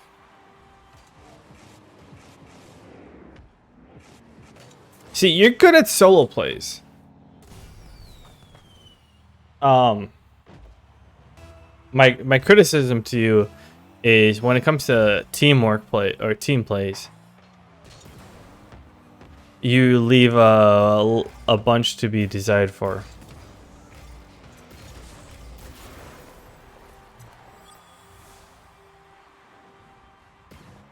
But solo plays, like you can do solo plays, that's for damn sure.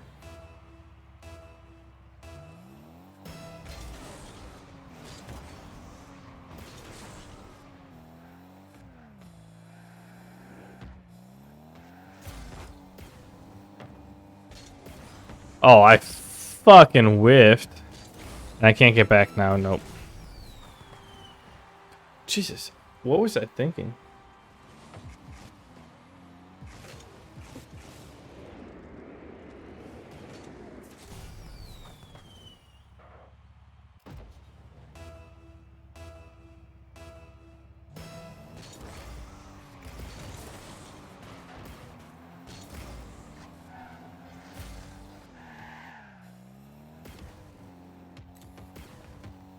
Fucking lost it.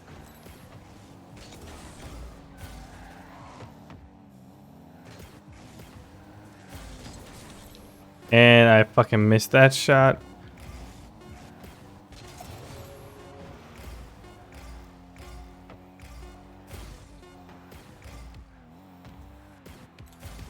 Oh, god, freaking shit.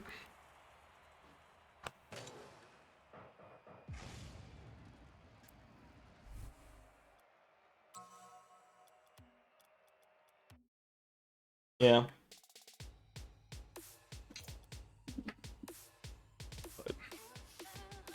I'm gonna head to bed. It's been fun. It's been real.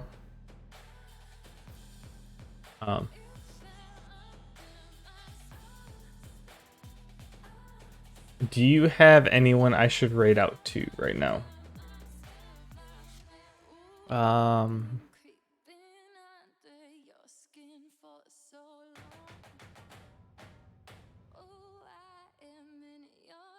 Alright, that's cool. I suck at ones.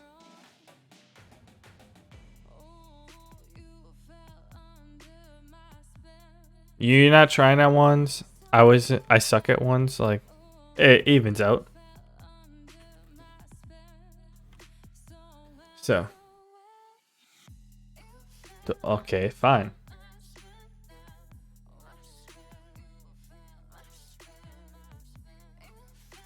No? What do you mean?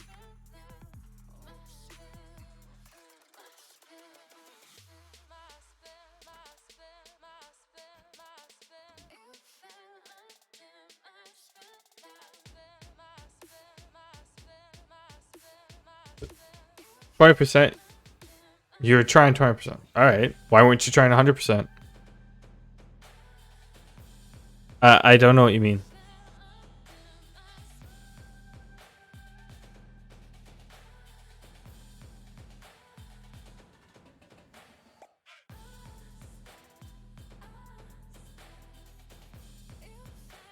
Alright. You don't try. So what's the point of bringing it up then?